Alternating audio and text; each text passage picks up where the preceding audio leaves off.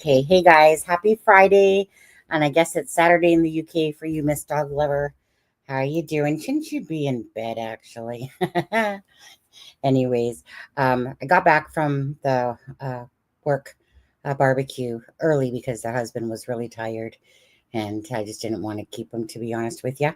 So I thought I would do a live with you guys tonight and just kind of whatever, chill and talk about, of course, Jack and Lily, Sebastian Rogers, and obviously Dylan Eller a little bit as well. But anyway, so I hope you guys are having a great night. Thank you guys for everyone that supported that video that I put out earlier. And now I come to know after the fact that apparently someone had sent Donna that what looks like a humongous sundial type of thing. I know it's not, but I mean, I don't care. It still looks like a sundial. Cyber Chaos, I only had seen your thing. I don't ever actually, to be honest with you, Cyber Chaos, I don't ever really ever look at any of my channel stuff, to be honest, like on the It's a Crime and Shame. To be honest, I'm not really good at that stuff and keeping up with it. But I just happened to see it said something like that whatever the name was is waiting for a reply. So I just had a brief look because it was just like about 10-15 minutes ago that I seen it. I think about 15, I think. So anyways, I'll look at that later, okay? And everything to that. But anyways, again, I just want to thank everybody for supporting that video. It means so much, always, because, right, it's just about keeping like the facts out there and keeping the cases out there for these children.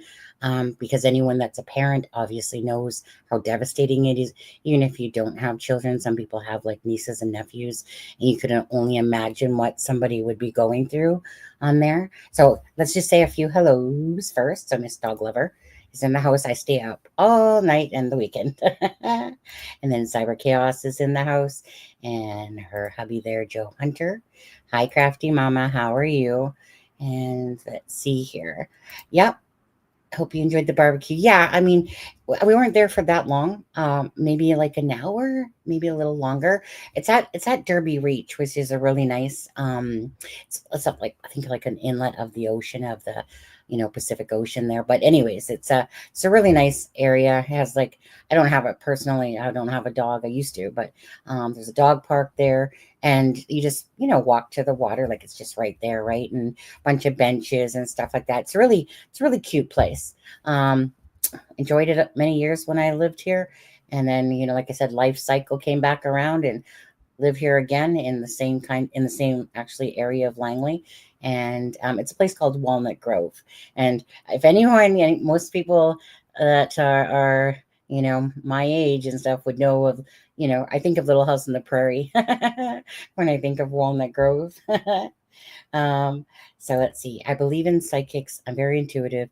Things come to me in my dreams. Yeah, Miss Dog Lover. I know that, like myself, right? A lot of us, have, everyone has their own thing in life. And mine's always been about auras and personalities and feelings and guts and, stuff like that. And it's kind of like, sometimes you just think that everyone is the same. And then you realize as you get older that not everyone's the same. Everyone should almost think the same in a sense, or do things what you call, morally correct and stuff like that. That's not the world, though. And that's not the true world that we live in. Everyone's unique and different in their own way. Some people are good, some people are bad. And some people shouldn't even have been born. I saw on the news the owner of the trail camera revealing nothing. Very disappointed. Are you talking about Melissa Scott, Joe Hunter? Is that who you're talking about? There's Charmaine. Hey, Charmaine. Charmaine's chilling and relaxing tonight. And if Melissa's out there, Melissa's American Justice. Melissa, hope you're doing okay today, feeling somewhat better. Same with you there, Sharon Parker. On there. Oh, Mark, thank you for the taco. It did not 11/11. Is it 11/11 always means something special to me. I learned of that quite a few years back. And so this actually, I caught 11 today, Mark, 11/11, because me and my husband have this thing, like a lot of times too, we'll catch 11/12, like it's like you're typing and then all of a sudden it changes time. But today I was like 11/11, suck it, because usually he always says the same thing back to me, like in your face, suck it. But anyway, so 11:11's always it's been special. And I don't you tell me, you guys, question for you guys on this one. So 11:11 has special meaning, but the other number that I consecutively have seen since I can recall, since I was in my 20s, and I see this number all the time on the clock, is 1234.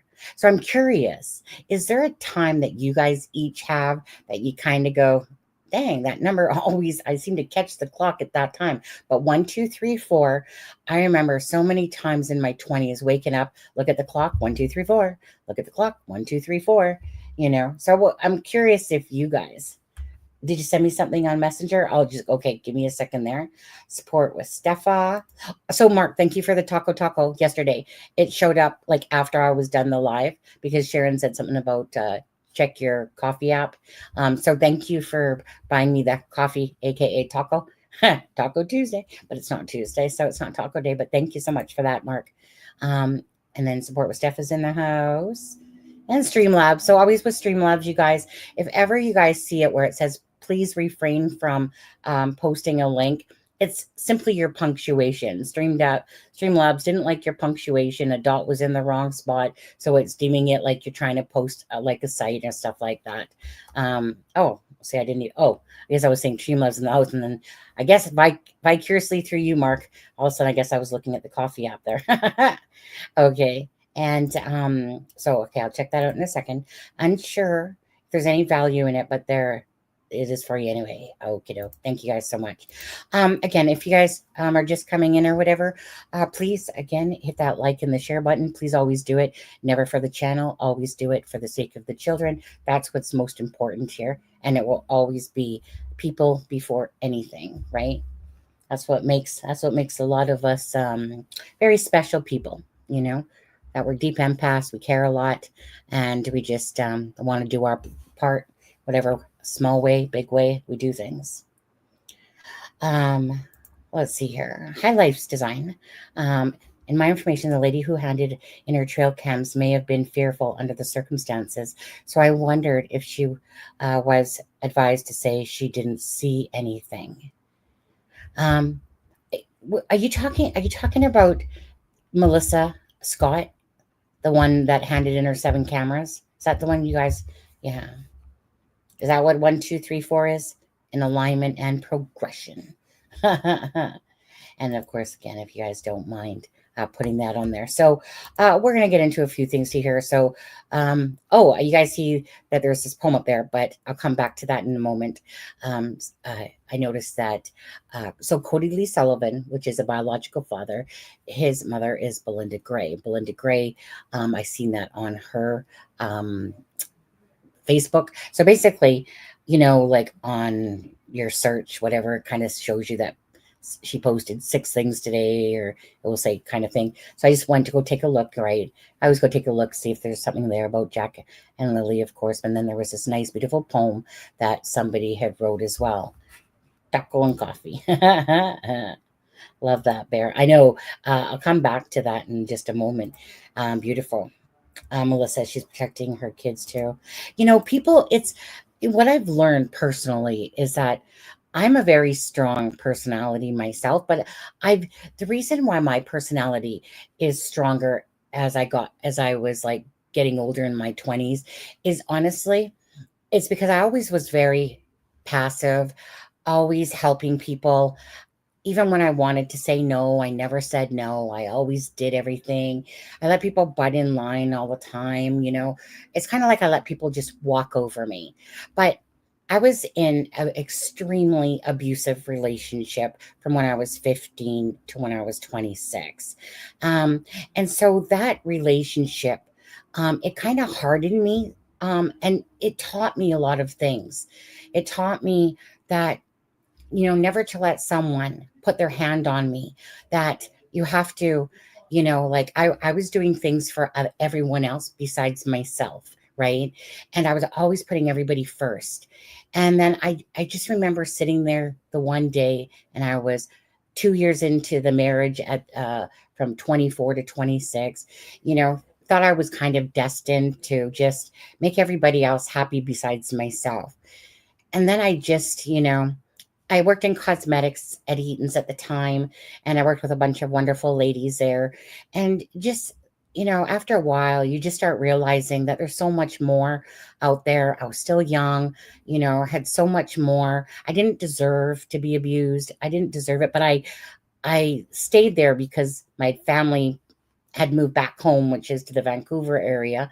And so I just didn't want to hear that. I told you so.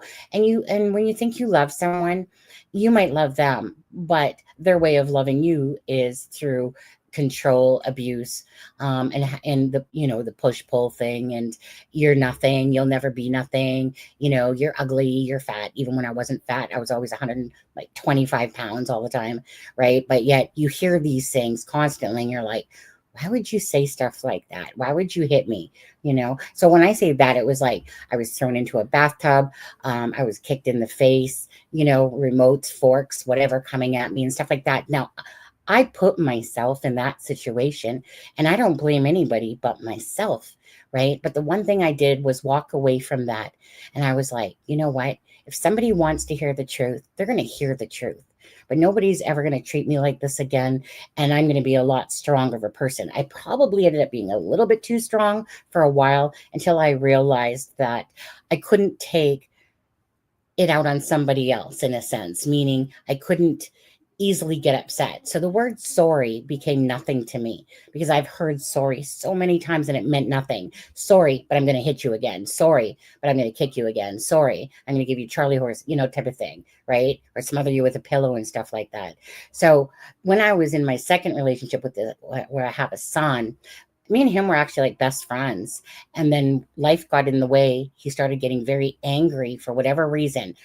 Promised it wasn't nothing to do with me, but it was his own internal issues, and then he started just saying every mean word that he would never say and stuff like that. So it's just one of those things, right? Is that for whatever the reason, I don't take anyone's like BS anymore at all, because I stand up for myself. I don't let people try to either, whether it's they try to sit there and blackmail you or stuff like that, or they sit there and they try to belittle you or call you names. It's also laughable to me in the scope of everything. I have a very hard shell when it comes to that, because just like you guys know, right? You guys know your strengths and weaknesses, and you know what you need to work on and where you are maybe more passive.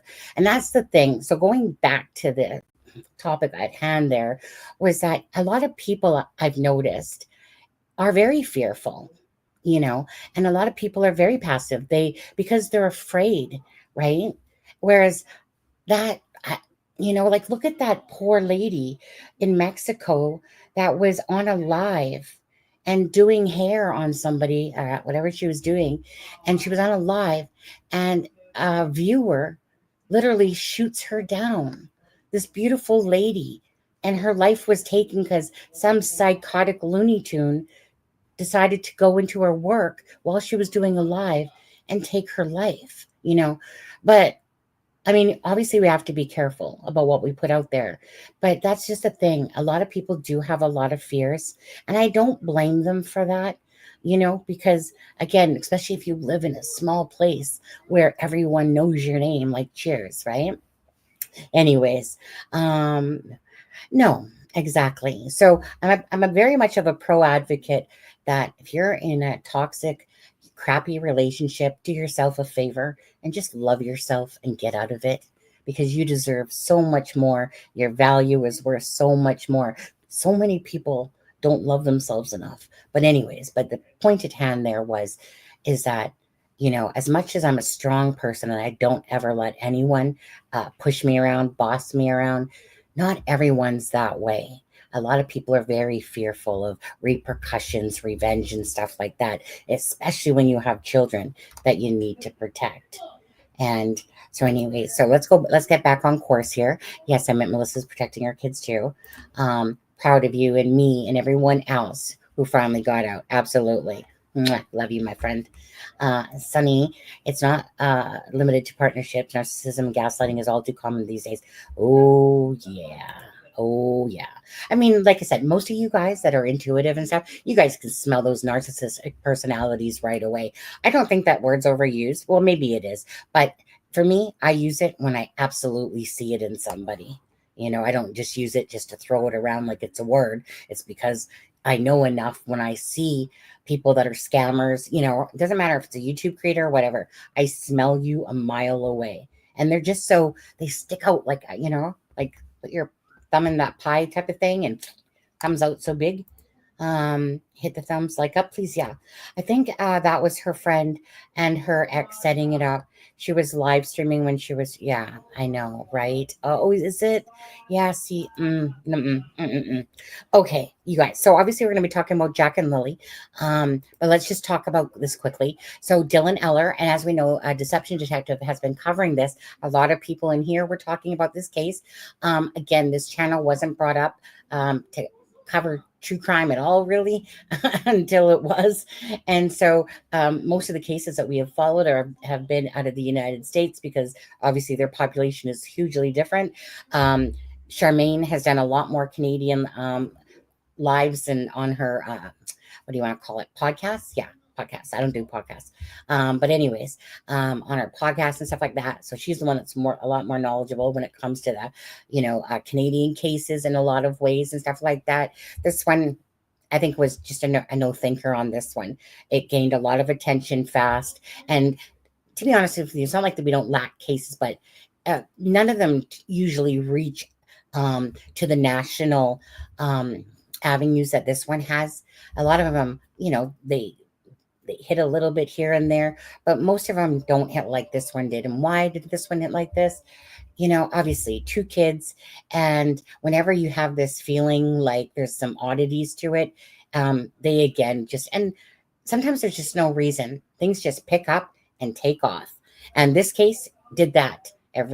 So many channels covering it from the United States, overseas, in Canada. And we're going to watch Deception Detective in a little bit here. And like we were talking about too, right? This one news lady is like basically saying like it's almost like there's no coverage. Like, why do you think that is? It's like, lady, are you blind? You're literally in the news. Do you not are you just staying in your little bubble of the news? Or are you forgetting that there's a whole nother world out there? Because that was just one of the most ridiculous comments that I've seen. But Dylan Eller, 2020, 3 years old. They're going to be having a search on the 30th of May and then the 1st of June. So anyone that's in that area, of course, I'm sure that they would be more than willing to have you kind of help search because they're basically, the parents are trying to figure out, is this suspicious or did he actually go into the water? So whatever your take is on this case, if you know it, totally up to you, right? Everyone has their own brains, thoughts, and things that when it comes to different cases, for sure. And Sebastian Rogers disappeared February 25th of 2024, 15 years old at the time, now is 16. He's a high-functioning autistic child. And Seth Rogers' father, again, I'll be showing just a little clip because it's coming up. Sunday is National Missing Children's Day. And so, he's asking for people to bring awareness back to his case because Sebastian's case has been big. But like a lot of cases, they start dwindling off, right? Especially when there's no information coming. And then they pick back up once, of course, something has happened. But, as a parent of a missing child, you always want to keep your story out there. But anyway, so Sebastian Rogers, another very puzzling case. It's really like a mind meld, but I always will respect Seth Rogers. And there's these channels, of course, that want to twist it around because they're looking for clicks and views on it and try to make Seth out to be this horrible guy. Just never buy it, guys. That guy has been looking for his child since day one. Like, that man has done everything that he possibly can and still does, sheds the tears, is genuine, just authentic. And you just can't help but feel for him because he's exhausted beyond repair, but he has to keep going. He has to keep going, right? Because that's what a lot of parents that truly want their children back and to keep them out there. So yeah. Hi, Mala 077. Good evening from Saskatchewan, Canada. on there. Oh, so for anyone watching this, by the way, I'm from Vancouver, Canada area. Me and Charmaine kind of hops between. Well, I've lived in Alberta half my life and here, but I was born here. And Charmaine, she's in midsection of BC in the Shuswap area. I'm down here in Langley in the Vancouver area on there. So wherever you guys are from, you can feel free to say. And welcome to everyone that, of course, does come in here. Can't believe how so many never get justice. And that's, well, but the thing is that, I just don't get it that with all this technology nowadays, how people still, it's almost like every day. It's like, buttering bread. Like, oh, there's another mass shooting. Oh, now the mass shooting ones, I kind of deem those ones a little bit different in the sense than actual like murder cases, because the mass shooting ones, it's just like people copying each other and going, I'm angry at life, let me go shoot up everybody, typically, whereas ones where it's like maybe a husband or a wife involved or somebody, you know what I mean? To me, they're just as bad, but these cases are a dime a dozen, to be honest with you.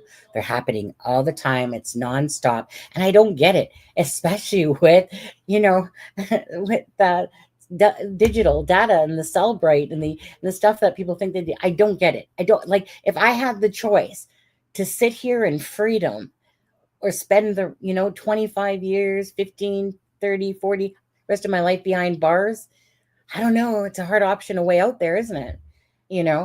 And so I just don't get that, because are they that stupid that they think that they're that smart? That's what gets me. There's some people that get through the hoops, don't get me wrong, and there's people that are wrongly accused, but I'm just talking in general, right? It's just freedom, or I have to have bars every night and be told what to do, so I don't get that. Why people take things, if your wife's cheating on you, leave her, okay? Be blessed that you found out, and go find someone else that will give you their heart. But no. You got to take their life, toss them over in the ocean or something, and act like they're never going to float up at any point again and stuff like that, and think that you'll never be caught. And it just blows me away. Canada has another recent case out of British Columbia. He is 16 years old and was groomed online. RCMP fear he is being trafficked. They think he might be in Saskatchewan with 2 East Indian men. Okay. I can't say I'm up to date on my, Canadian news. I'm not going to lie. I'm not.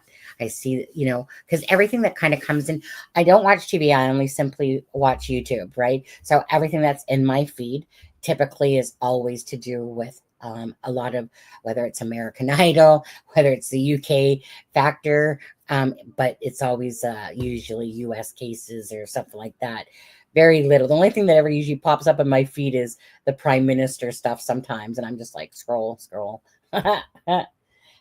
No, I haven't heard of Jackson on there. Seth looks so exhausted tonight. Sebastian Strong. Okay, so you know what? Let me just quickly play that clip. Let's do that first, guys, for Sebastian, for Seth Rogers, so that we can bring awareness. So again, for anyone coming into this live, please click that like, click that share, subscribe if you enjoy the channel. Not forced to. Nobody's twisting nobody's arm here, but if you want to and follow the case and stuff like that, then perhaps you should. Okay, so let's go to share screen. And of course, so Seth Rogers. So this is Sebastian Rogers. As you know, he's been missing for 453 days. That's crazy, right? Because we know that 356 is a year. But anyway, so let's play this out for you guys. 3 days since now 16-year-old Sebastian Rogers vanished from his home in Hendersonville. His disappearance sparked national headlines, but now his father says the case is losing momentum. With National Missing Children's Day coming up on Sunday, he is raising his voice and demanding urgency. News 2's Caitlin Quisenberry is outside the Sumner County Sheriff's Office, where Sebastian's father made an emotional plea today. Caitlin. Sebastian's biological father, Seth Rogers, was deeply frustrated when he spoke with me. He fears the case is going cold.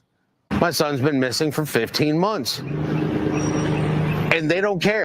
Sebastian disappeared in February last year. He was just 15 years old. Initial search efforts involved local police, the TBI, and the FBI, but those physical searches have since shifted to focus on the investigative side. The last press conference on the case was more than a year ago. I would love to see them actually conducting more searches. I'd like to have some communication on the tips that have come in just with me, so that I know that when a tip comes in, I'm not following up on what job they're supposed to do. Seth says only one detective is actively assigned to the case and that he is often left to chase down the same leads, also sent to law enforcement. We need more than just one set of eyes on this case, but it all falls on my shoulders to ask people to help find my son. My son means something to me. These people should be doing their job. In his push for progress, Seth says he's reached out to lawmakers and is even drafting federal legislation aimed at reforming how child protection agencies and the Amber Alert system handle missing children's cases. It's a federal oversight law on places like CPS, DCS, the Amber Alert, getting it redone and taking it out of people's hands that don't care about the children. According to the FBI, an estimated 460,000 children are reported missing in the U.S. every year. Seth says every one of those cases deserves attention, including Sebastian's. A parent demands answers. We demand answers because our heart is missing. He is my world. I need him. I need him back with me. We reached out to the Sumner County Sheriff's Office for a statement. They assured us this case remains a top priority and said in part, please know that behind the scenes, a tremendous amount of work has been done and will continue. Some aspects of the investigation are not visible to the public due to the sensitive nature of the case. Sebastian's family continues to ask for the community's help. If you know anything about Sebastian's whereabouts, you're asked to call the Sumner County Sheriff's Office or the TBI. Those aspects of the investigation. Stop it there. So honestly, you guys, that is how a parent acts when they're missing their child. Seth, he's frustrated now again. I can see that, because again, this is a man. I've preached to you guys about this man. He's doing everything that a parent can humanly do. He's broken. It's been 15 months. He simply wants his child back and he wants people to help. So if you can do your part, please, for Seth, a simple like. If you're a YouTuber, cover it. Give it some attention. Sorry, guys, this case means a lot to me. And to see Seth so upset, to watch a man so devastated, that's how you should always see a parent acting, especially when it's been, time and things aren't going. But the bottom line is you want the compassion from the community, from the people that see you, and you can see that with Seth. And anyone that says that man is not genuine needs seriously to shake their head. And obviously they're not very wise to emotions that are genuine and true. And this man is just absolutely, like I said, devastated and getting frustrated because I can see, for instance, I have typically covered Sebastian's case. That's why I kind of continuously bring him up in the lives, because although I haven't been doing as much, because I needed to take a little bit of a break for myself. At the end of the day, right, I still need to do what's best for me. But Sebastian doesn't leave my head. Am I still going to completely cover his case? Absolutely. Why? Because it means a lot. It means a lot for me. And Seth, he has those same kahunas that I kind of have. He doesn't care. Meaning he just opens up and speaks, from his heart and what he feels, Sometimes he gets a little loose, but anyways, if you guys could do that, just hit that like button, hit that share, keep these stories out there. Okay, so prayers, of course, to Seth and all the family that truly care about Sebastian Rogers. I would certainly like to challenge the biological mom, Katie Proudfoot, and the stepfather, Christopher Proudfoot. It's okay not to go to a garage sale, and it's okay to keep searching for your son. It's okay to do interviews. It's okay not to hide behind all the scene and act like you're doing a lot when you know that you're not. So there's a huge contrast in what's going on here. And that's Amazing numbers. I wonder how many of those children, though, actually, like those numbers came back, like reported, but then ones that maybe ran away from home and stuff like that. Charmaine, I agree about the Mexico case. Friends set her up. Yeah. Okay. So let's go to this right now. Actually, let's go to here first. So Lily and Jack, right? The two missing children out of Nova Scotia from the Lansdowne Station, Pictou area, are still missing. It's Friday, the 23rd. They went missing on Friday of May 2nd. It's crazy how time flies, you know. These children, what we're going to be talking about today with them, is exactly, you know, who does it so well. Whoever isn't familiar with Dr. Todd Grand, I love him. Just kind of like Deception Detective, you know. He just, you know, nails it when he's talking and how, you know, when he's putting it out there. Well, Dr. Todd Grande, I think it's Grand. He's just, you know, he's really good. You can tell he's very analytical, very smart, and honestly, it's like you love it when you listen to people that are critical thinkers, especially when they have a background in it behind them and stuff like that. Anyways, if you guys haven't seen his video today, we're going to play some of it and go through it. He just is very wise, smart, and everything that he kind of says is kind of like how you feel sometimes inside. And maybe I just don't say it the best way. And he puts it because he's more analytical like that, and just, you know, like says, okay, so let's go over option one, you know, and let me tell you about the things about why this would make sense, why it wouldn't make sense, the probability, right? And I think, and that's kind of what I say, but not in such a technical way like he can do, because like I said, he's an expert in that, and I just kind of speak off my tongue when I'm talking about cases per se. I don't really do this. Like I look for information all the time, but I personally just like to be organic and natural as I'm speaking. Everything that I say is just, it's not like it's scripted unless we're reading something from that. Other than that, I can do a live, no problem, you know, bring up some things that I just want to talk about, and I can easily sit here and do one. Some people don't have that capability. I do. I just simply do. So anyway, prayers to Lily and Jack Sullivan. Again, we'll get into that part of it just soon. Hi, just another human. just another human today. I honestly can't see how those little babies went missing alone. Exactly. We'll get into that. But let's read this beautiful poem. So on Belinda Gray, again, that is the biological grandmother, right? Through Cody Lee Sullivan being the biological dad. So apparently this person named Kel Wilson had written this beautiful poem. So we'll just quickly read it out. It says, for the missing children of Nova Scotia, Jack, Lily, and Dylan. It says, we know your faces all too well. Each photo has a tale to tell. Bright eyes that once lit up the day now haunt our hearts. You've slipped away. As we try to make sense and soothe the ache, each moment still, each breath we take. We see your names in every light. We dream of you through every night. The forest holds too many cries. The river keeps too many whys. We hold to hope. We plead, we pray that somehow you'll come back one day. Though time moves on and roads grow long, your names remain, your spirit strong. You are not lost in thought alone. Nova Scotia keeps you as its own. And it says at Talk NB. Anyways, beautiful. I don't know how many of you. I can write poems myself as well. This is a very beautiful poem, well written. I'm kind of like that person too, that, you know, I kind of always rhyme the one sentence with the other one. I've always preferred, you know, those type of poems personally. Kel Wilson, beautiful.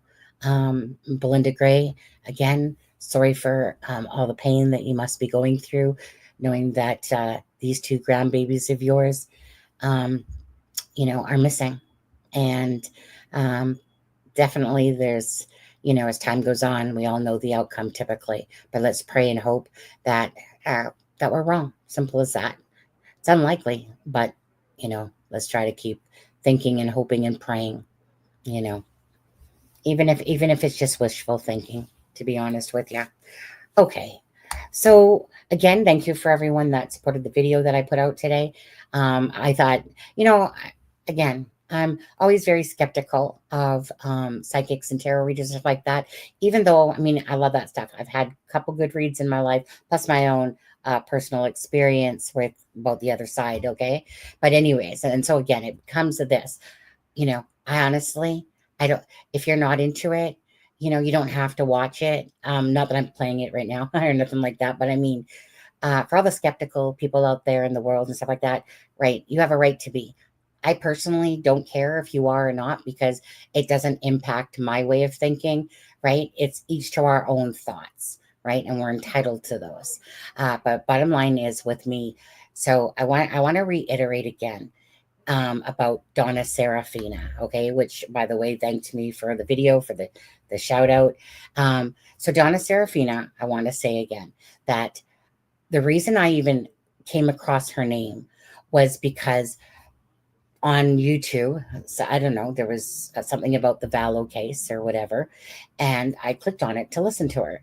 I sat there and I listened, and at first, not gonna lie, Donna, you've gotten a lot better, I must say, because before I used to, it was almost like a lot of mumbling, and then the more you listen to it, it's kind of like, I think Sharon, was it you yesterday when you were listening, or the other day when you were listening to that British card reader, right? For me, I could understand totally what she was saying, but she was holding the cards up too fast. And I do prefer when people, of course, show the cards properly, but whatever. I still always look at the person as himself, and, if I feel like they're being authentic or just, feeding a bunch of BS type of stuff, or just some people honestly are just wannabes and think that they're good when really they're not. And they just think that they are, so, but at the end of the day, Donna Serafina, I was listening to her with the Lori Vallow case. This is well before, like months and months before the children were even found. I listened to it for a couple hours, and then it got to the point where she was being very descriptive about where these children were, what happened to them, and all that stuff, right? Okay, so I just thought to myself, okay, it's getting a little bit kind of crazy now. Like, this seems a little bit far-fetched, but I wasn't really in the true crime space that much to understand that these type of cases truly exist, like they do, like these wacko cases. Come on. Anyways, I remember going back to see when she did this recording, and it was, so basically what happened was I listened to it. I remember listening to it. The children ended up being found. The whole Daybell thing was going on, and instantly I remembered what she said, and I had to go back to it to verify when the date was that she actually did that video. And I remember, I believe it was in like January or February, near the start of the year, and I'd watched it more of in the springtime. And I just remember my jaw dropping, going, that lady literally nailed this case. She was so descriptive that when the facts came out about Tylee and JJ, I was like, no way, no way, right? And I'll never forget something like that because I was so jaw dropped by knowing that I'd listened to it and knowing what was transpiring, and remembering that this lady was literally telling you verbatim about these children and what happened to them. I just literally couldn't believe it. So for me, Donna Serafina, she's done other cases, like, she just put out something the other day, or whatever, to do with Brian Koberger and her coming back. Donna is not one of those fake people that sit there and say that they said the name Brian, put a title to it saying December the 23rd of 2022. No, Donna does readings, and then she really never listens to them a lot of times again until something happens where she needs to go back to it. And then she realizes, oh, this is all what things that I said, type of thing. She's very authentic. Her own daughters, like I said, there was a tragedy with her own daughter, and she just started leading a more spiritual life, etc., and decided that she could use her own gifts to help people. And either people will want to trash people like that regardless. At the end of the day, when you know your own strength and you know your own worth, you don't have to care about what other people think. you know, as long as you know in your heart you're doing the right thing for the right reasons. And that's what I care about most, right? That's why nobody can take things away from me. People can say whatever they want. And honestly, it bounces off me like this, because when you know who you are as a person, no one can take away, you know, how much I love, how much I give, how much I care. No one can take that away. Only person I can take that away is me, nobody else, right? And so that's how I feel like with Donna Serafina, and it's just like Sweetie Pie Low, you know, just genuine hearts. And I love those type of people. So anyways, all you have to do is go listen to Donna Serafina. So, you know, it's not like I sit there and keep going around showing, you know, talking about psychics and readers and stuff like that. But in this particular case with Jack and Lily, you know, when she said Peter, Peter, Pumpkin Eater, like in my video, I thought, well, Jack's birthday is in October 29th. And I literally just finished looking at this big pumpkin cake, you know. Heaven forbid did I know that there was this Peter's pumpkin farm. And then, like I said, I thought that she was the one that actually found that circle, but then, and I'll play it, but I'm not sure. I can't remember the person's name. I can't remember if it was Amanda or something like that. I think it started with A, but I'll go back to that. But anyway, so I guess that's apparently one of the viewers was looking around and came across that big thing. But Donna drew a picture before this even happened, drew a picture of this big sun thing. I kept seeing it, besides the towers and, you know, a few other things. But she also said, I remember she said something like, she said sunlight, and then she said, you know, and fire truck. And just right beside that Peter's pumpkin is literally a fire department, right? So it's one of those things. Do I know exactly what it means? Like if that's referring to somebody that has knowledge that works there, or if the children are literally in that vicinity or area. No, they're not miracle workers. You know, it's not like they're going to walk you right to where, you know, these bodies are. But, you know, if things are like, it's just when things happen. Like, what's the chances that there's this Peter's farm or Peter's pumpkins? Like, what's the chances that she says this rhyme? Now, those people out there are going to say, well, she knew ahead of time. She already looked. Sorry, that's not the way Donna even works, let alone the fact that this is in Canada. You honestly think that she walked around going, oh, I think I'm just going to tell everybody that I heard Peter, you know, I'm just saying she doesn't work that way. So you can crap on her all you want, but I support Donna. I think she's a wonderful lady. And I think that there's people that truly do have gifts. Doesn't mean that they're right all the time. Absolutely not. But it's one of those things that if you look enough at the cases, when they actually hit a lot of stuff, you know, psychic sleuth and stuff like that as well, you know, then again, holds a lot more credibility to that. So I, in that video, like I said, and I kind of showed you where the, what was it called? Glenberry station, where they took the camera footage. Now, it's not like they're just taking from there, obviously.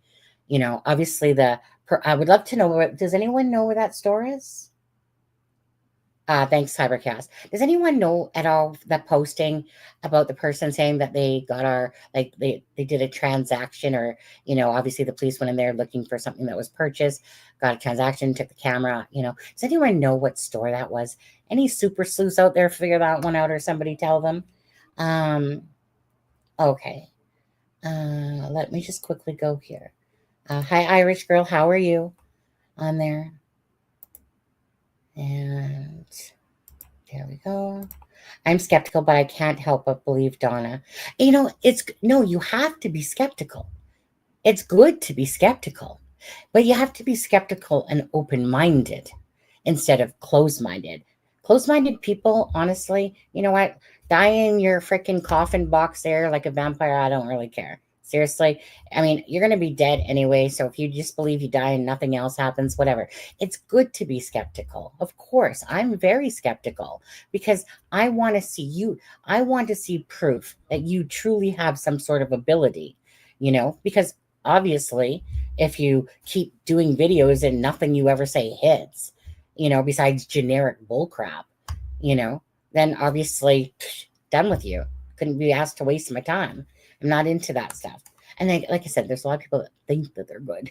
Different story. But definitely you want to be skeptical going into it. And that's why, you know, you do your due diligence. And so I know from experience that Donna blew me out of the water. Sweetie Pie Low and me will tell you the same story. we were just jaw dropped because we know for a fact how accurate Donna was in so much of the Vallow case. It was redonkulous. Anyways, so you're saying that 90% were resolved within a week. That's good. She did a video about Sebastian. Heavy details, though. Yes. I talked about Donna. When you had Peter Pumpkin Eater, hubby told me that in his opinion, to watch the birthday video, there was a pumpkin cookie jar on the counter that said Jack. Also, his cake was a pumpkin. Exactly. So, and just like Cyber Chaos, that sometimes two things can be shown to you and have the same, like, how things are parallel together. It's kind of like if say John Edwards is doing a read and he's talking to this person about their mother, oxygen, and then another person over here goes, oh, that sounds exactly like me, when things ride over each other because there's meaning to it, right? So hi, Diane.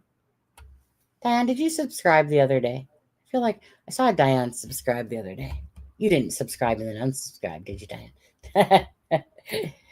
If you did, just kidding. I just remember, I thought I seen that name. That's why I was having like a deja vu moment.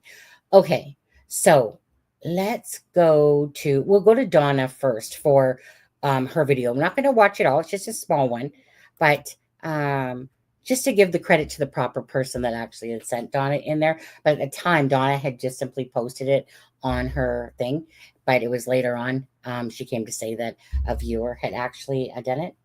Jack obviously likes pumpkins. In the Delphi case, Libby, her favorite holiday was Halloween, right? Her birthday was December 27th, but her favorite holiday was Halloween there. Okay, so stop screen, present, share. Reverend Donna Fina. Okay, so again, if you're not, I see that she's gained a little over a K. It looks like, or however many that is, or sorry, 100 and something, because when I looked at it yesterday, it was like 70K something. So anyway, so thanks to everyone that say, maybe it's from this channel where some people went over and subscribed to her from watching the video and stuff that maybe didn't know about her. Other than that, Psychic Reverend Donna Serafina, this is her channel. We're just going to watch that video down there in the left-hand corner. And let's see here. This one here, guys. Okay. So make it a little bit bigger. Turn up the booster juice. And I'll play this for a minute.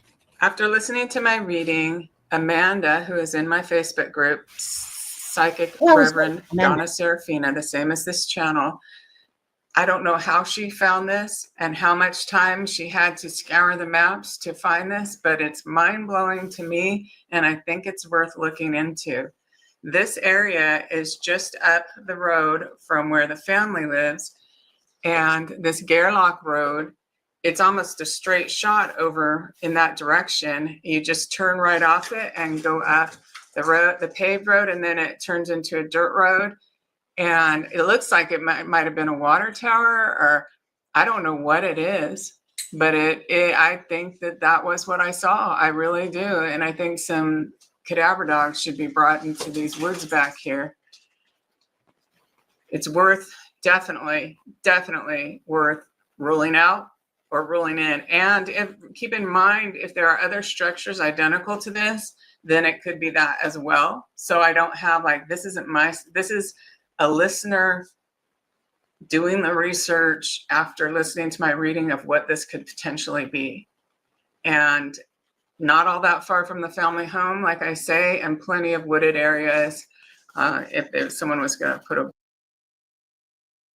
have to ask you guys, what do you guys truly think that is?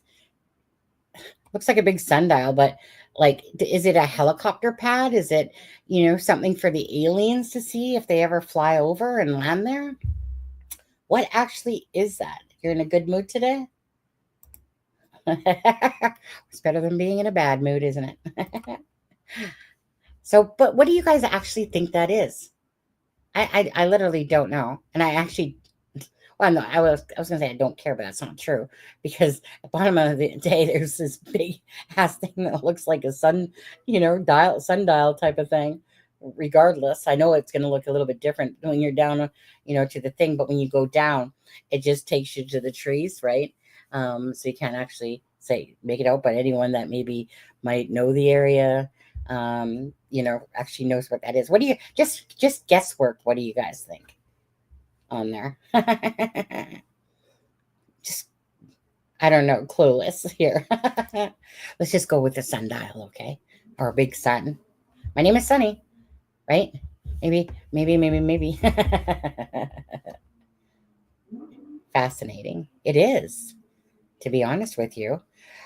Formed reservoir, Sunny. Okay. So what is a formed reservoir? Oh, well, I mean, it is called Reservoir Street. So I guess it's a big formed reservoir. Okay. So it's like a water thing, constructed of stone and concrete. Mm-hmm. Okay, so that's. Did you guys want me to play it out, or do you just want me to stop it now and move on? It's up to you, because I mean, she's really just talking about the same stuff, if you like. But it's totally up to you. Just wanted to give the shout out. A former. Oh, former. Okay, former reservoir. Okay, gotcha. Anyways, it's our sundial now. Looks like that lid comes off, eh? Yeah. Okay. Let's see here. Well, you know what? I'm just going to play it out just a little bit more, to be honest with you. I might as well. Dump a body. So, and could be something else. Maybe they're alive and being held in someone's home around there. I'm not making a call on that right now. All I'm doing is trying to get people's attention to that structure, to analyze that. And okay, so now you see the little white tags I made. That's Gairloch Road. That's the road you might go back to if you're going to the family home. Literally, you just turn off Gairloch Road onto a concrete road for just a few houses, and then it turns into a dirt road and goes to this. So follow those white tags back on Gairloch Road and goes to the family home. See, this shows how I couldn't get to it by street view. You could only get so far. That's as far as you can see, but you see how heavily wooded it is, and probably somewhat abandoned if that's a utilities. There's poles there, although I thought they were towers. But okay, so and the area where they're searching now, incidentally, does have, I guess, a bunch of dirt roads for those tower things. So maybe that's it too. I'm not trying to say 100% I know this, that, or the other. I don't. I know somebody found this and put it in my group, the Psychic Reverend Donna Serafina on Facebook, and I mean, oh my God, I would definitely be looking into this, yes. And there's Glengarry Station. Okay, so in one article I just read, the law enforcement, the RCMP, was focusing on that area and the trail cams in that area. But do you see Gairloch Road comes right from that? And that's just a few minutes. It's not that far. Basically, I'd already put this stuff out in the video, so I'd rather almost just show you the mapping of it, to be honest with you. The big Z, Zorro. Zorro's gonna solve this case. Stop screen and share screen and window. Blah, blah, blah. So again, it's kind of like this big Z going on here. Got the Peter's pumpkin up there, the sundial object. This is where the video was taken of Melissa Scott's 7 cameras, and then plus they also talked about a couple neighbors as well. And then of course this is where Jack and Lily disappeared from, or were taken on there. Okay, so I'm going to stop that one, and then we're going to go over to Deception Detective. And after that, we're going to go to Dr. Todd Grande. Why did I say grande? It's because I keep thinking of like a large coffee, like they call it a grande. Okay, so let's go over to anyone actually know what Deception Detective's name is? I keep saying that Deception Detective, but I'm not sure if he's ever said his name or not. Okay. Either which way, give him a big shout out. Let's see here. We'll make this smaller first. Here, I'm just gonna grab his YouTube channel there. I'm sure most people in here know of him, but sometimes there's people that come across that aren't sure who he is. Video, so we'll go back to that. This updated that he said that, and of course, this guy we keep seeing. Well, he's playing a clip that we've played before, but his own thoughts on it as well. I think it was from Tarot Reader. I heard 3 weeks ago children would be placed. I heard weeks ago that the children would be placed where it might be memorable to the children. This is ironic about pumpkins. Yeah, I mean, it could be, right? Oh, Dr. Arnie's video is so good. Oh, isn't it? I loved it.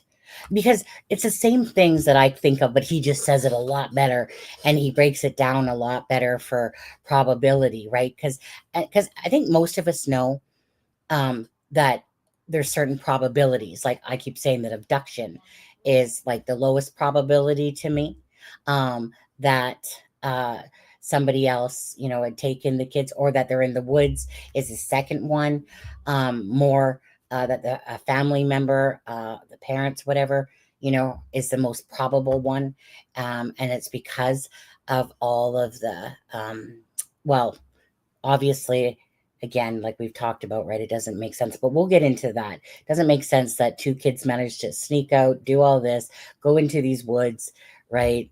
Black, whatever, fly ticks or whatever they are called, like it doesn't seem natural that a 6 and a 4-year-old could do that. So I loved how he says it and does it, though. Just spot on. Chef's kiss to that one.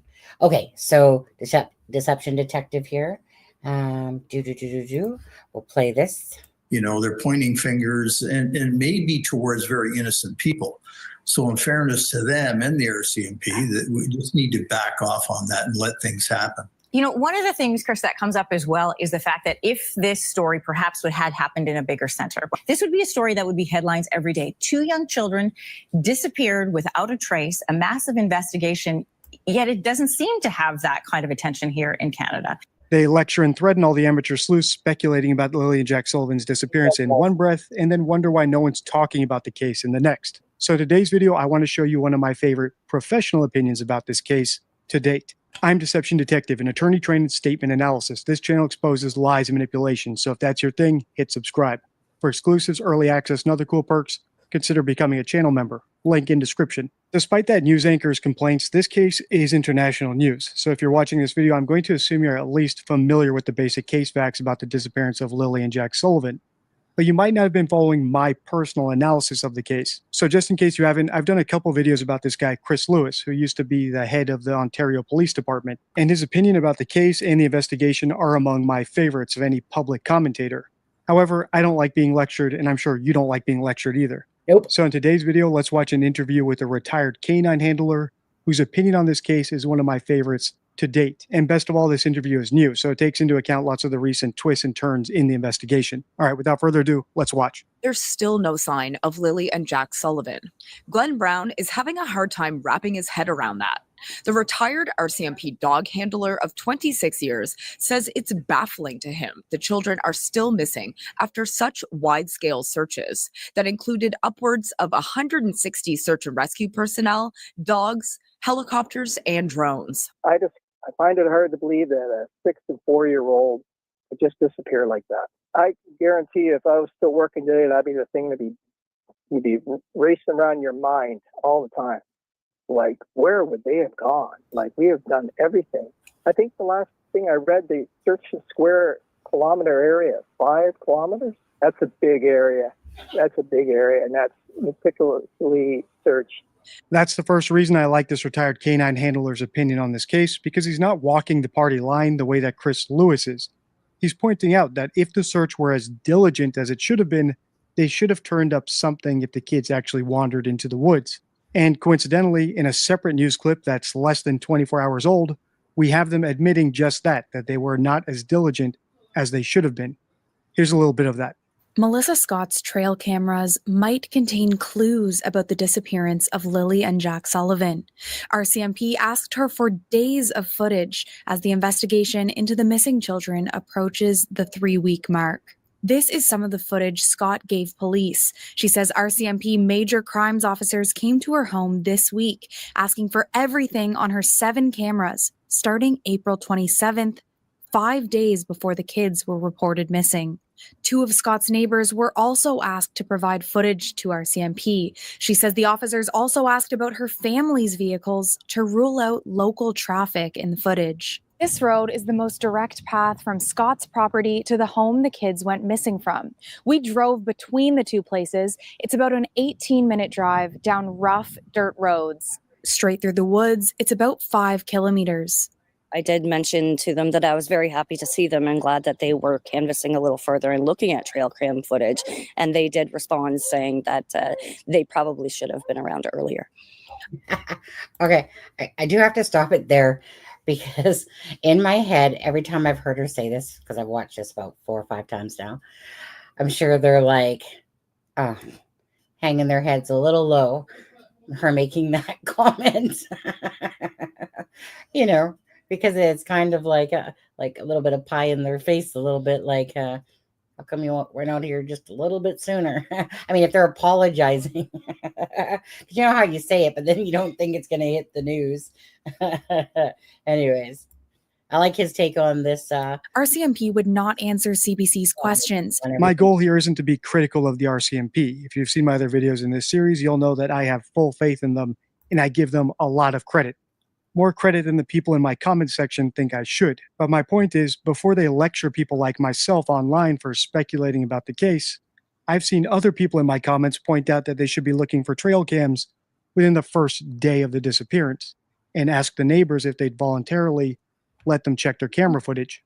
Let's keep watching. If I was still working today, that'd be the thing you'd be racing around your mind all the time.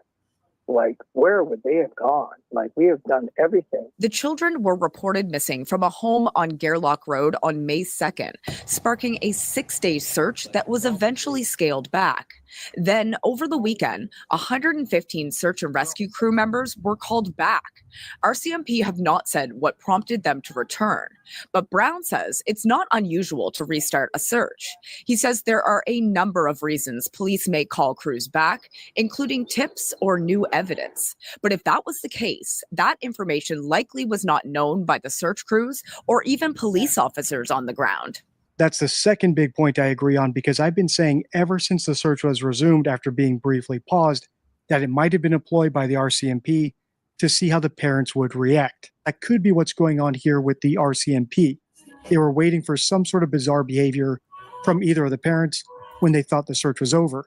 But they could have also been watching the parents to see if they did anything that provided new leads to them, like driving to a remote location all of a sudden now that they thought no one was watching them, or resuming communication with each other after they made a big hoopla about not doing that anymore, and potentially saying something incriminating or suspicious, like syncing up their stories or expressing how happy they are that they got away with it, or anything else. But we'll probably have to wait a long time to find out if my hunch about that development being a ploy is correct, because the Canadian police... Yeah, just to stop him there as well, just kind of like your guys' thoughts on that. But Miss Dog Lover, thank you for the super chat.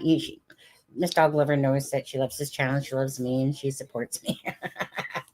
Thank you, Miss Dog Lover. So even though you're not the longest subscriber, so she says, thank you, Sunny. Hope there's a positive resolution. Prayers for the 2 babies. So absolutely, of course, prayers for the 2 babies. So your opinion on this, because I mean, it's not like it's not a wise tactical move, right? To sit there and, kind of call off the search and see if, someone goes and plants something there in the woods, or, something that wasn't there before, or kind of keep an eye, because again, especially when people, think that they're smart, do stupid shit, yet they're being watched and stuff like that. Do you guys think at all that it was a tactical move on law enforcement's part, the RCMP, or Major Crimes Unit, or do you think that it was simply that, like Sebastian Rogers' case, where they did the search, called it off, and then they reconvened whatever it was later, a couple weeks later, and did another search, just to ensure that they covered their, crossed their I's, dotted their T's type of thing. What do you guys? My ex-husband was an avid hunter. But I don't know that he was going to sleep out with the bears alone. Well, maybe in Newfoundland he did that.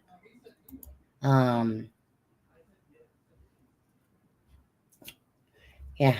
I was kind of going like, oh, okay, snuggle with a bear. Huh? You're a sleepy hunter. Called out. Shots fired. Jody, you shoot.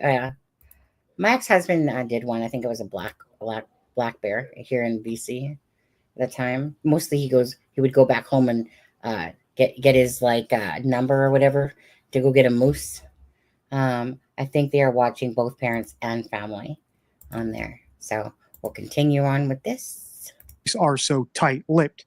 They are masters of tactical silence. That's a clip from the video I put out the day that the search resumed for Lily and Jack, and it seems to have been pretty prescient based on what this canine handler said, that the RCMP is in the habit of not telling their searchers or even their own officers if that's what was going on. They just tell them where to go look. They don't tell them why. He says there are a number of reasons police may call crews back, including tips or new evidence. But if that was the case, that information likely was not known by the search crews or even police officers on the ground. They may tell them, we got a tip, and we just want you to go in that area and search and see if you find anything. They're not going to tell you exactly what is in the tip. It's not going to do it.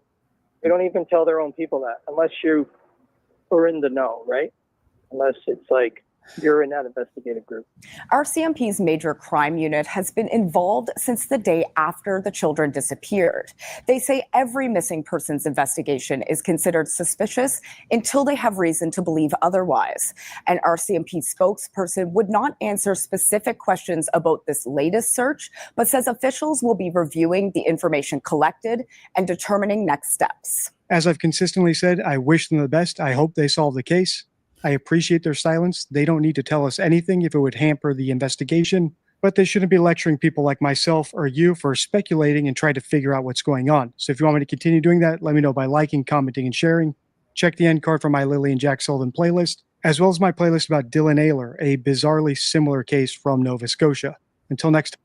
Until next time, thank you, Deception Detective, on there. I really like the fact that he's covering the Dylan Ayler case. Again, I really enjoy these type of videos, where you really, like I said, I can think a lot of the same things, absolutely. But the way he puts it, how he can just make a 9-minute video. Let's see if I could ever try to make a 9-minute video. Probably not going to happen, to be honest with you. Anyways, okay. So now we're going to come off of there, and then we're going to go over to Dr. Todd. I've actually never used any of his videos before. I've watched them, but I never used it. So hopefully he doesn't do copyright strikes. So we'll have to play or do kind of like start stop things. Okay, I'm not sure if he's that person. He has like over 1 million something subscribers. Some people get very finicky about their stuff, like murder shits. They'd copyright strike everyone. One's a reporter type of or one's a lawyer, yeah, and one's a reporter. But they would copyright strike everyone pretty much, just because they're honestly they're douches like that. But anyway, so hopefully, Dr. Todd doesn't copyright strike. If he does, am I going to watch you again if you do, Dr. Todd? I'm not sure. I might. I doubt it. I probably have a lot of anger issues. Okay, we're going to start it off though from about like the 5.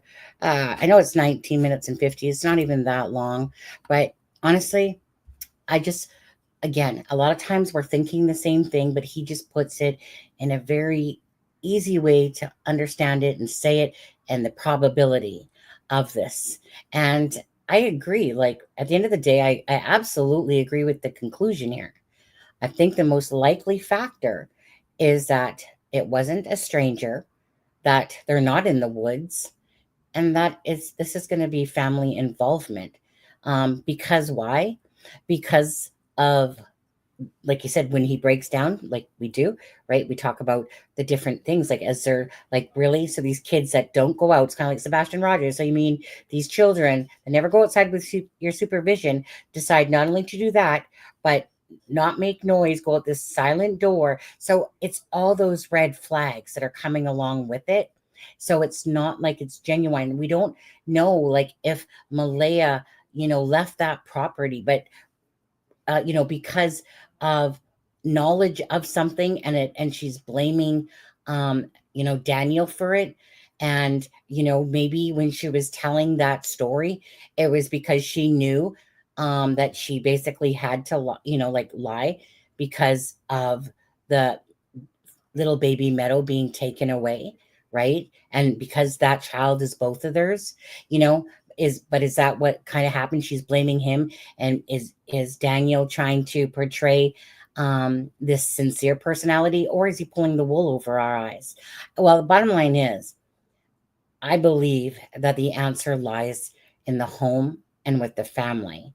That's the strongest feeling I have, because like we're talking about, right? A rural area. What's the chances that someone just drives by at the time that these children just miraculously... Anyways, I'll shut up.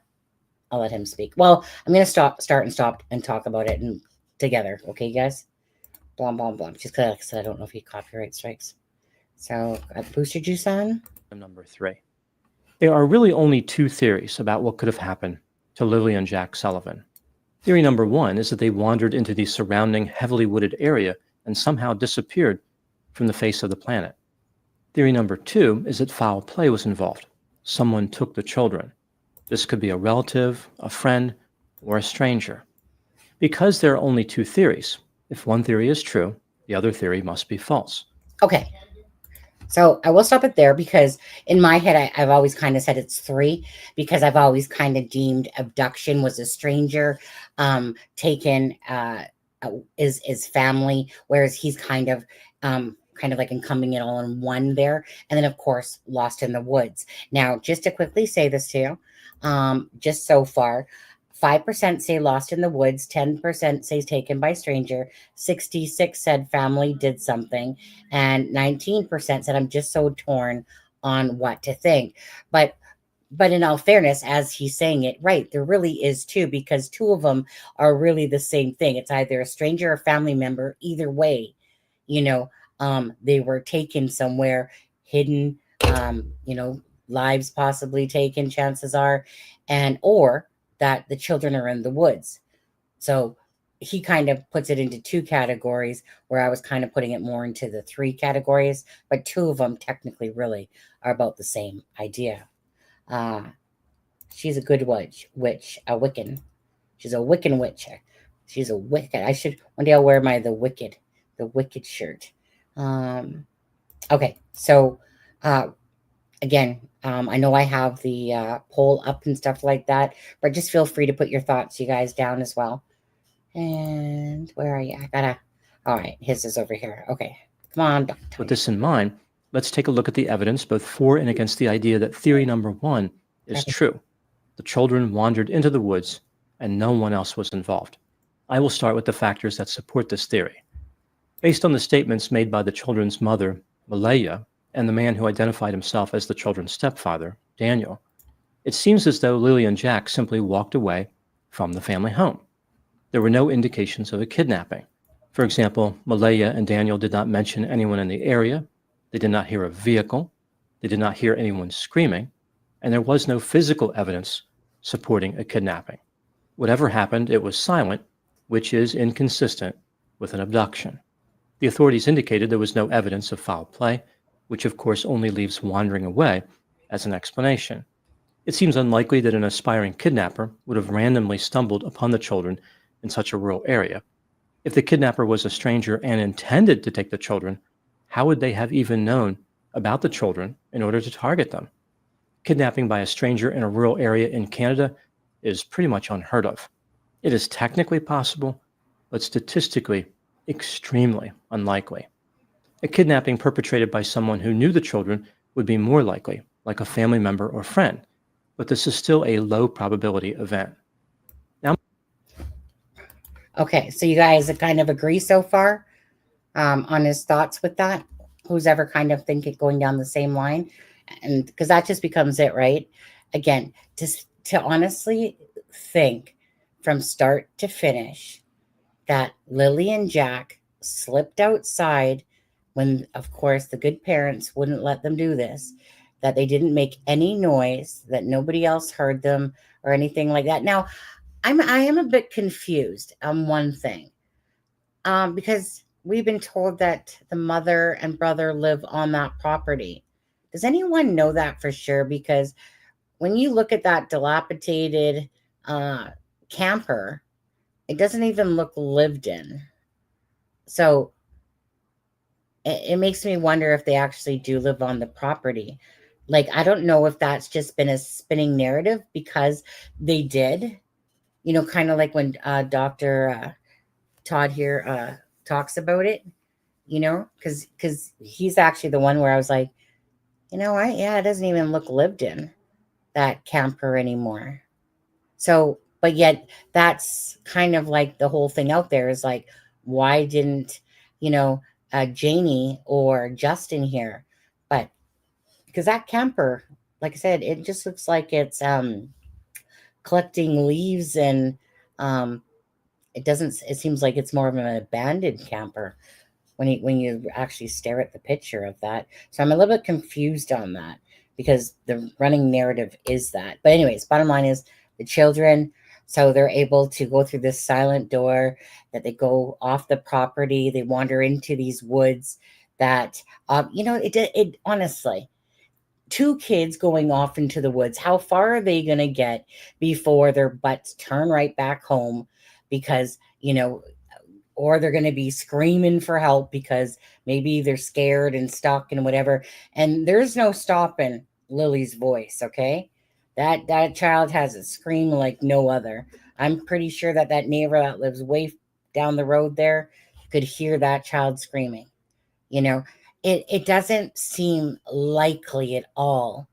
And even as I've said myself, and you guys have probably thought of it, I can understand if one child was taking cover, but to not be able to locate two and to think that two of them managed to elude, any sort of, search and stuff like that, it just doesn't smell right. At first, I was kind of going with it because, okay, the children went out. But my gut at the time when I heard that was that they're going to find the children. I was expecting that within a couple hours, the children would be found, reunited with mommy and stepdad there and live happily ever after. But then that didn't happen. And then it didn't take too long to go, wait a second, this just doesn't smell right at all. Because the chances of all that happening, just like Sebastian Rogers, the chances of having this wonderful day out and then sitting there and all these events happened, like he has this major day of doing stuff, and then suddenly he just vanishes without his shoes in the middle of the night. And you want us to believe that there's no suspicion there whatsoever, that he locked the door on his way out as he was leaving home, and yet the dogs couldn't pick up any scent. Same idea, right? It just, when it doesn't smell right, and it just didn't seem right. And that's why it's kind of like, nah, like even my own gut feeling was like, nah, come on now. They would have found them. The dogs, like Sebastian Rogers, I can see if he was overlooked because he's a teenager. He's like 16 years old now, but he was 15 years old. They can, walk pretty fast and get pretty far pretty quickly. But a 6-year-old and a 4-year-old, hey, Charmaine, I thought you might have left me. Pentagram equals, the pentagram equals evil worshiper, pentacle, practical magic.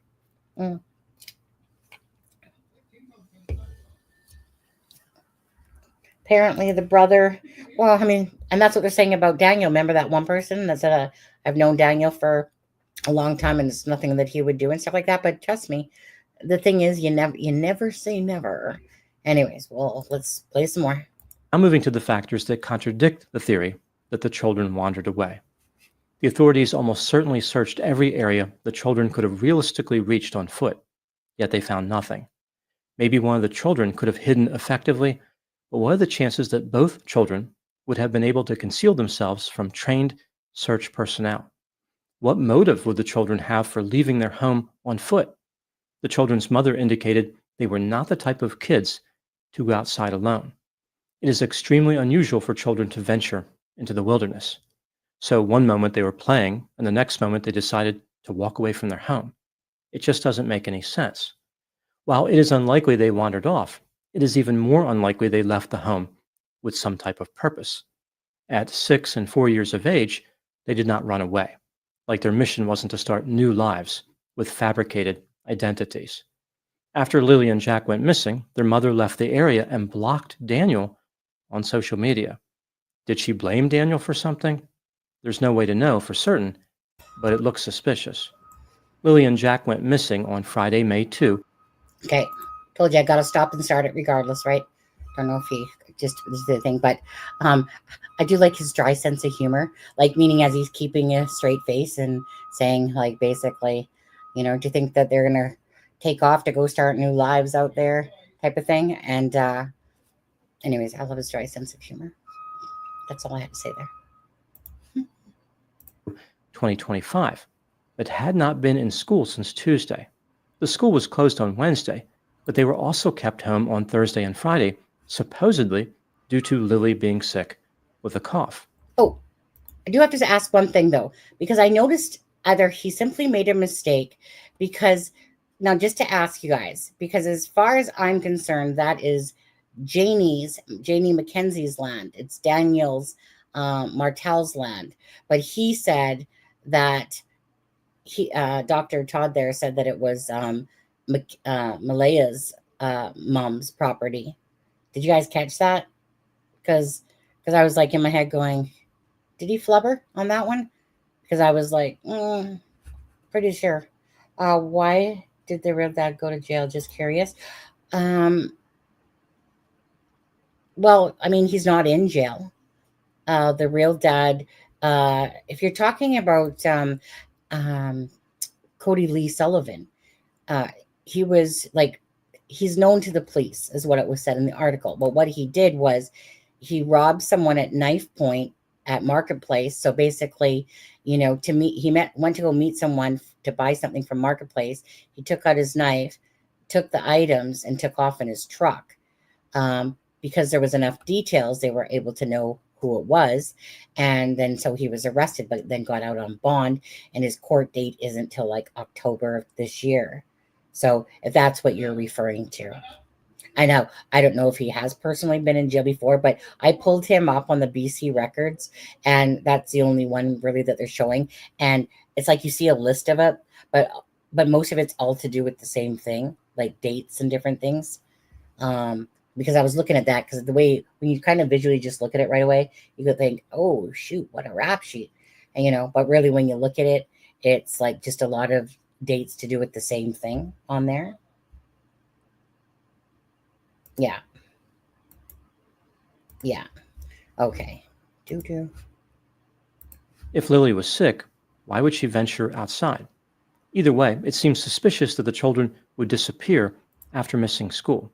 It points to this idea that Lily and Jack were missing for a few days prior to when they were reported missing. Was everyone in this situation really telling the truth? When considering all the evidence in this case, do I believe the children wandered off? Is Theory 1 the most probable explanation? In my opinion, no. Theory 1, while certainly not impossible, does not strike me as the most probable explanation. The idea that two small children, one of them reportedly sick, ventured alone into dense, inhospitable, insect-infested woods, leaving no trace of their journey even after a large-scale search, is incredibly difficult to believe. This only leaves theory number 2. Okay, wait, Foul play was involved. Okay, so one of the things that Charmaine has brought up a few times is the fact that there was you remember the blanket and socks that were found, and that Malaya had said that, you know, she believed that, like, basically it was theirs, like Lily's or whatever, whereas Daniel said that no, it wasn't. What do you guys make of that? Because obviously, if it's two contradictory things, why, like, that's what gets me. Like, I don't even think that Daniel, of course, he should have never been allowed back in those woods at all. Like, it should have just been deemed as a crime scene. Right, you're no longer allowed in the woods at all. And because, of course, right? Because if you did something and you're trying to plant something there to make it seem like, oh, there's a little piece of Lily stuff. So that's kind of what keeps popping into my head. I would know exactly if a blanket was my child's, right?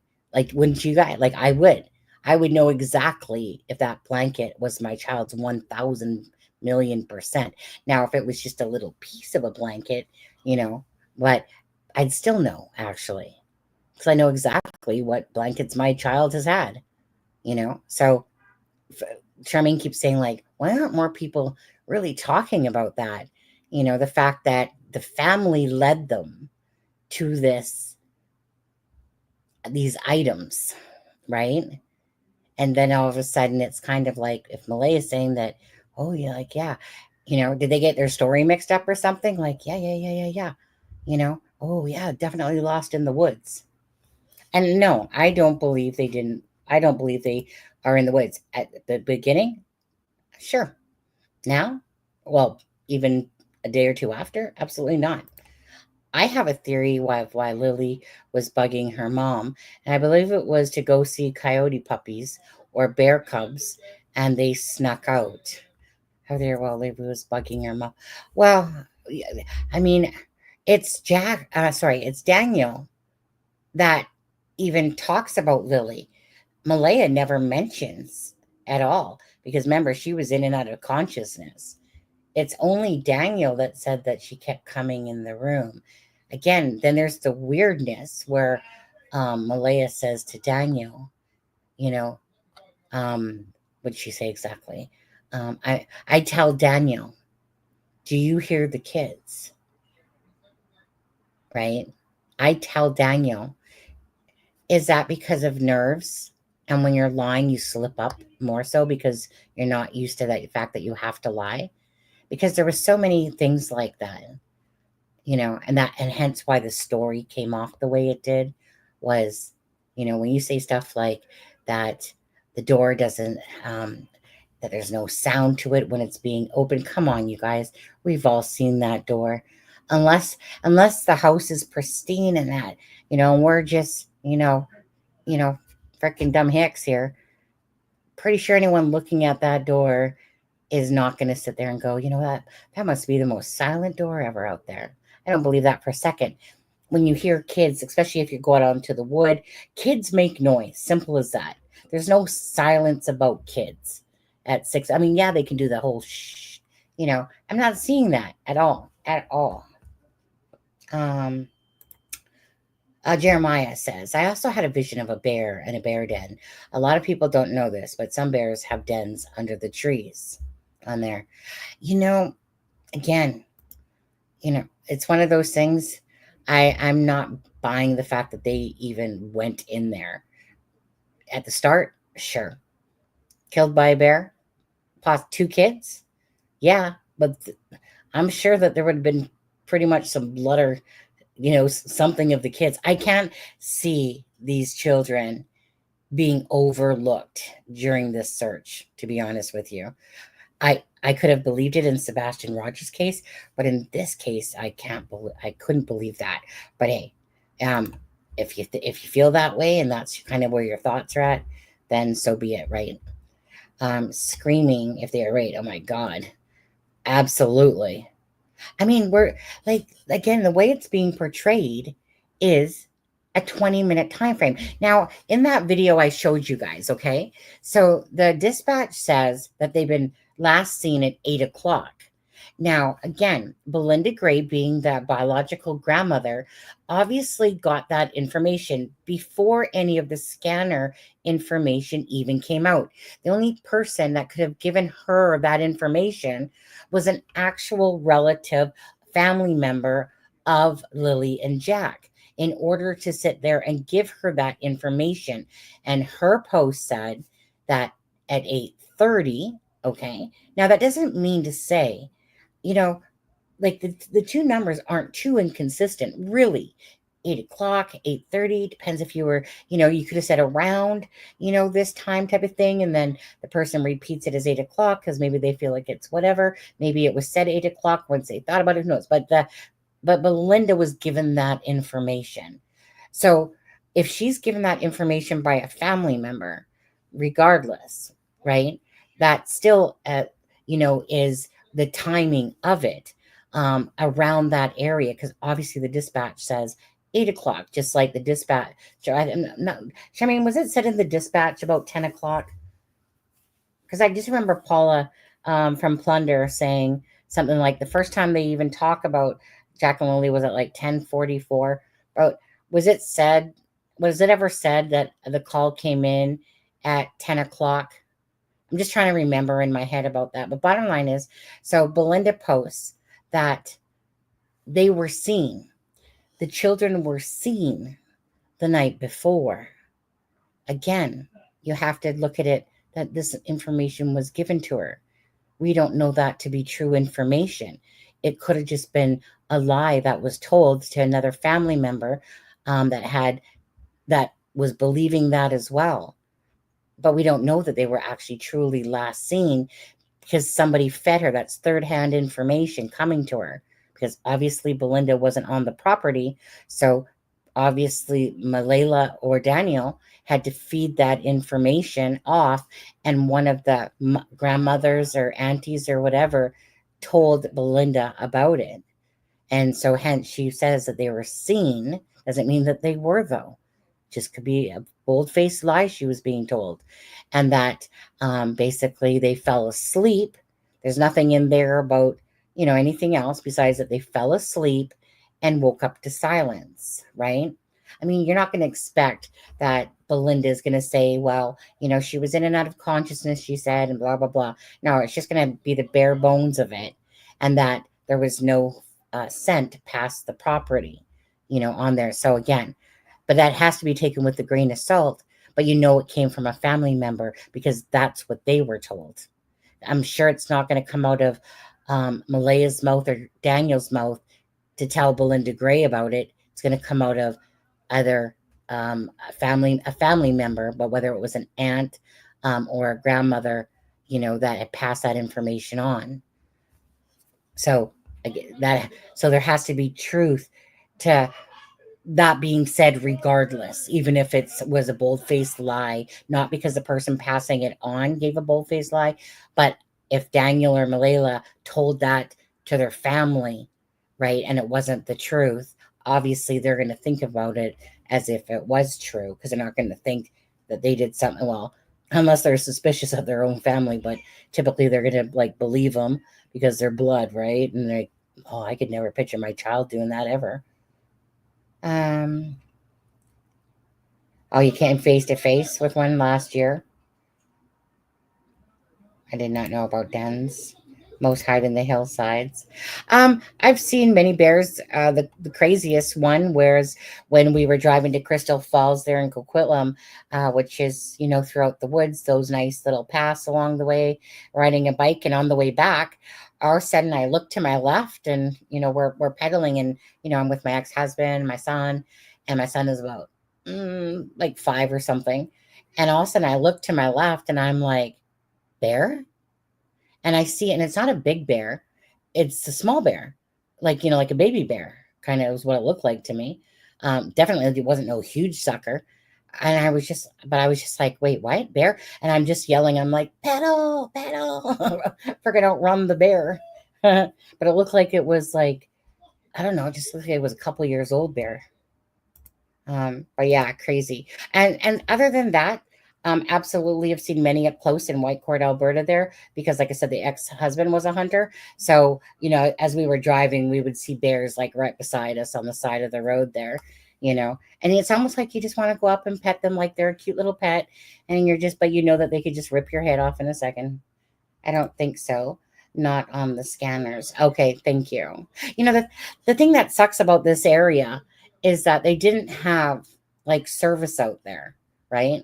So when they were Facebooking away or stuff like that, I guess maybe they were doing it when they were in town and stuff like that, because like there's just no cell service. They probably had a landline for a phone, I would assume.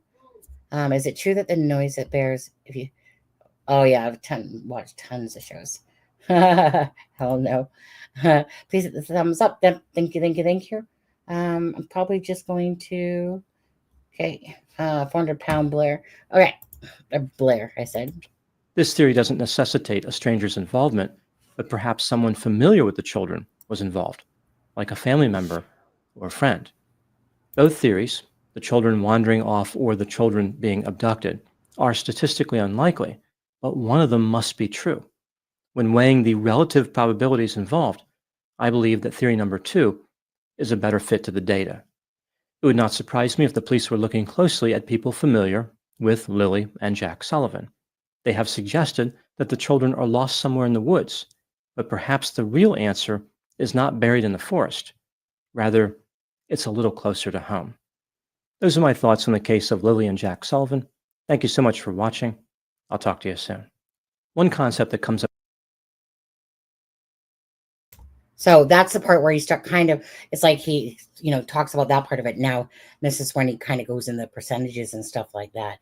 This is where I was loving listen to it, because again, it really, to know this statistics in saying that. So again, although he's like a numbers guy and he does, speak eloquently in that type of verbiage and stuff like that, the parents were really trying to push the abduction line in a sense, and then it was kind of like, because Daniel was like, like after a couple days, he was like, I don't think that they're in the woods. And it's like I said, they kept going to the least probable one, which would have been the abduction line. Again, the fact of these children that particular day deciding to sneak out, deciding that some abductor was going to happen to drive by in 20 minutes time, right? Because don't forget, Daniel's saying approximately 20 minutes, even though that's not say we buy his timeline, but if he's going to say that. So you want us to believe in 20 minutes time, these children either went into the woods and never to be seen again and just vanished, Vuma, or that on this day that they decided to go outside, break the rules. Not only that, go to the front, go to exactly like somewhere probably near the driveway, and on this road that is barely used, that this abductor is going to come along, right? The only thing that ever enters my mind is potentially if Lily and Jack decided that they were going to find their way to school. Do you honestly believe that Lily and Jack, it's a 20-minute bus ride just to get to school? I can't see Lily and Jack walking down that road with little hobo, freaking gear going, yep, gonna make it to school today. I don't buy that. I don't see it. It's kind of like having the perfect storm. Can the perfect storm happen? Absolutely. But what are the chances of that perfect storm happening? Very unlikely. Same thing with Sebastian Rogers.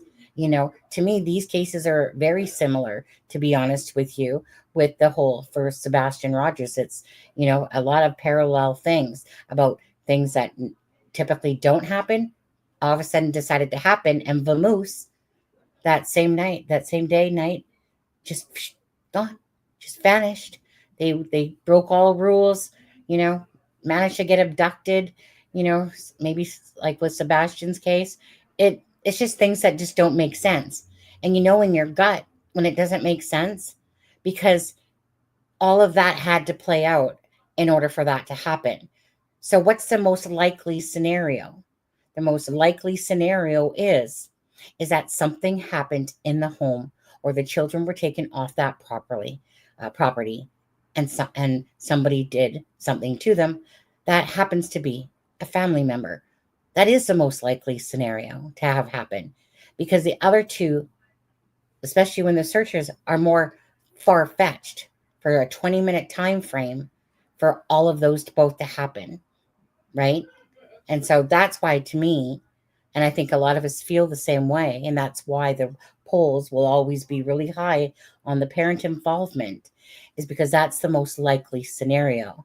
You know, even though you would like to think that they have one child, you know, what could have happened, you know? And I won't be shocked, you know, if like either one of the family members is a freaking pedo and took the kids, you know? Okay, so, or, you know, and Malaya's blaming Daniel for what happened to the kids, or there was some drugs or something left out. I doubt that it's over medicated, but it's a possibility about the being over medicated. But it's almost like the only child that's left is the child between them. And that's it. And so at every cost, they're going to do everything regardless to lie, manipulate. I mean, allegedly, of course, right? But if you knew that you were going to go to jail in due time and lose your kid, you know, you're going to come up with a lie. But what doesn't make sense is still, I feel like there's some blame that Malay is putting on Daniel. And is Daniel propelling himself to the public to be deceptive? You know, is he a good manipulator in a sense to kind of, you know, because so many of us are tossing and turning on if Daniel's being authentic or if he's not, you know, so it does make you wonder, you know, what is it that Malaya, is she blaming him for something? And she can't say it, perhaps, because she knows that she's going to go to jail too. And, you know, so I feel like it is an accident that happened, that they're both having to cover it up. But I feel like Malay is blaming Daniel for the situation going on. And like I said, she could just be doing her thing her way, you know, and not admitting to anything because she's going to be obviously charged as well. And again, but there's only one child that's alive, and it's only the child between them. Or sorry, I can't even say that because we don't know if they're dead or alive at this point. So hypothetically speaking, if both children are gone, that only leaves the bond between them. But yet she's left and single. So is it part of a bigger plan? You know, or is it simply that, you know, they're both basically hooped if they admit to the truth, regardless, right? I mean, trust me, you'll save your own ass if you can, for sure. And just keep saying, nope, didn't do nothing. I feel like I said, I do feel like this case will be solved. But what the downfall of this case is going to be the digital data in certain things for sure. Because obviously, if they don't have cell service out there or it's very spotty, you know, hopefully it's one of those situations where it's spotty. But if there's no service out there, I mean, what if he only went in and searched, you know, and like, you know, unless your truck is new and has a GPS. But again, if you need a signal and stuff like that, I don't know exactly how the GPS works. If you still need the signal, you know, for it to track your vehicle, but pretty sure they didn't have no 2000 and freaking 25 vehicle, let alone, you know, I don't know. Nice quad though. Nice quad. I'll just look at what you guys are saying. I'm more paranoid about fishers and wolves. I think this chat has been my best awareness course. Thank you. Just another day. When I'm out hiking, I have to worry about the mountain lions. You know what? Hey, if this can be a schooling or a learning experience in many different ways, perfect. Hello, Catherine Jenkins. How are you tonight? I know this is a late live. I'm just kind of, you know, whoever shows up, shows up. Wasn't planned to do it since I was at a work barbecue.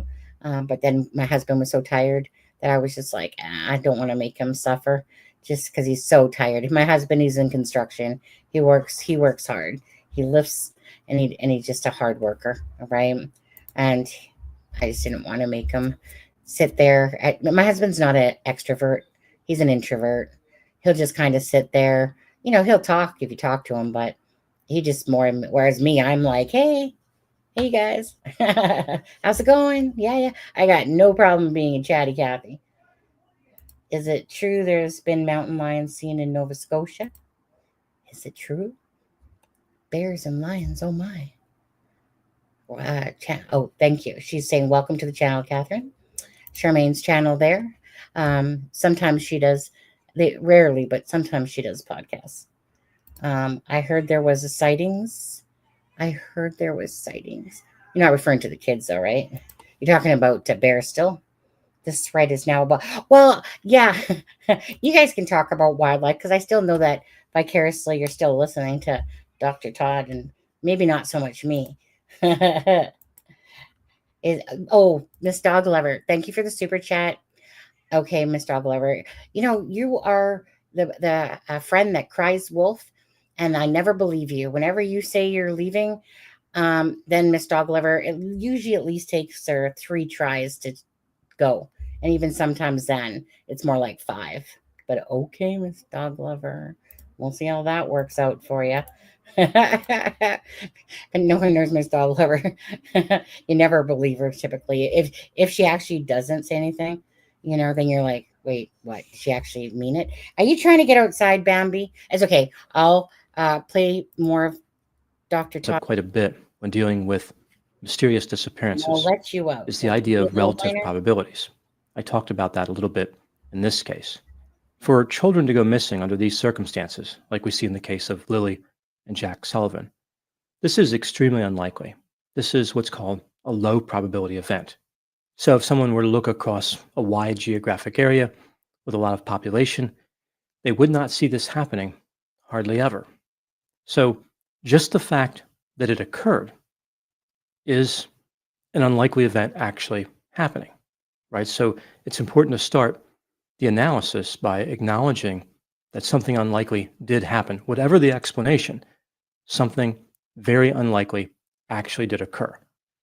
So when looking at what could be the explanation for the event, it's important to consider that, yes, all of the explanations are low probability, but because the event actually occurred, you have to use relative probabilities.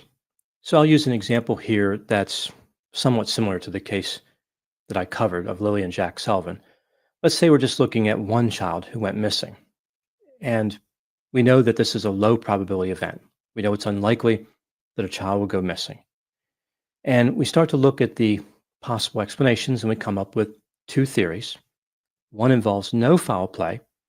The child wandered off on his own and just disappeared. The other theory involves there was foul play. Someone, no one knows who, but someone took the child. Now, the idea that there's no foul play is low probability, but so is the idea that there is foul play. All right. Stop the music. All of a sudden I heard a super chat go off. You're not just another human. You're just another bear. Big cuddly bear, probably, and you know it. Actually, I don't even know if you're male or female. Are you male or female? Just another human? Because I was thinking male in my head, but I could totally be wrong about that. But you were talking about bears. I'm just going to go with male until you tell me that there's an FE in front of it. Anyways, thank you so much for the super chat. Appreciate that. But still, tell me if you're a male or female. I don't like being wrong about that stuff. But sometimes when you see names, you're kind of thinking if it's male or female sometimes. Just saying. So if I'm wrong, obviously my psychic abilities are totally off kilter here. So thank you for that. Sharon, we just had a decent sized one not too long ago. What do you have to worry about? What are you guys talking about now? You talking about bears or storms or what? Don't trust her. Irish girl, don't trust her. Oh, so you're just going to give me this? Is that you're going to keep me hanging? Hi, sunshine on a rainy day. How are you? Yep. Thank you, everybody. And anyone, of course, if you're coming in, please hit that like and that share button. Keep the awareness for the cases out there. Totally appreciate that. Always make it about them, never about the channel. Just about the cases. Appreciate that, guys. What are you guys moving? I feel like we're like, okay, so our next live is going to be about the animal kingdom. I don't know nothing about it. I got 2 kitty cats, and I don't even know what breed they are. I just know that they're cute. That's about it. Oh, look at that. Hi, I'm back. I've so missed you, Miss Dog Lover. It's been a long time. Actually, I'm not even sure how you stayed away for that long, to be honest with you guys. I pose another theory. Has anyone gotten their hands on an old map of the mines in Pictou County or vertical shafts? No. Now, if you could just do that, Catherine, that would be amazing. Yeah, and then send it. But, you know, but the thing is that, I mean, you absolutely, like, I don't personally have one, but you absolutely know, like, that the searchers would have all that for sure, you know, and be checking those out, I would think. But you guys, see, this is what happens, in all fairness. When you watch a news clip and you see that the RCMP are apologizing and that they should have been there sooner, it honestly lets you down. Am I right or am I right? Because then you start questioning, like, what are they all doing? Because you want to believe that they're doing these things. But if they're taking that long, like, it should not have taken that long at all, like, regardless, okay? Bottom line is 2 children are missing. Usually it's a 5 kilometer kind of space, right? Is Sebastian's was about the same. And you would think that within the first, you know, week, they would have been gathering any cameras for anything. So if they didn't do it because they didn't think that there was an abduction and kind of felt like these children, and they dropped the ball, it's hard to keep having faith when something like that literally comes out in the news, like, well, we're sorry that it took us this long. We should have been here sooner. Well, yeah, you should have been here sooner. You're talking about 2 children missing, right? You would have expected, I mean, honestly, in the grid, in kind of like the grid, that they would have been canvassing throughout that entire week to get everything that they could, not the 20th of May, right? And I know, like I said, you can't, Miss Dog Clever. She's out of the UK, by the way. Anyone that knows me as well knows my husband is out of the United Kingdom as well. I'm from Canada, the West Coast side here. Same with Charmaine.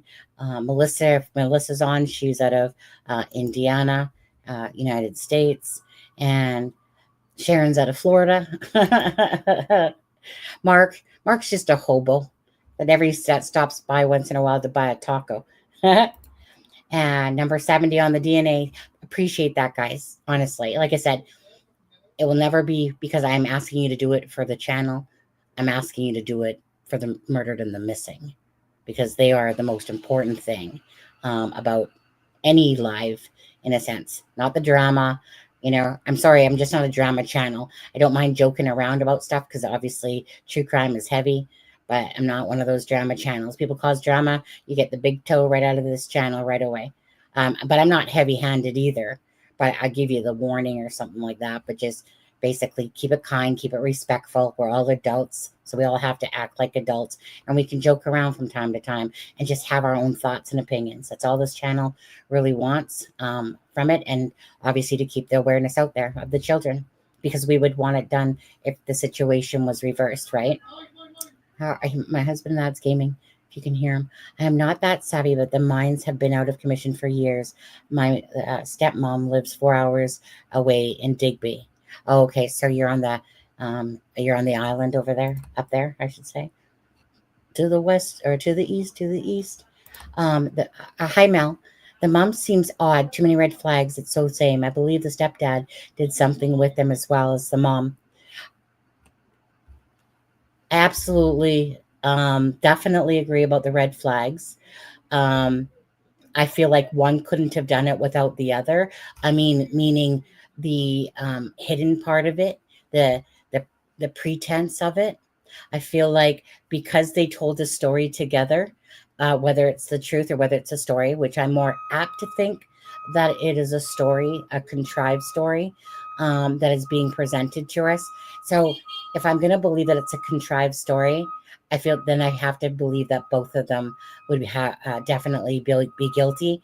but I feel like the blame is going on from Malaya's side, and that she's blaming Daniel for what happened to the children. Again, whether it might not be true, but that's how I am personally seeing it, without, knowing that we don't know if they're guilty or innocent. But it's not hard to have our opinions, and that's what my gut's telling me. Right? I don't see them being abducted. I don't see them being out in the woods. So what's my only option? My only option is family. Why? Because the stories are full of red flags. Is he being sincere, or is he playing a role? Right? Did Malaya leave that property because she's blaming Daniel for something, and he's trying to portray that he's the caring stepfather that's not the biological, and he's doing more work than Malaya? Are we being deceived with that perception when really it's the fact that Malaya blames Daniel, right? That could be a strong possibility. With the coverage of this, I don't think that they are out of, I don't either. I don't honestly think that they're abducted at all, myself. I think that these children are not alive. And I want to believe that they are, but my gut instinct doesn't tell me that at all. And I don't like to pretend. Like, I'll always wish for hopeful thinking, wish for the best outcome. But at the end of the day, my gut intuition on cases is when I feel like these children aren't alive. I don't feel like they are. I don't feel like they were taken away and hidden from the biological dad or anything like that. I feel like this is something that happened in the home, and that it's potentially, obviously lies to cover up. But not that it was an intentional, not that these were intentionally children that maybe came to their demise. I don't feel that. I just feel like it's strongly like it has to do with drugs or something about these children, that they wake up and these children are gone. I'm not seeing them. I know that there's another option there, but it's, again, very highly unlikely, and that would be about being trafficked. I'm not seeing that they're going to keep their one child, get rid of Jack and Lily, in the sake of money and stuff like that. Is it a potential? But it's just, what's the likelihood of this? Considering we're watching red flags, so are they trying to cover up the fact that they sold these children and trafficked? I think that's just very unlikely. Now, I don't know if Dr. Todd overlooked that potential one, or if he classified it as the same thing as an abduction. I'm not sure. Pennsylvania. Well, nice to have you from Pennsylvania, Mel. Catherine, we are glad you are here. Thank you very much. Ontario is the best province in no, what you guys are, leeches of all the freaking lottery. That's what you guys are. You guys constantly hog all the lotto maxes and the lotteries over there. That's what Ontario does. Ontario pretty much is a big ass part of Canada that pretty much the population of the rest of Canada still probably doesn't make up for the population of Ontario. I've never been to Ontario. I've been to Newfoundland, and I've been to Saskatchewan, of course, Alberta, and BC, obviously where I'm from. But I've never been anywhere between whatever it was I said, Winnipeg, or even, have I been to Winnipeg? I haven't been in that part of it. I have never been to PEI, Prince Edward Island. Well, I guess that's what it stands for, guys. PEI, New Brunswick, Nova Scotia. Very beautiful land over there. Absolutely. It's kind of like where Shakespeare lived, like in England, and it's just like a Christmas cottage event type of thing. The way I feel about those provinces is that they're just gorgeous. You got all the water around you, got little communities that are just kind of like, I've always just liked small, kind of like, with the little Christmas lights and the little villages and stuff like that. And everyone kind of is, is nice to each other. None of this fast-paced stuff like Vancouver, where everyone's like, F you, get out of my way, honk, honk, honk. Drives me crazy. This part of my life, I just like chill chill. As long as you got good internet, though. Okay. Couldn't live where Daniel and Malaya lived there.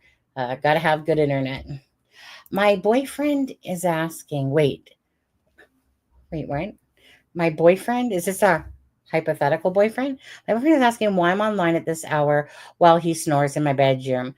Oh, so Miss Dog Lover is probably, you guys, no offense to anybody else, but she's probably our biggest sloot of the channel than Lacey. Sharon Parker, you're definitely a third. But anyways, Miss Dog Lover is definitely the biggest sloot of the channel for sure. Who is it this week, Miss Dog Lover? Or has it been 2 weeks? Please, no drama. It's not a drama channel at all.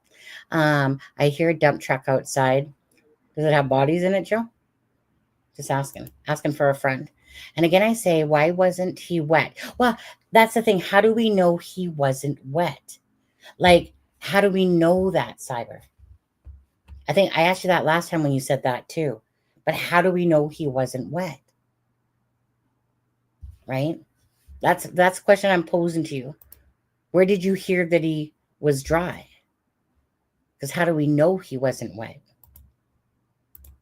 Give me a good reason why I should believe that he was dry instead of wet. That's, because did he come home before the cops came and he changed? I just want to know, right? It has to be about facts. And so that something that would have to have fact to back that up. So where did you hear that from? Asking for a friend, Cyber. Stranger abduction or family, Mark? If you were suffering with an addiction, everything becomes a scam, probably. I agree, Sonny. See, there. Right on, Irish girl. Doo-doo. You're welcome. I'm not a winner yet. 0 to hero. 0 zip. Not a chance. Okay, what are you guys even going on about now? We'll get back to it. Charmaine, not sure, but when the scent got lost, I believe that's when they were taken, or else they would have been found. Mark. Don't even listen to your gut, Mark. You listen to Sunny, okay? Just listen. Whatever I say, Mark, is what you follow. And I'll say that in the most loving way possible, okay? So, because I know that your opinion can go totally opposite of what we're talking about, but trust me on this one. But anyways, I'll let you have your own thoughts, though, at least for a couple of minutes. You don't pay on the way across the bridge to PI, but yeah, you have to pay to leave, or you're trapped. Mark, do you play Lotto? Okay, let's see here. Okay, I gotta get to. Let's see here. I hear a dump truck too. I was about to go look outside. Wait, is it just one big happy family in here that everyone's hearing dump trucks? Irish girl, are you related to Cyber and Joe Hunter over here? Okay, let me go back to play. Dr. Both are low probability, but we have to consider the relative probabilities because the event occurred. The child is actually missing. So say that we do the math and we compute that the chance of no foul play is 40%, and the chance of foul play is 60%. Well, 60% is more likely. That's just how the math works. Exactly. So that is the likely explanation, even though it is low probability. Again, you have to use the probabilities that are available in the frame. It doesn't make any sense to treat the event as if it never occurred. Something unusual occurred. Now we have to deal with the explanations which are available. Over the years, covering true crime cases, I've seen a lot of prosecutors and defense attorneys who don't seem to understand the idea of relative probabilities. They talk about events using terms as if the event never occurred. So they might say, well, there's only a 1 in a million chance of this or a 1 in a billion chance of that. But that's not really the case when the number of possible explanations has been narrowed and again, the event actually occurred. So it's an area that's very challenging sometimes, I think, for people to understand. And I think when people are arguing back and forth about it and debating what could have happened, it's important to keep in mind that the only thing that matters is how likely an explanation is as compared to the other explanations. Agrees with this smart man. who agrees with this smart man. Okay, so if you're not going to listen to me, Mark, listen to Dr. Todd, right? Exactly. Typically it's a probability of what's the most likely thing and, what will matter here. So it's the highest one is that something happened in the home. Yeah. Charmaine, are you getting argumentative over there? Oh, no, it looks like you're agreeing with somebody. I shall see how you act. Aliens. Oh, definitely. That's what happened to Sebastian Rogers. I'm just waiting for it to come out in the news. That Sebastian, that a UFO landed, zoomed him up there, right? Beam me up, Scotty type of thing. And yeah, that UFOs imagine if he was planted back. Let's just hope for the best for that on there. Or that potentially, hypothetically, allegedly, that mom and stepdad had something to do with it. Or mama, right? Relationships going south. Sebastian is just a big inconvenience, causing them arguments or marriages about to break down.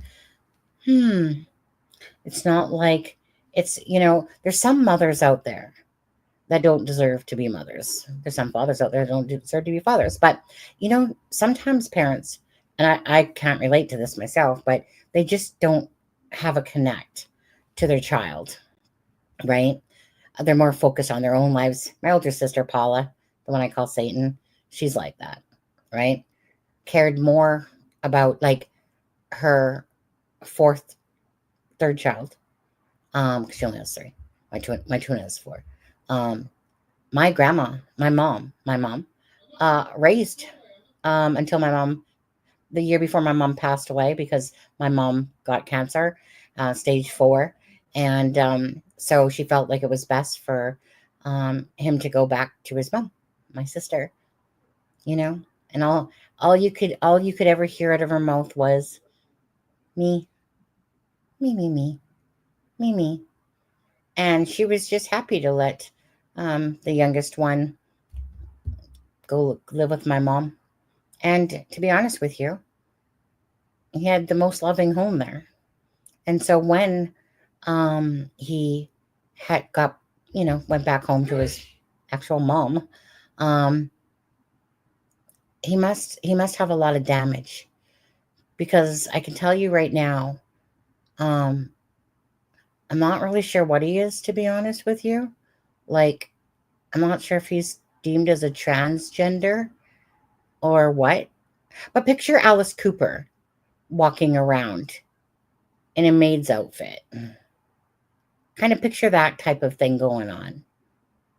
I think that there's a lot of anger inside of him that stemmed out, because I'm sure if my mom was still alive, she would have raised him the whole entire time for sure. But I think that there's a lot of anger issues, because children should always be put first and foremost over anything, right? There's a different type of love for your husband or your other half, but your children, you protect them from everything. And they are supposed to be treated that way until they become little shit sometimes, you have to deal with that. But at the end of the day, again, it's our job to protect them, to do our best for them, to keep them in a loving, nurturing home. I sadly made the mistake of, I was trying to do what I thought was best for Matthew when mine and his dad's relationship was starting to go south about the 14-year mark. And I thought I was doing best, what I thought was best, of the situation, because I always wanted his needs first. But I realized that I was wrong. What I did was wrong, because he listened to my ex call me names, and then he started calling me names because his dad was calling me names, and it became like a joke almost. And so, yeah, so that's one thing I do regret for doing that, right? But I'm not perfect, type of thing. I thought I was doing the right thing and ended up doing the wrong thing, I guess. Yeah, well, hindsight would say so, and stuff like that. But children, some moms like Katie Proudfoot, to me, just my own thoughts, is that the way Seth tells the story is that he was basically taking care of Sebastian because she was more worried about her career and stuff like that. And so, but then she ended up having him. Anyways, it's just one of those things, right? Where some people sometimes don't have these big connecting bonds to their children and stuff like that. I don't feel like that's the case here in Jack and Lily's case. I honestly feel like these children were loved. Do I feel like that maybe they, didn't go to school as much as they probably should have and stuff like that? I could be totally wrong. But I don't feel like these children weren't loved, because all the pictures I see of Daniel when he's with his former person with 2 kids, he always has a child in his arm. He seems like he does care about children. I just really think that if anything, this is going to be a cover up to hide the truth because of an accident. Yeah, Alice Cooper. Yeah, good Lord, trust me. I know. Hi, Stardust Shorty. Wow, I love the name Stardust. Are you like leprechaun size though? Just asking for a friend. I'm 5'2". How tall is everybody else? I'm 5'2", Shorty. Do. Welcome, Stardust. Stardust, that was the name of a roller rink that we had when I was a kid. Also the name of a hotel in Whitecourt. I think, Charmaine, wasn't there one called Stardust in Whitecourt? Somewhere. I just know that there was. Maybe I'm thinking, yeah. Ooh, I watched, just to sidetrack for 1 second, I literally watched this documentary the other day about that, what's it called? That Vegas ranch, where that's legal on there. Very interesting. I'll say the least. Very interesting. I think it's called, what is it called? That ranch where you can, woohoo, in Las Vegas. The something ranch. Something. Love you, bro. Whoa. I think Mark wants to leave. You're welcome. And welcome here. Thank you so much. I'm raising my 4 granddaughters for my daughter because she wanted her life. Therapy time. How does that make you feel, Mel? In all fairness. How does that make you feel? Because she wants her own life. Your daughter's obviously self-centered, selfish, cares about her own needs more. But probably you being the loving grandmother, at the end of the day, is probably giving them the chance to have a really good, loving, caring life on there. I'm just judging a little bit while I'm asking, really. Is that kind of like, because, grandparents, it's like, Charmaine, if she had to, she'd take all of her grandchildren in a second. 5'7". 5'7" minus another 5 inches. That's only with heels. That's only when you have your 5-foot heels on. Oh, Charmaine, you said you sent me something. Okay, Miss Dog Lover. So you're actually going to leave this time? My wife had stage 4. Really, Joe? You're talking about cyber here? And what kind of cancer? Just curious. And you said, oh, she has. Sorry, I read that wrong. She has. Oh, cyber. Because stage 4 it's not good. Yeah. Tell me how you're doing. The Bunny Ranch? No, I don't think it's called the Bunny Ranch. No, it's not called the Bunny Ranch on there. How are you doing then, Cyber? I'm just going to, you guys can answer some of those. I'm just going to keep playing some of Dr. Todd here. Explanations. That's what matters once a child has already gone missing or any low probability event has already occurred. Now, specifically looking at the case of Lily and Jack Sullivan, it's important to keep in mind when evaluating stage 5 the likelihood of an explanation, how many steps are necessary to complete any particular event. For example, when looking at the wandering off theory, a few things had to happen. There are some coincidences there. So the children had to silently exit out of a sliding glass door. That's pretty unlikely. So that event by itself, that action by itself, would not normally happen, right? Usually when children leave a residence, they make noise. They might say something, they might be screaming or yelling. They might be talking to each other. They might bang into stuff. They might bang the door. There's some type of commotion that goes along with that. To do so silently almost makes it seem like they had intent, which is extremely unlikely. Like they were sneaking out at the ages of 6 and 4. So that event, that action, is low probability.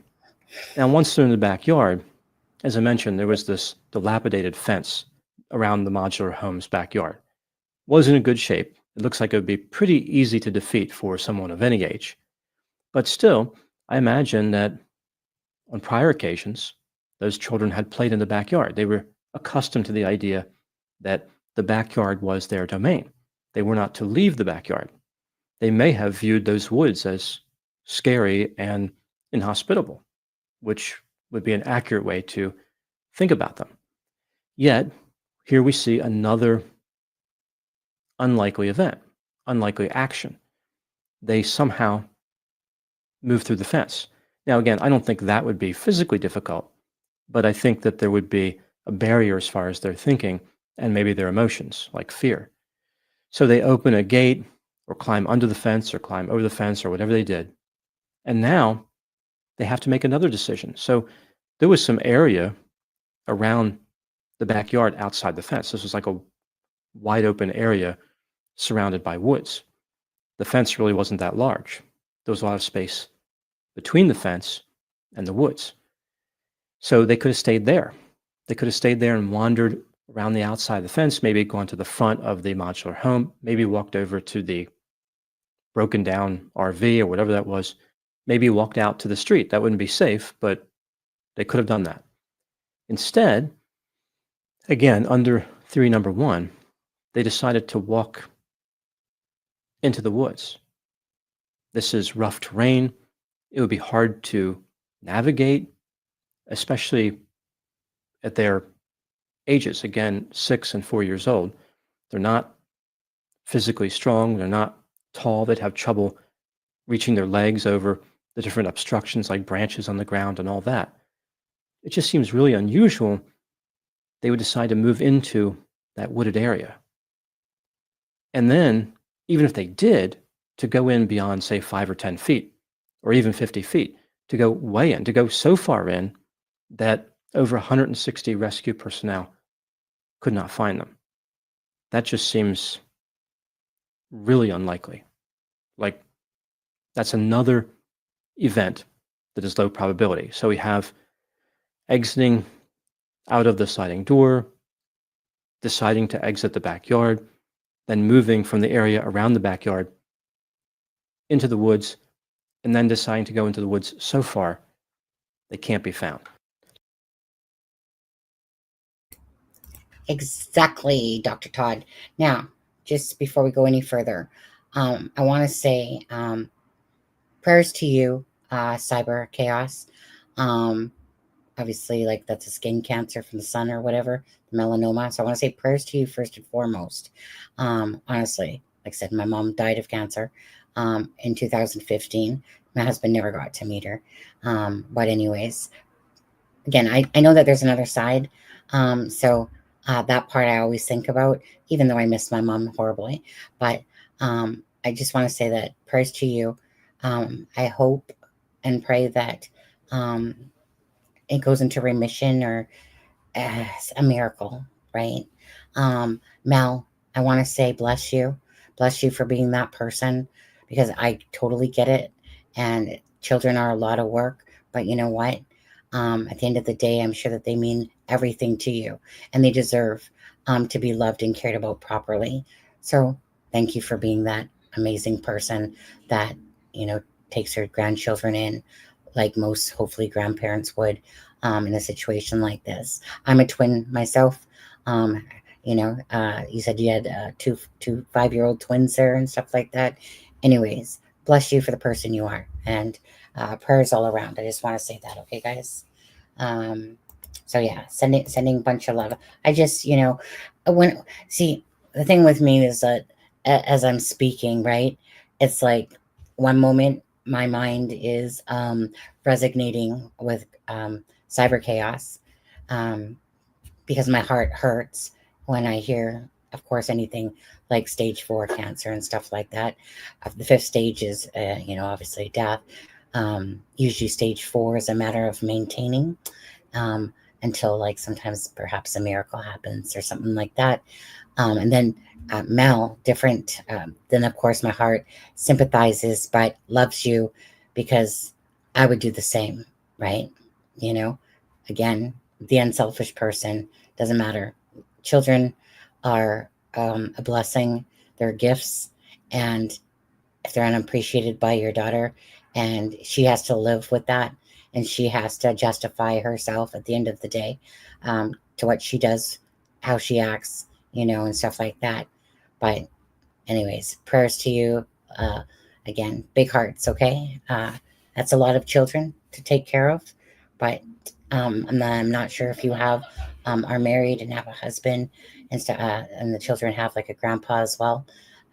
But just, like I said, for me, it's hard because I take on the emotions of that person, like yourself, when I'm thinking about chaos and yourself on that, and anyone, to be honest with you. I'm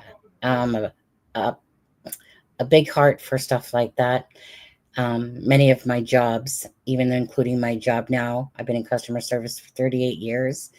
And a lot of times I'm one of those different agents. I'm that agent that will talk to you for an hour, where some people aren't geared that way and they don't know how to empathize or, type of thing. They might have sympathy, but don't know how to empathize and stuff like that.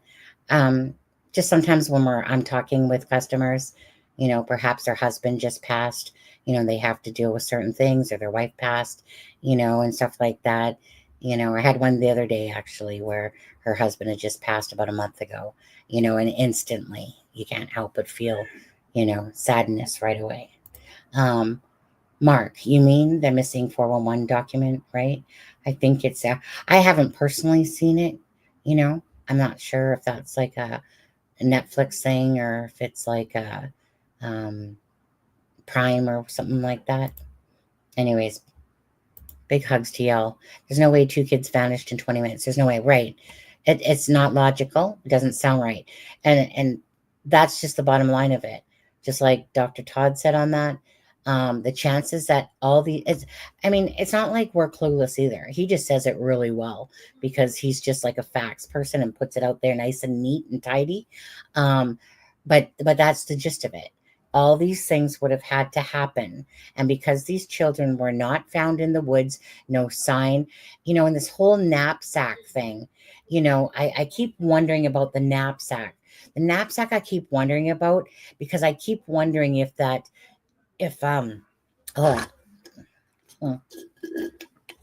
thirsty all of a sudden.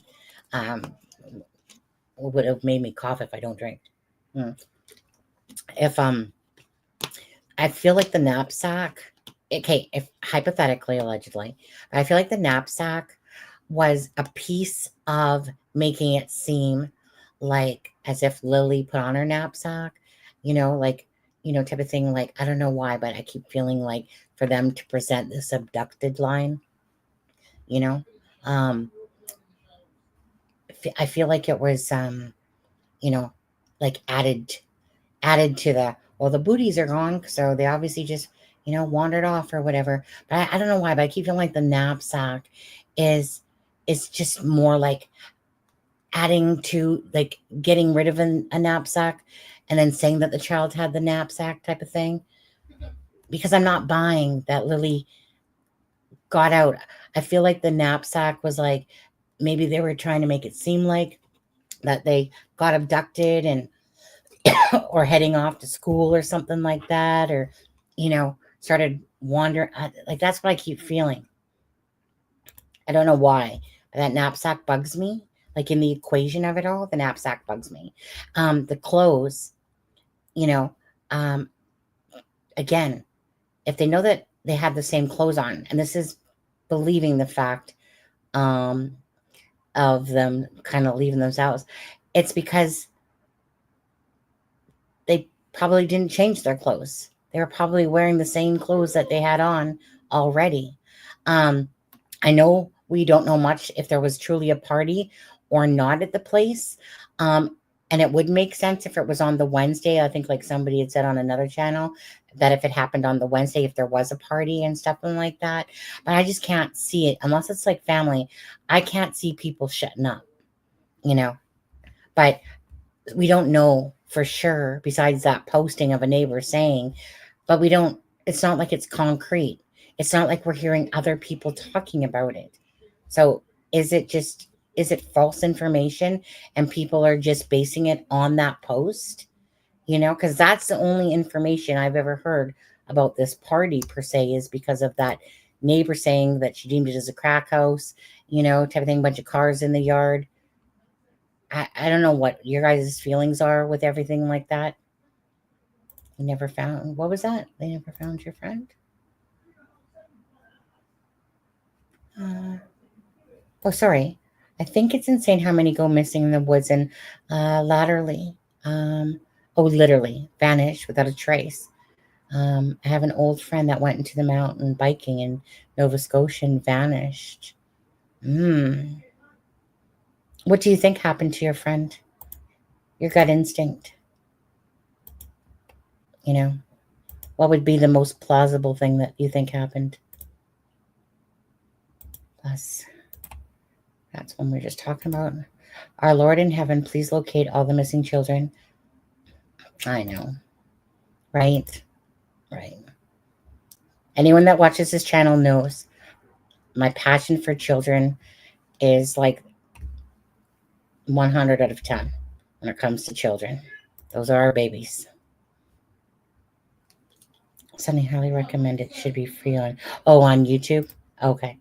Thank you. I'm single. Okay, I do it though to keep me going. I work in healthcare and I'm an empath. Absolutely. Typically, empaths go into healthcare, are teachers. They do that type of work. So absolutely. And why? It's because you care. Now, sometimes you go in the system and it's not all it's cracked up to be, for sure. I'll tell you that. Tell you, when this one lady was sticking me with the needles in Saskatchewan there, in the hospital, she was a nasty thing. And I was being poked and prodded. Like, I can take pain, a lot of pain, but I can't, because they couldn't find my blood, my vessels easy. I usually had to get it done 2 or 3 times, and they would always have to send somebody else in. So this freaking, we'll just call her what it was, okay, this bitch of a nurse, she put one right here, right there, and all I had to do was just move a little bit, and the sheer pain of the needle was excruciating, and you know what she told me? She said, "Suck it up, buttercup." And I said back to her, "I don't even know why you're in this industry. Obviously, I've been prodded and poked for days on end now because you guys can't seem to find where my freaking blood vessels are, even though to me they seem fine, but whatever, But she had no compassion at all, right? And I was in so much pain because I've been poked and prodded for days. I had freaking needles from all the different parts where they tried and stuff like that. And this one here, that one hurt like a bitch. And I made her take it out because it hurt so badly. But she had no empathy at all. And I was like, you are in the wrong business, or you've been in it way too long, because she was just, honestly, just an uncaring person. Some people get like that, right? They just get so bitter and whatever. Why are you still doing it then if you don't give a shit about people?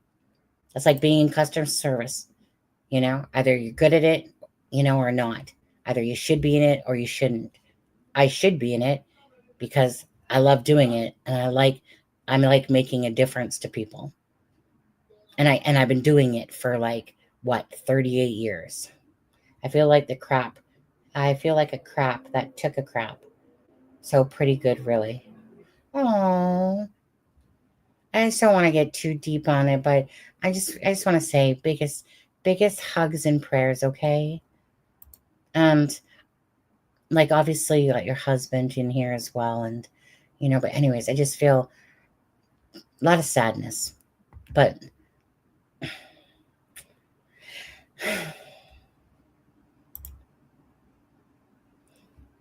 The biggest hunk of crap is Mark right here, if that makes you feel better, Cyber Chaos. Just kidding, Mark. You bought me a taco yesterday. You're a smaller bunch. Just kidding. His name is Martin Alleger, happened May 2014 and remains unsolved. Well, I'm sorry about your friend. It sucks, right? If there's no answers, it sucks. It's one of the most, that's why these cases like this, please don't go unsolved. You know, Seth Rogers, Sebastian Rogers, right? 15 months he's been missing. Talking about the most excruciating pain ever. It's just hard. I'm not trying to quit. Sharon, good luck. It's addictive, but today I heard nicotine is good for you. Hey, you know what? Is what it is. Pretty sure I heard apples were bad. Nicotine was good. I quit smoking like 5 or 6 years ago or whatever, but I vape. I'm a vapor. Doesn't even have a scent, actually. No, Mark. Mark, you like it when I talk dirty. Do you stop that right now? Give me that fake sad face, angry face. No such thing as an empath. Ooh. Do you want your $7.99 back? Why would you ever say that? You sound like my brother-in-law. Why would you ever say that? Because it was funny. When my brother-in-law said that the other day, he's like, well, what kind of empath are you? He goes, I don't believe in empaths. And I was like, and then he was like, because empaths, and I was like, why? And he's like basically that's like, to me, like, no offense, just another human, but to me, I find that insulting, right? When he said that, because I was like, what do you mean? I can absolutely feel other people's pain. That's when he goes, oh, I thought you were those ones like that were da-da-da-da. I can't remember exactly what he said, but something about, I don't know, taking on the world's pain and blah, blah, blah. No. So I don't know actually what you mean by that. Please explain. Asking for a friend.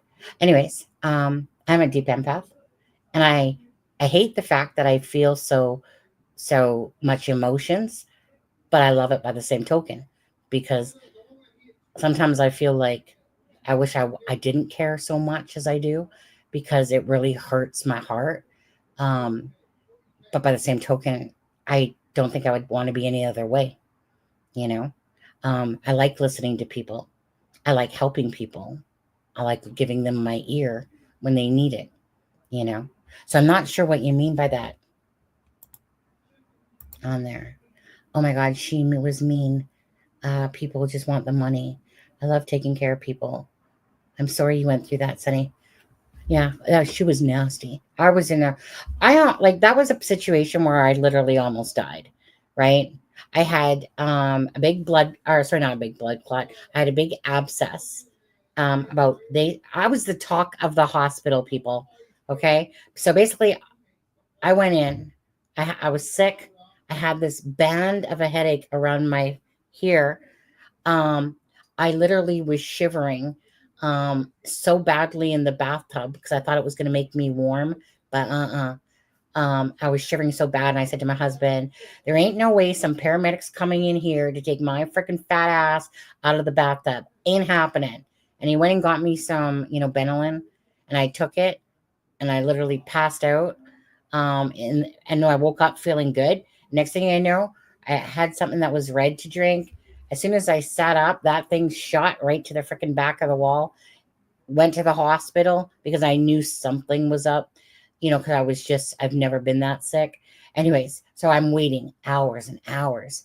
And then all of a sudden the doctor comes in and, I'm kind of joking around a bit. And he's like, young lady, I appreciated that. He's like, do you understand the seriousness of your situation? And I was sent off instantly to Saskatoon to have an operation. So what it was I had an abscess because my bladder exploded. I had an abscess and it was keeping it like it was pushing into my liver or whatever. So basically had that abscess, how abscess can be poisonous and stuff like that. And so I didn't realize the gravity, but I was really sick. And like I said, had it, you know what? The crazy part about this was prior to going to the hospital, like days before, I had went to this walking clinic, And this little Chinese lady, no bigger than 4 foot freaking 5, I swear to God, she's like pressing on my stomach.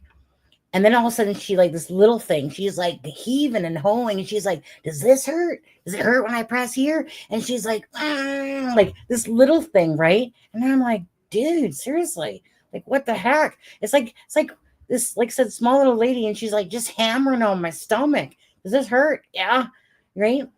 And all I could think about after the fact in hindsight was, I'm amazed that thing just didn't freaking pop right there the way that little freaking Chinese lady was hammering on my stomach on there. Anyways, I spent about 6 months with 2 tubes in my stomach to keep constantly draining. And so I haven't, okay. And so then, sorry, side story here. So then I ended up going to, I had to go see this gallbladder specialist guy because, to have my gallbladder removed. So when I was in there, this is the funny part. So again, my husband is 34 and I'm 55. So that's 21-year-old different. We walk into the building. The lady at the front says, oh, you're going to see Dr. Dream. And I'm like, really? And she's like, oh my God, he's like so hot. It's like he should be on a soap opera. So get up there, Dr. Dream. Oh yeah, he was hot. I'll tell you that much. He was definitely looked like he was out of a soap opera. He was gorgeous.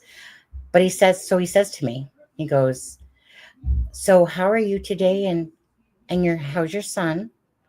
And I'm like, my son or my husband, not sure yet. One of the two. And he's just because when my husband doesn't have like Gruffalo, right? Plus, I mean, at the time, my husband had more of a babier face because we've been married almost 10 years. Anyways, it always made me laugh when people would be like, so you want your son to come in? Sure. Or my husband, one of the two, right? Oh, I'm so sorry.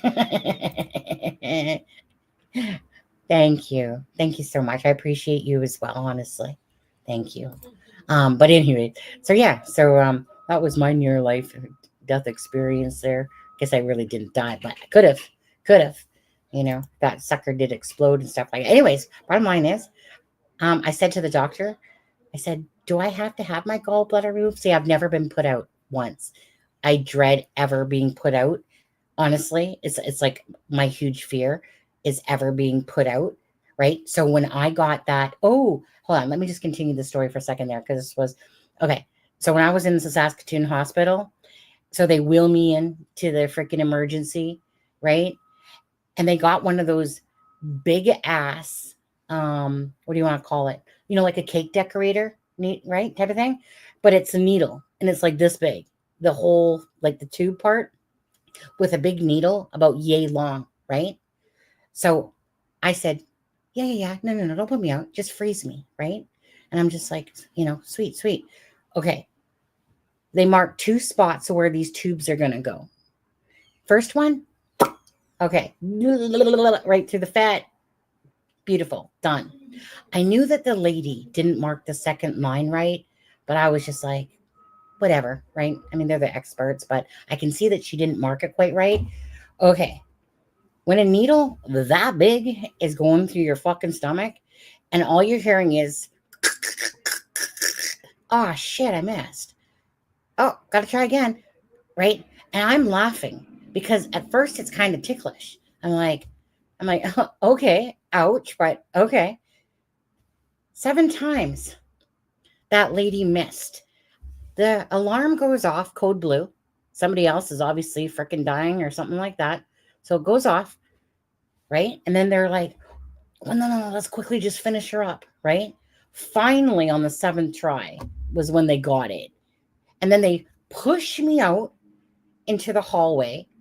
My husband's up in the room. He has no idea what is even going on. Besides, he knows I'm having an operation. And I'm in the freaking gurney thing or whatever you want to call it. My hands are like this. I'm desperately wanting a drink at this point. And I'm in a lot of pain. And I'm just sitting there going, help me.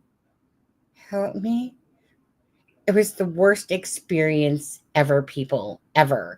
And not only that, their food sucked ass, okay? Their hospitality sucked, their food sucked. So then I got put back over to Lloydminster, Saskatchewan. And I'm telling you, dun, da, da, da, freaking platters come out, you know, with those freaking clear tops to it. You got a freaking roast beef, loaded up sandwich. You got potato salad. You got everything. I'm telling you, that hospital in Lloydminster, you ever want to freaking go into a hospital, go to that one. Because that was like having a 5-meal course all the time. And then you could just get up and get popsicles and ice cream whenever you wanted as well. But I'm not kidding you guys. You know, the other hospital, they just throw this bag of shit at you, you know, type of thing. And it honestly, gross, whatever. But this place was, I'm not kidding you. It was a big plastic dome. And it was like you were just at a 5-star restaurant. I was like, so when I ever went back to a hospital like another time, here's your diabetes bag of food. Here's your crap. There you go. And I was like, wait, I thought times had changed. Once you experience a 5-star freaking meal every freaking course, just saying. No, we got sidetracked on there. Okay, back on course, people. My pulmonary doctor told me vaping is worth. Shh. Ignore the doctor. Okay, doctors aren't always right, Sharon. Mine missed 7 times in that one. I'll tell you that much. Another thing is, who would be out looking to kidnap a... Well, that's just it. Hi, K-Doodle. Or Doogie. K-Doogie. Like your little avatar picture. To kidnap a couple of kids when most kids are in school at that time. The kidnapper's right? So on top of them going into the woods, they're off from school. Right? They're off from school. So all of those things happened. You don't think that's really sus? Right? Absolutely. Well, that's what we were talking about earlier. K-Doogie. I'm not sure how you're pronouncing it there, but that's just it. Right? All of a sudden, the perfect person's going to happen to drive by on this rural road of non-existence of a population in that area of 100, if that. And the perfect pedophile is going to come and abduct them. It's ridiculous. It's really ridiculous to think that. Is it possible? Sure. 1% perhaps. And that's why I'm sure with more information, why the RCMP do not believe it's an abduction. They might have to backtrack because they're not finding the other information that they need, or maybe they're just right and doing their due diligence now, right? It took so long to get cams. Like maybe they're looking at the potentialness of that, perhaps. But that's just it. The extraordinary amount of percent for that to all happen is extremely slim to none. And welcome. You're lucky you didn't get sepsis as sick as you were. Well, that's right. I had jaundice. My eyes, the reason why I actually went to the hospital too, well, first of all, because I needed to, because I knew I was in trouble there, is I had like my eyes, I could tell with whips, my eyes were yellow. Jaundice or something. Good night, Cyber. Biggest hugs, okay? Is Joe going with you? Or are you going to let him hang out here? Good night, Cyber. Sweet dreams. My surgeries have always been paid privately through my company. Recovery, hooked up to morphine, watching South Park is the best. Okay. Can I just say this on a sidetrack again, guys? Morphine was my friend. I never had drugs like that. Okay, don't get me wrong. I've done drugs back when I was younger, but, you know, acid, mushrooms, okay? You know, marijuana, hash, that stuff. Never had anything else than that. I never wanted to touch it, but I'm telling you, I just remember this. I was like in a lot of pain when I was in this hospital, and I was just like, come on, hook me up. Give me some of that good stuff. That stuff took away my darn pain. Oh, Mark, it was 11:11 at that time when you did that, by the way. It says 11:11, right? So she's like, do you want it the fast way? And I was like, yeah. Give it to me the fast way. So instead of it going through that drip, she did it through like into the arm part or whatever. And I'm telling you, I was talking to my husband on the phone, and I kept sitting up, and then my head just got heavy and went right back down. And I tried to sit up again, and it went right back down again. And I was like, oh shit, I actually felt nauseous. Right. And I was like, oh yeah, let's not have that happen again. I literally felt like I had like the head the size of a freaking pumpkin. It was just like so heavy. And I was just like, oh, good drugs kicking in, but I think it's a little bit too much there. Anyways, I just want to say though, that morphine stuff, it was good. It just pain away. It was like gone. I was like, thank you. Thank you. Was my first experience. Okay. I can see why people get hooked on that stuff. You know, pain gone, pain be gone. I love it when someone looking over all of us. Absolutely. Sending morphine made me so sick that they took it off me and put me on an anti-sick drip, which was even better. As long as you're getting the good stuff. Okay, let me play a little bit more of this because we're almost done with this one. So when doing the math and kind of looking at the total probability Thank you through guys the for joining. lens of the different steps, it's clear that this is something that really should not have happened. Like, it puts it in a new perspective to think about all the steps. Now, when thinking about the other theory, theory number 2, Give me a sec. I mean, that's just the decision of somebody to commit a crime. That happens all the time. There would not necessarily be a lot of low probability actions that had to conspire for that to occur. It could have just been one person deciding they were going to do something awful. That's it. So when looking at it that way, I think that provides even more justification for this idea that theory number 2 is the more likely explanation. I don't know what happened. It could have been either theory. It could have been some theory that I didn't cover, right? It could have been aliens coming down from outer space. I don't know. I don't know what happened. But when just looking at the 2 theories I've been working with, theory number 2 has a stronger position in terms of likelihood, in my opinion. So this is a case where I think it'll be interesting to see what the police find. What do they know now that they're not sharing, if anything? What will they find in the future? What will the explanation be? Clearly, this case has a bad outcome either way. It doesn't look too good for Lily and Jack Sullivan, but it would bring some peace to have an explanation, to know what happened to them on May 2, 2025. Was it theory number 1? Was it theory number 2? Exactly. Like I said, I mean, I don't know if he considers trafficking one of those. I don't. Like, trafficking would be like, would it be before abduction? Yeah, I think it would actually. I think it would. Hi, Karen. Just coming in to catch up. Glad you're up. Me too. So for me, just like he has said, I personally believe that, oh, well, let me ask you, because I believe that this is a family situation going on here. I believe it's a cover up. If I was a betting person, which I absolutely am. So what do you guys think? Like, do you guys think, oh, that's my husband. Oh, he shot him. He shot him. He's gaming. He's gaming over there. But do you think that Malaya is blaming Daniel and, you know, for what happened, and that's why she's left? Because that's the part that's strikingly strange, is that, you know, she left and made herself single. Is it to do with a crumbling relationship anyway? But there had to be some blame here, right?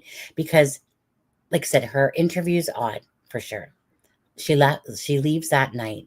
Her emotions aren't matching, and her words aren't matching what a true, you know, a genuineness to it. We know that. Okay. It's pretty obvious, to be honest with you. It stands out like a sore thumb and a big red flag, the whole interview. You know, is there a slim chance I could be wrong about that? Yeah, a slim chance. I think most of us find, and a lot of the experts find, that interview to be a bunch of huge red flags. So do you think that Malaya left because she's blaming Daniel, that she knows what happened to the kids, but she's blaming Daniel for this, that he was the root cause of what happened? And of course, do you guys think that? Tell me what your thoughts are exactly with that. You know, do you think it was that they both had involvement? How do you think? So if the children, let's just say, if the children have passed on, which is a big likelihood, what do you think caused it? Do you think it's the drugs, that the children got into some drugs? Maybe there was a party on Wednesday. Maybe the children, no. See, the thing is that unless it's family, if there's outsiders that are in that house, they're going to squeal, right? They're going to squeal. And maybe somebody has. For all we know, maybe somebody has. But it's very unlikely that somebody usually shuts up unless it's a very tight-knit group of people that know the answer. And no matter what, no mama, no father, no whatever. Like some parents are like, nope, you need to pay for your consequences, meaning there's, the parents out there that are like, nope, get your ass down there and you tell them exactly what happened. And then there's other ones that will protect at all costs because they don't want to see their child go away. So I'm just curious what your thoughts are when it comes to if you believe that this happened in the home. What do you think would have caused the death of 2 children, hypothetically? Joe, you staying up past your bedtime? Are you a night owl, Joe? I'm a night owl. I'm a total night owl. I'm an absolute night owl. Sketchy timeline. Absolutely. It is a sketchy timeline. I think both parties know what happened, and maybe the other family member knows exactly what happened. But what do you think, though, Sunshine? What do you think it is that would have caused their death in the home? Do you know? Because that's how I see this. I'm not seeing this as, like, the only other thing that comes to mind, possibly, and this is just a more of a far-fetched one, is that unless perhaps one of the brothers is a pedophile, and did something and took the children, without the other parents being aware, type of thing. But that doesn't kind of really make sense, really. I mean, it could if you literally would lie for them, but your own children are passed, right? And they did something, like, it doesn't make the most sense. What makes the most sense is something happened to these children in the home at the cause of them, Daniel and Malaya. That's what makes the most sense. Doesn't mean it is. It just means that that's what makes the most sense. Kind of like what Dr. Grand is saying here. Like, the most likely scenario is that it was family, because that's the highest percentage. No, not at all. Although if my husband had to come in the bedroom right now, I'd have to go to bed, because if he's trying to sleep, can't be very well doing a live while he's trying to sleep, but it's like 11:27. But I feel like, he might be getting tired, but I feel like in a while, right? Because it's Friday. He knows he doesn't have to work tomorrow. Sometimes he's really he is tired. But my husband, he's not one of those ones that can sleep and nap like I can. Oh, yeah, I can sleep and nap, no problem, granny style, right? But my husband, if he falls asleep, he'll wake up with a headache, typically. Some people have a hard time napping and they wake up feeling worse. That's my husband. So that's why he naps sometimes, but he usually feels like a bag of crap after he does it. And he always says, I don't know why I fall asleep. But sometimes he's just so exhausted. It just, whatever. I don't have that issue, honestly. See this smile? This smile pretty much happens 99.9% of the day. I wake up this way. I go to sleep this way. My whole day is pretty much me smiling and laughing and stuff like that. I'm not one of those people that I need coffee in the morning to function. I just function off of life, in a sense.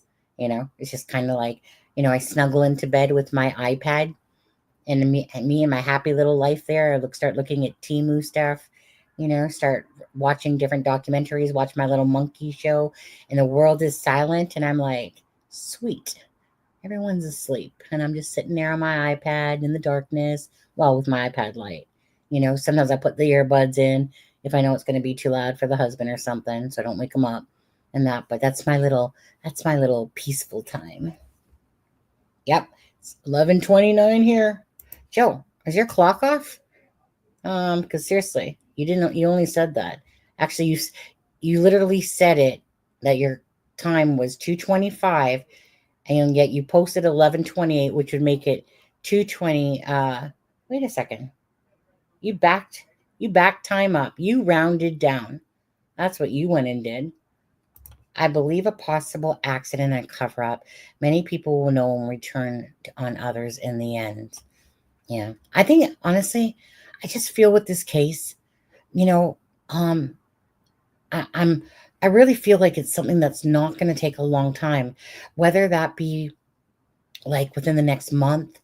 I just don't see, unless they literally just have nothing, like, no real, like they got no bodies, they don't got a strong case, that could be, because they don't have digital or cellular service out there. Cellular service is usually the sucker that gets you, right? But if they don't have cellular service and they can't find the bodies, they might just not have a strong enough case, even if they do suspect the parents at all. But I just keep feeling like this case isn't going to be long, but I absolutely could be wrong on that. I was thinking Sebastian would well be found. And then, but after 3 days, you just start going, no, something's gone here. Something's happening there, a child hiding. But, when something is strange after a couple of days with a high autistic kid that, likes routine, why would this child just freaking up and leave? He has a dad that loves him, his bio dad. Why wouldn't he take his phone? He leaves it his phone's in the kitchen. He doesn't take his money. He doesn't take anything. Okay. What child runs away and leaves the home without shoes on and takes nothing, right? The only people that do stuff like that is someone that's going to take their own life. Those are the only people that really truly do stuff like that. So other than that, when you know that that's not going to happen, that isn't natural, especially the whole shoe thing, right? Then all of a sudden it becomes very suspicious, because you know that if a child is running away, they're going to take their money, they're going to take their phone, they're going to take their little knapsack and throw some goodie bags in there. And they're going to think that they're going to be on a party for a few days and stuff until they realize that maybe home wasn't so bad. So Joe, you and me are in the same thing. 4 hours sleep is my typical amount that I need at least. Miss Dog Lover. You're such a tease. Told you, never believe Miss Dog Lover whenever she says she's going to bed. It just don't happen. It's correct time. Not when you said it, because let's see. If the computer says it, my cell phone says it, pretty sure your cell phone's right. You typed that. It was 11:28, which would have been 2:28, but you said it was 2:25 when it was truly, because I can understand 1 minute, but we're talking satellite stuff going on there. I feel like you're being deceptive. Just saying. Yeah. Bedtime for me. Stardust, it was a pleasure having you here. You have yourself a wonderful night, okay? And do take care, and maybe I'll pop in on us again. I've been doing quite a few lives lately with this case. I took a month off from doing really any lives. But anyways, you have a good night and get some rest. Don't wake up too early unless you have to work. If the kids ingested drugs and actually died, there would be drug evidence in a soiled pull-up or a diaper. Well, the thing, not if they're wearing the same damn ass clothes, right? That wouldn't really be hard to clean up, to be honest with you. The thing that makes the difference here is if they did die in the home, cadaver dogs would be able to smell that, because the cadaver dogs, when a body dies, it emits different aromas, right? So we've heard nothing about cadaver dogs in the home, or being in, like, so I don't know. That's a part where we don't know about the investigation whatsoever, because cadaver dogs would be able to pick up a scent of dead children or child in the home, because that's what they're trained to do, and it's a different scent that emits from a child. So I'm not sure. Like, as for cleaning up drug residue, that would be an easy part, especially like if they died in the clothes that they were in, type of idea. So, anyone ever run away? Sure, I did. I ran away from British Columbia to Alberta when I was 16 years old. And then when I was in my first abusive relationship. I was there for been to Alberta half my life. I was there. I was 15. No, 16, because my birthday had already happened. 16.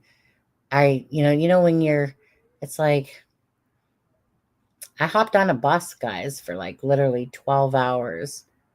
16 years old. My sister gave me the money. She was supposed to come with me. Anyway, she bailed. I went. I hid outside in the steps where it was concrete until it was time to go catch the bus. And then I went to the Greyhound.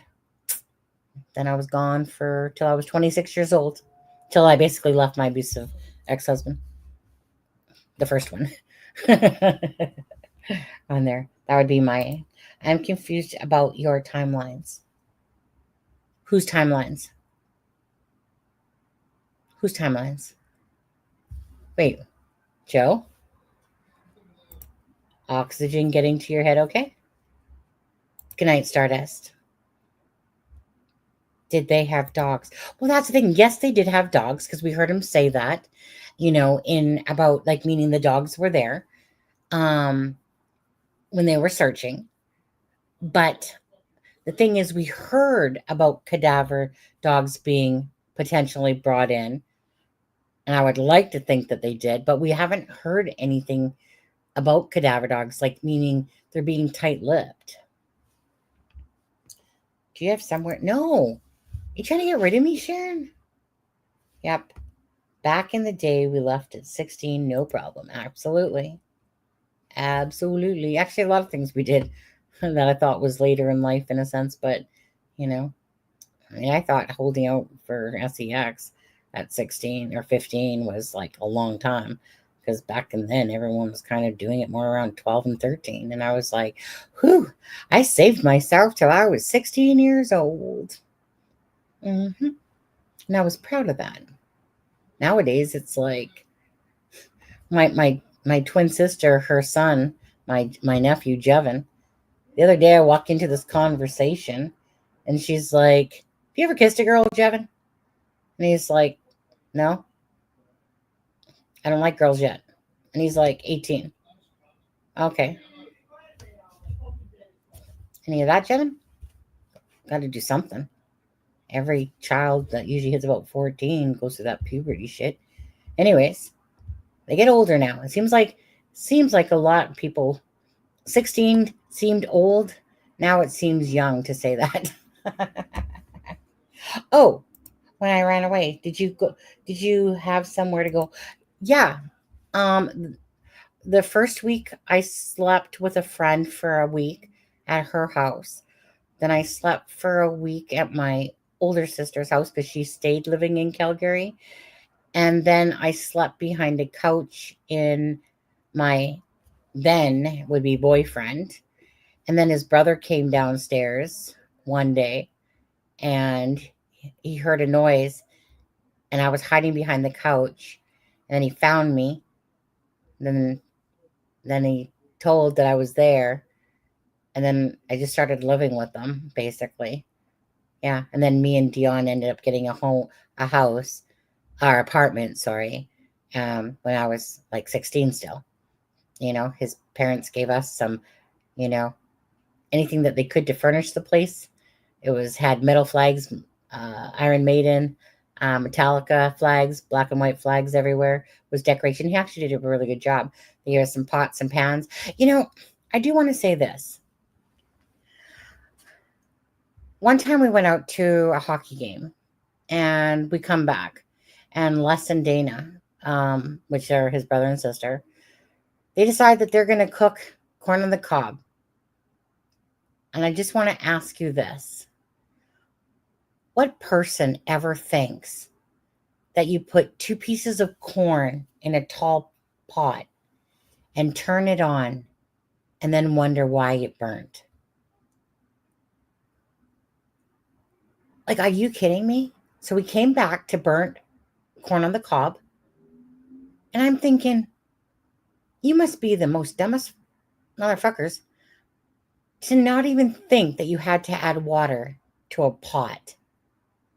But they just put the corn in there as if it was going to somehow cook itself. It was weird, strange. Hey, Peter. I wanted to say Peter Vanderbilt, but it's Vanderveel. Hey, Peter. Welcome. Now, let's see here. Well, I mean, it's not like there was much else, to be honest with you. Like, there were, I mean, the Nova Scotia News, they just put out the same stuff. Like, basically, they just touched on the case, but nothing major. Let me just take a boo around for a second, because obviously, like, you know, Donna Serafina's thing, like I said, the video. Again, thank you guys for your support. And if you're coming into the channel, please give this, please do it for the children and the cases. Please like and share. Get it out there to the algorithm. This Sunday is National Missing Kids Day on there. I have to work, but might do a live perhaps on that day as after work. But let me just take a quick boo here, you guys, and see what's up. See what's up here. I notice that, let's see, the mob crew, okay, he did tarot person. I'm going to cough. Hold on. I feel a cough coming on.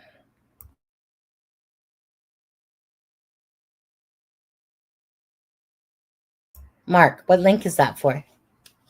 Oh, wait. Charmaine said she sent me something. What did she send me? My bad. My bad. 1 second here. Why is it going to my meta? I don't want meta. I don't want that. I want to be in mine. Oh, I think it's because Chaos had sent me something and it took me over to meta. 1 second here. What did Charmaine send me? Just posted. Oh, well, let's just see what Charmaine has.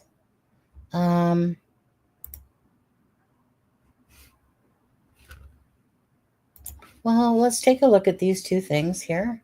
One, just bear with me for a sec. Okay,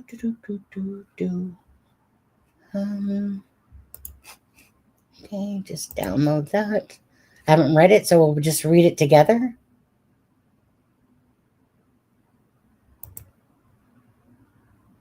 And then that one obviously is Peter's Pumpkins Vegetable Wholesale Market. Peter's Pumpkins. Okay, so that one doesn't, wait, is that, oh, right here.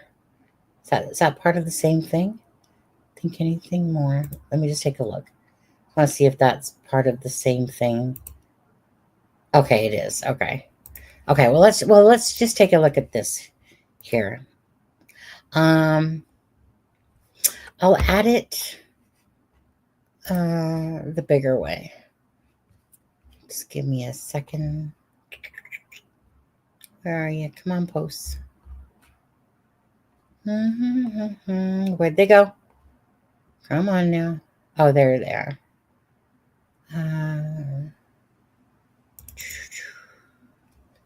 Okay. And then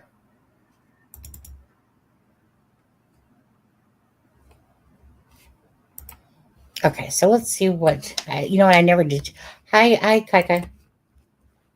Kika, Kaka, Kiki. Not sure how you say it. Kika.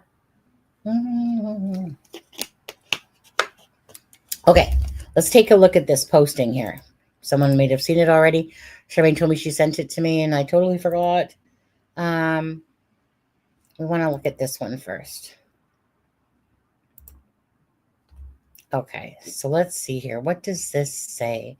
It says, Missing Lily and Jack's discussion group. I finally found friends of Justin of Justin Daniels' brother. Nothing is ever said about Justin, and we know nothing about Daniels' brother other than the image of him on his fourth-wheeler, laid back, not a care in the world.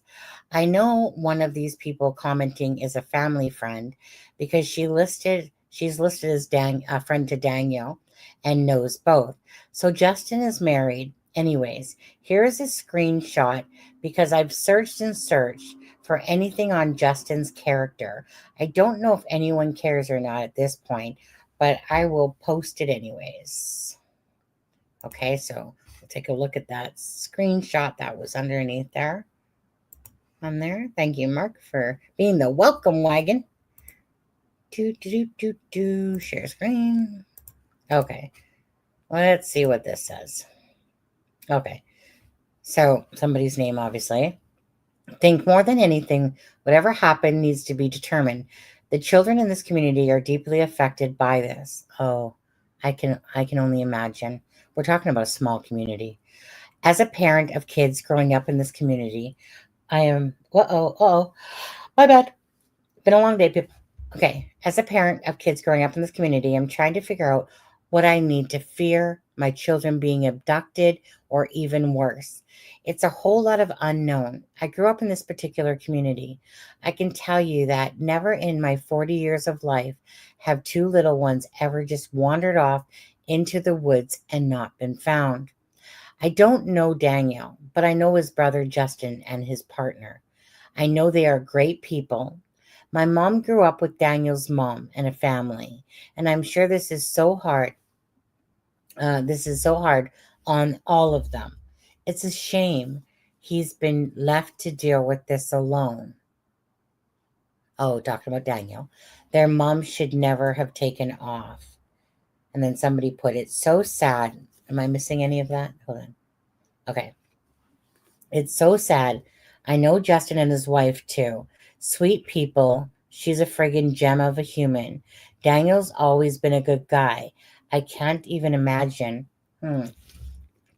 how hard this is on everyone to be put under the microscope like this. Everything is suspicious from the shirt he's wearing to the stairs moved. Like everyone needs to give their head a shake. This is out of control. Okay. All right. I gotcha. Let's put up the pictures, kids, because it's better than seeing that post, to be honest with you. I'm Aussie. Yeah. Oh, wait, actually, so tell me your thoughts about what this person said, because we're all not stupid now. Okay, so absolutely, you have to look at all angles. But how many times have you heard someone say that this person is a great person, would never do such a thing, and yet they did it? I'm not talking about something that was on purpose, but in saying that, you know what the problem is here? Is these people aren't truly in true crime, so they don't understand it from our point of view. In true crime, we know how many times people say, I mean, you guys not watch like EWU and whatever, those detective and when they bring them into the room and interrogate them and stuff? Didn't do it. End of that interrogation. Okay, am I gonna go off to jail now? See it all the time. Didn't do it. Hours later, okay, fine, I did it, basically. You know? And it's not like I think this would be an intentional at you know. Right. Okay, give me a second, guys. I'm going to be right back.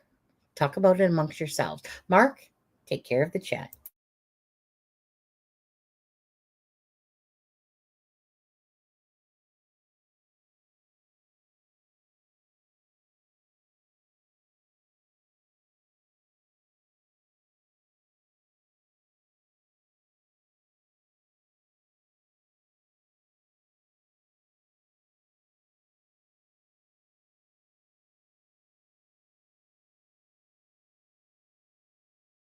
Just staying as hopeful as possible. I want them home.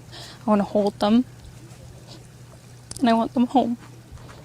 What happened was we woke up, I heard them playing in the next room beside us, and I was drifting in and out of sleep, and they're not the type of kids that we tell them not to go outside on their own. We always make sure that we're out there with them, watching them, and they happen to just get out that sliding door, and we can't hear it when it opens, and they were outside playing, but we weren't aware of it at the time, and the next thing we knew, it was quiet, and we get up, and I tell him, my partner, Daniel. I just want to ask you this. Does this look like a person, though? Like, I'm just, looking at it from all angles here, but does this look like a person that's been up crying all night, wondering where her babies are? There's so many issues with this video, with her interview for me, is that she is totally coming across as if she's spinning a narrative. It's not coming off as genuine.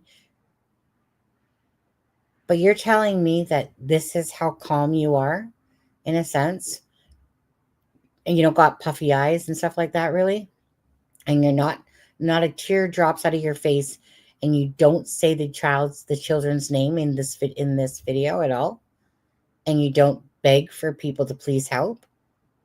There's huge issues with this whole entire interview. It doesn't take a rocket scientist to say that, right, guys? Mark, you doing good? Taking care of everybody? All right, be right back then. I'll play more.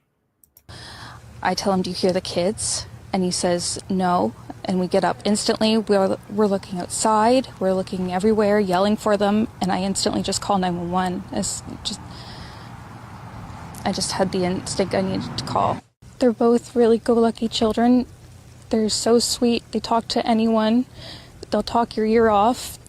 They will speak to anyone in a store. Everyone.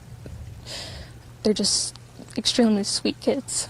I appreciate the huge search effort going on right now. But we've been pushing for an Amber Alert, which hasn't been issued. Not just that. So you think your children are potentially abducted. Everything you're saying is like a rehearsal. You keep talking about how chatterboxes they are. Like, everything she is saying is about how chatty they are. They know not to go outside with us. The door, the door is silent. It's like everything she's saying always seems to have this comment to it that has justification, in a sense, right? Like letting us know that the children are chatty, that the door was silent, that this is what happened. And I know she was asked what was happened, but so you go back like you're in school saying, so this is what happened. Let me just tell you. So you think that your children are abducted and you're not shedding a freaking tear? Because that's what you believe, is that your children, you want an Amber Alert because your children are abducted. And I think most people know that children being abducted, chances are they're, usually end up not being alive because they're pedophiles and whatever. And yet you're not bawling your eyes out during this interview that's a day later. And so that's why, like, this interview to me, it's wrong on every level to me. I'm sorry, I don't play this wishy-washy game of certain people act certain ways. I get it to a point. I get that. But this whole thing, your children are, I know that we can react differently, and I would be an absolute mess. As I'm standing there, I know for a fact I would be crying. I'd be tearing up the minute I even said my son's name, or just the thought of him coming to my head that he's been abducted by some random person. I would be panicking, anxiety so bad. I couldn't probably barely even fathom I would go through an interview if it meant whatever, but I know I'd be an absolute wreck, even just talking. This, there's so many issues with this interview that, like I said, the unlikelihood that we're all, that 99% of us are wrong about what we're feeling from this interview, it's because we're looking for everything just to be organic and natural. And that's not this interview. It's not organic. It lacks emotion. There's no urgency. There's no pleading. There's no saying the names. We're being told about a silent door. We're being told that she tells Daniel about, do you hear the kids? Anyways, let me play it some more. They could possibly be abducted, which it is a possibility that they could have been. But just... Oh, it's on. Okay. That part stands out to me. The reason why it stands out to me, let me just play that part again. I'll tell you why. I'll just go back just a little bit more. Okay. Issued, not just that they could possibly be abducted, which it is a possibility that they could.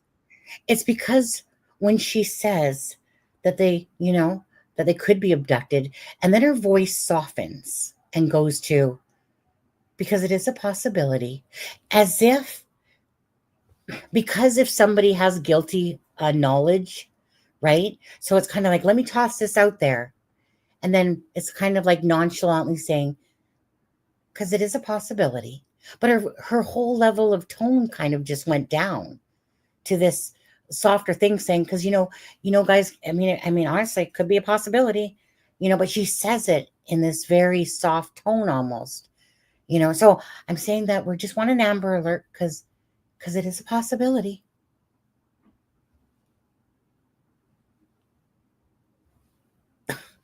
That's what bugs me about that particular part right there. How her tone just went down and softer. Could have been.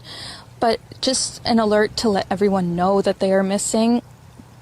We had people text me saying that they weren't aware someone else let them know that they were missing, and it would just be nice if everyone could be alerted. We thought maybe that we found tracks, but it's still uncertain. It's been raining and they're probably soaking wet, but with the sun today, I'm hopeful that they are feeling warm. We're all filled with pain and sorrow because we just want them found. Yes, we want Mark. them home. Everyone loves them. They are definitely verbal, and... Okay. Did she already say that part? Did I miss it? Because I was Mark. Yeah, they were both home.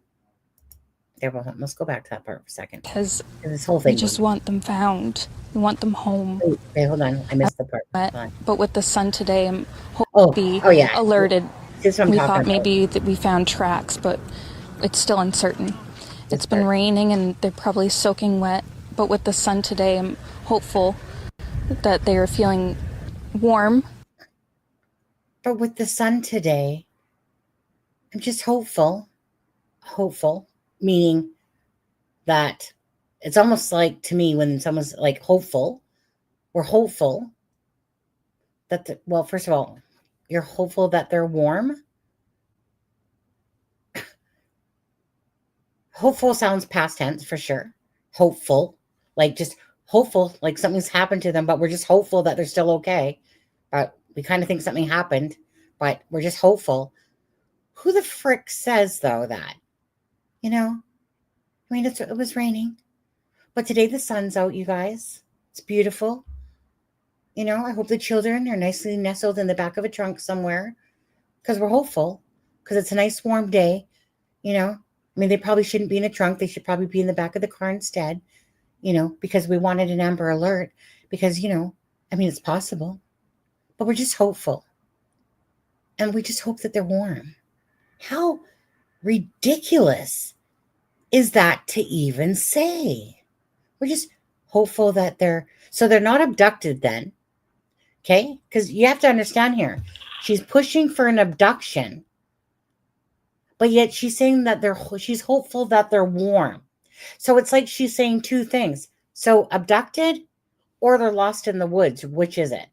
Because if you're hopeful that they're warm because it's a sunny day, you think the abductor just has them in lawn chairs outside in the back playing in the pool? So you're just hopeful that they're warm in the house of somebody? That doesn't make sense at all. So you're saying one thing about abduction, and then you're literally acting as if they're in the woods. And you're just hopeful that throughout the night that it's warm and sunny. Just, you guys get what I'm putting down on this one, right? Right? It doesn't make sense to say both those. I mean, this whole interview doesn't make sense. But that particular line drives me crazy, that she even had the audacity to even say those words. How about you're hopeful that your children are found? You know, not hopeful that they're warm. Is that the most ridiculous thing?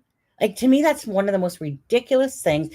And again, the whole interview to me is just everything that it shouldn't be, but it is. And I'm sure if they had anything to do with it, that right there would be like one of those slam little dunkers on one of the worst interviews ever given. Because it really comes off as just bold-faced lies. Bold-faced storytelling, lies, insincerity, disingenuous. That's all it reeks of, okay? Like, reeks? No. Like, literally like the sewer, it reeks. Hard to believe abducting 2 kids, maybe 1. Correct? And again, the abduction thing, the chances, not like we didn't know this, but Dr.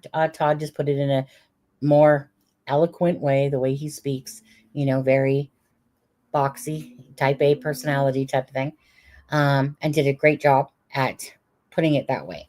But it's not like a lot of us don't feel like this regardless. 2 kids getting abducted in a rural area who happen to go outside knowing full well that they get supervised, right? All of that had to happen. And the chances of that are next to none. It's such a low probability that a perfect person drives by at that time. The kids are sick, remember, right? So at the start of it, these children are not in school. Flag 1. The children go outside when they're not supposed to. Because flag 2. That they left the yard, but yet Malaya says that only in hindsight did we know that they were playing in the yard. Well, how would you know that? Who else is on the property? What camera do you have? But you said in hindsight. You didn't say because we have cameras or anything like that. You didn't say that at all. Nor did you say anything about, your mother-in-law, or even though not married, but you know what I'm saying? Family member saying that they heard the children playing. Children are not quiet. You honestly believe that these children are going to go, shh, let's just sneak out the door. And the children know not to do this. So, which is the truth? That you let your children out, and that's why you said the door was silent, because obviously it's happened before. So if your door is so silent, then you would know that the kids have come in and out before, and the door is so silent you didn't know that they were. So that means that you weren't then outside watching them, because you honestly think we're going to buy the fact that, oh, my mother-in-law snuck in the door, that silent door, oh my God, my mother-in-law's in here. No, it's because it's not truthful. Any normal parent would put their kids outside as long as they were keeping an eye on them, because where are they going to go? They got a nice big yard to kind of play in, even though it's really, outside, but, they got this huge yard to play with, no freaking neighbors around. You don't think you're going to let your kids go outside and play as you do dishes or keep an eye on them? You can hear their voices. Absolutely you are. So for her to portray that they have to be outside with them is, to me, a bold-faced lie. So I don't believe that for a second. And then to think that these children not only decided to play, apparently, you know what? Let's just go through the gate and let's just go right to the front of the yard. we're just going to stand there until someone drives by and abducts us. Or we're just going to wander off in the woods. I mean, you guys see in the woods. You honestly think children 20 minutes are going to get very far at all? And that's because it's probably a lie. The timeline is a lie. It's a cover-up, is what it sounds like. Hypothetically, allegedly, you know, all that stuff. Entertainment purposes only, people. But you know what I'm saying, right? Come on.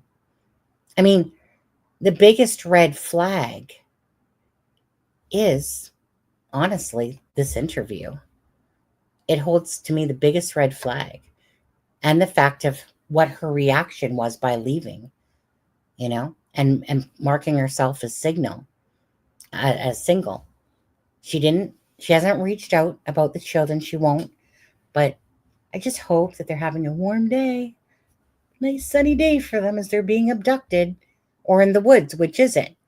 Because you've just contradicted yourself. Really. You literally went from Amber Alert to hope that they're, you know, because you're not going to use the term, you know, I just hope they're warm today if an abductor has your child.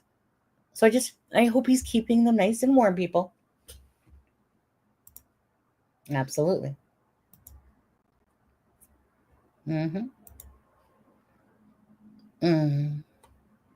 to be fair, I wouldn't know how someone should act in these situations. That's because you're not me, Mark. Whew. Checked on them constantly, though. Absolutely. I deem myself as one of the darn best freaking, if you ever wanted somebody to look after your child, I would choose myself. Why? Because it's my job to protect those children at all costs. Have I made mistakes? Blink of an eye. Blink of an eye. Something can happen. One time, okay? One time. So my son was, say, 3 years old. Haley is 6 months younger, which is my twin's daughter, which is 6 months younger than Matthew. I was looking after my niece for about a year or so for my sister. All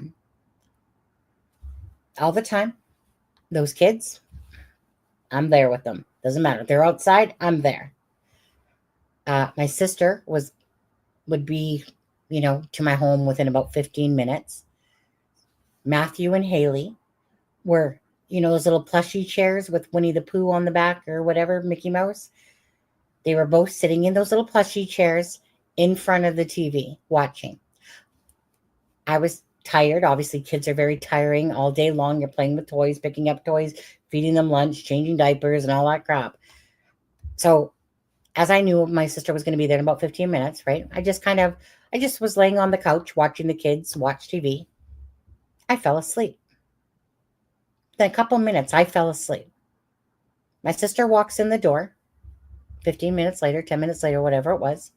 And she's like, Son, where's the kids?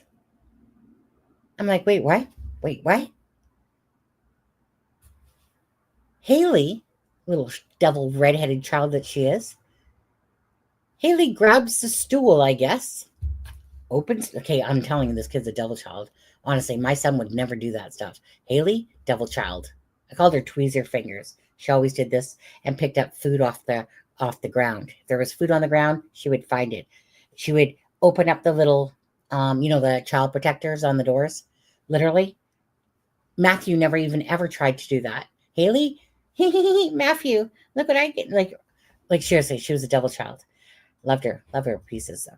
She's a redhead, right? But anyways, so my sister's like, Son, where are they? And I'm like, I couldn't believe it. I literally fell asleep, I guess, like within minutes as I was waiting for my sister. Didn't think anything about it. She grabs a stool, opens up the door, obviously, because the stool's there. And I lived in a townhouse, right? A bunch of townhouses. We have a bunch of greenery beside us and like a tennis court. Like just picture those old townhomes, the brown ones, with that nice middle ground area where kids got a little park and the thing. So go outside, and both Haley and Matthew are right at the side of the townhouse, playing in the grass. Within that short of a span, you guys, that's how fast I fell asleep. watching these two children watch TV, never thought for 1 second that they would even attempt to go outside. And that in that short of a span, that's how fast I was like, they were outside. And I had no clue. I was too busy because I was, like I said, you look after kids all day, but you know what I mean? That's how fast. So I'll never forget that, because for me to do something like that that's not me, because I'm so protective, not only of my child, but any child that I'm looking after. It's my job to make sure that I protect them. That's why they called me mothering or smothering, not mothering. No, it's my job to protect my child. And so I felt like I failed myself, of course. In that short period of a time, all that could happen, So, yeah, no matter how perfect you think you are. Hi, Catherine Lynch. No matter how perfect you think you are, and trust me, like I said, kids with me, absolutely. Something just, that time, fell asleep. So fast something can happen. Crazy. Like, it still blows my mind how I'm literally watching them sit in front of the TV. And then I don't hear a peep. I'm exhausted, right? Like, honestly, taking care of kids is exhausting work, especially when they're like 3 years old and, or I think Matthew actually, no, it was about 3 and she's like 2.5, right? All day long. That's all I ever did was play with the kids, feed them, pick up toys, play outside with them, blow up the pool, and all that stuff. And it's exhausting. It's more, whenever a man wants to bitch about going to work, and stuff like that, shut the front door, to be honest with you, because looking after kids is way harder than any freaking job out there, pretty much. Besides, okay, construction, really hard work, but okay. But I'm saying this, I don't know why, but in my life, the men, they feel like they've worked a long ass day hard. Then they deserve to nappy or sit on their computer all day, as if the children doesn't exist after that, because they're tired. Really? Spend a day looking after kids all the time and then tell me that your job's hard, because raising kids and taking care of them, any day, I would have said to my ex-husband then, go ahead, I'll go to work then. You can take care of the kids. Hey, because it's exhausting. It's tiring, but you do it because you love them and you don't care and you're the mother, right? But no man ever bitched to me about freaking it's harder to go to work. Absolutely not. Absolutely not. Unless you're just like a lazy housewife that doesn't do anything, but that's a different story. I completely understand everyone reacts differently, but if we compare every other missing child case and the behavior of the parents to the behaviors of the smother, it's off. Spot on, Macaulay. Absolutely. I'm the same, Sonny. I never let my son play outside alone, even if my yard was fenced in. I still do the same today with my grandsons. Absolutely. Right? Now, think about Dylan Eller's case, right? I believe that the grandmother, I watched her emotions as she was talking about it. Now, she might have been a bit longer than what she's trying to portray, because nobody wants to be known, like nobody, okay? You're probably, chances are, gonna lie. If you knew that you were gone for 2 minutes and getting that dog leash, you're gonna knock that down, because you don't want to. Your guilt inside is already tearing you apart.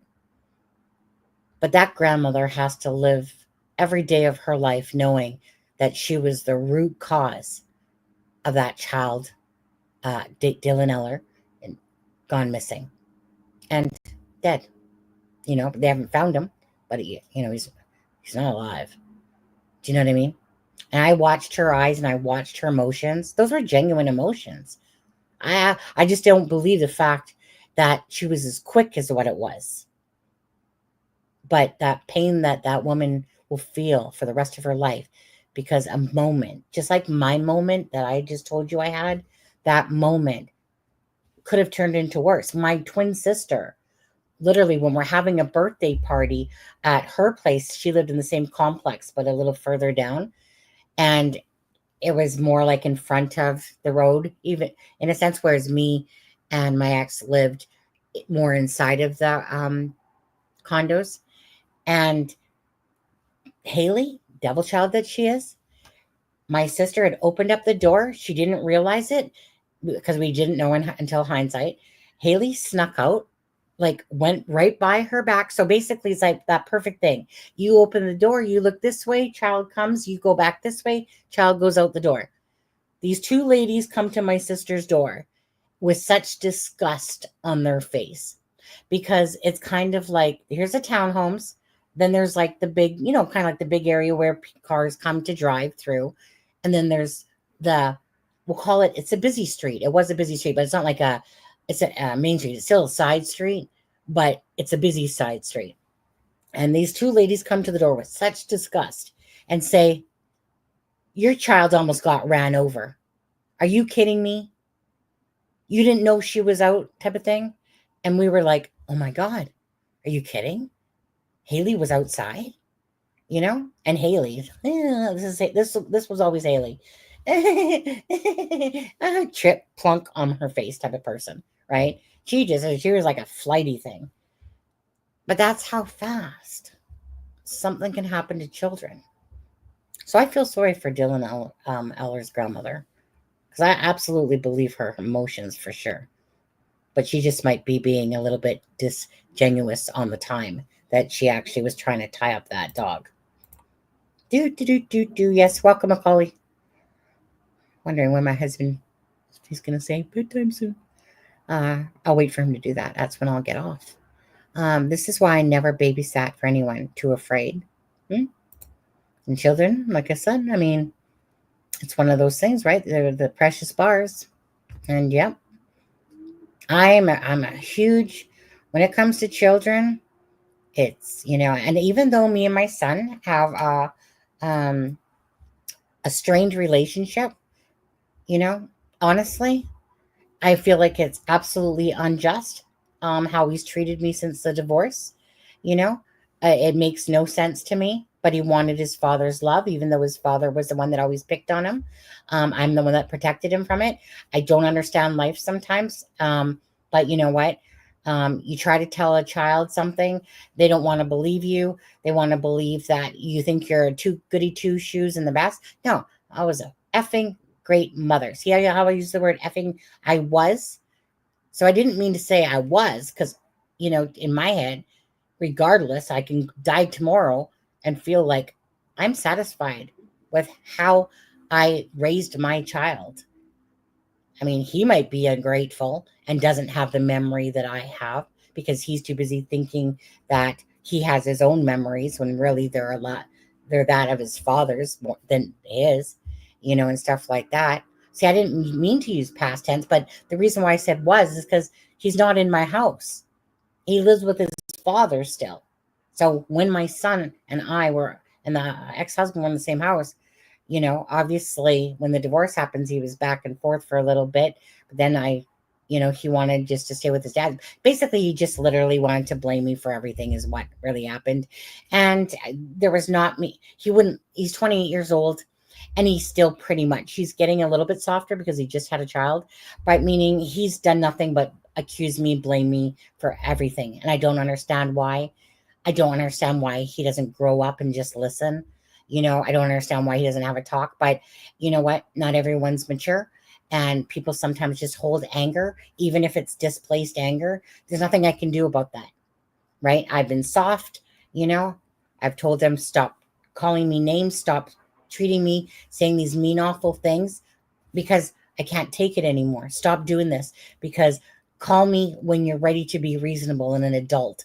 Like, how old are you? You're in your freaking 25 and you're, 26 and you're acting like this, but you realize that you can't control somebody else, right? You can't force someone else to think a certain way. If they want to believe you're this, mother that sucked from teenage years on, I can't change his thoughts until he wants to grow up and never have a discussion. Or maybe he'll never want to have a discussion, but maybe hopefully him having his own child now makes him understand what unconditional love is, right? So I felt like I did everything, even through the divorce.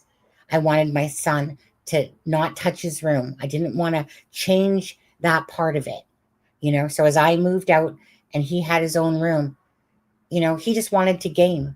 He just wanted his father's love, you know? And if that meant pushing his mother and treating me like crap to get that, that's what he did, because dad was mad at me, so he had to be mad at me. And he just never left it. And over the years, they take on that same attitude as my ex, right? I went from being the sunshine of someone he never met that was so kind, so nice, to a big dump of shit that was like selfish, that only cared about herself and stuff like that, right? And you know that it's a bull-faced lie, but they're trying to hurt you for their own hurt and stuff like that. So, but when it comes to, like I said, children, regardless of the strained relationship, I'm happy with everything that I tried to do for my son. I might have made some mistakes along the way for sure, but children are the absolute most important things. When you have a child, your life goes on hold, and everything else, everything is about your child in a sense, meaning like to protect them, to take care of them, to bring them up properly, to rate, you know. So when I come across these cases, it's why I'm so passionate about children, because they're innocent. They never deserve this.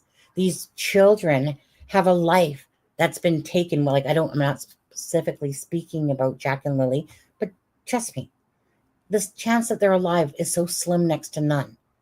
But to ever harm a hair on a child, to ever sit there and put a child in a suitcase and dismember them and stuff like that, how could you? How could anybody?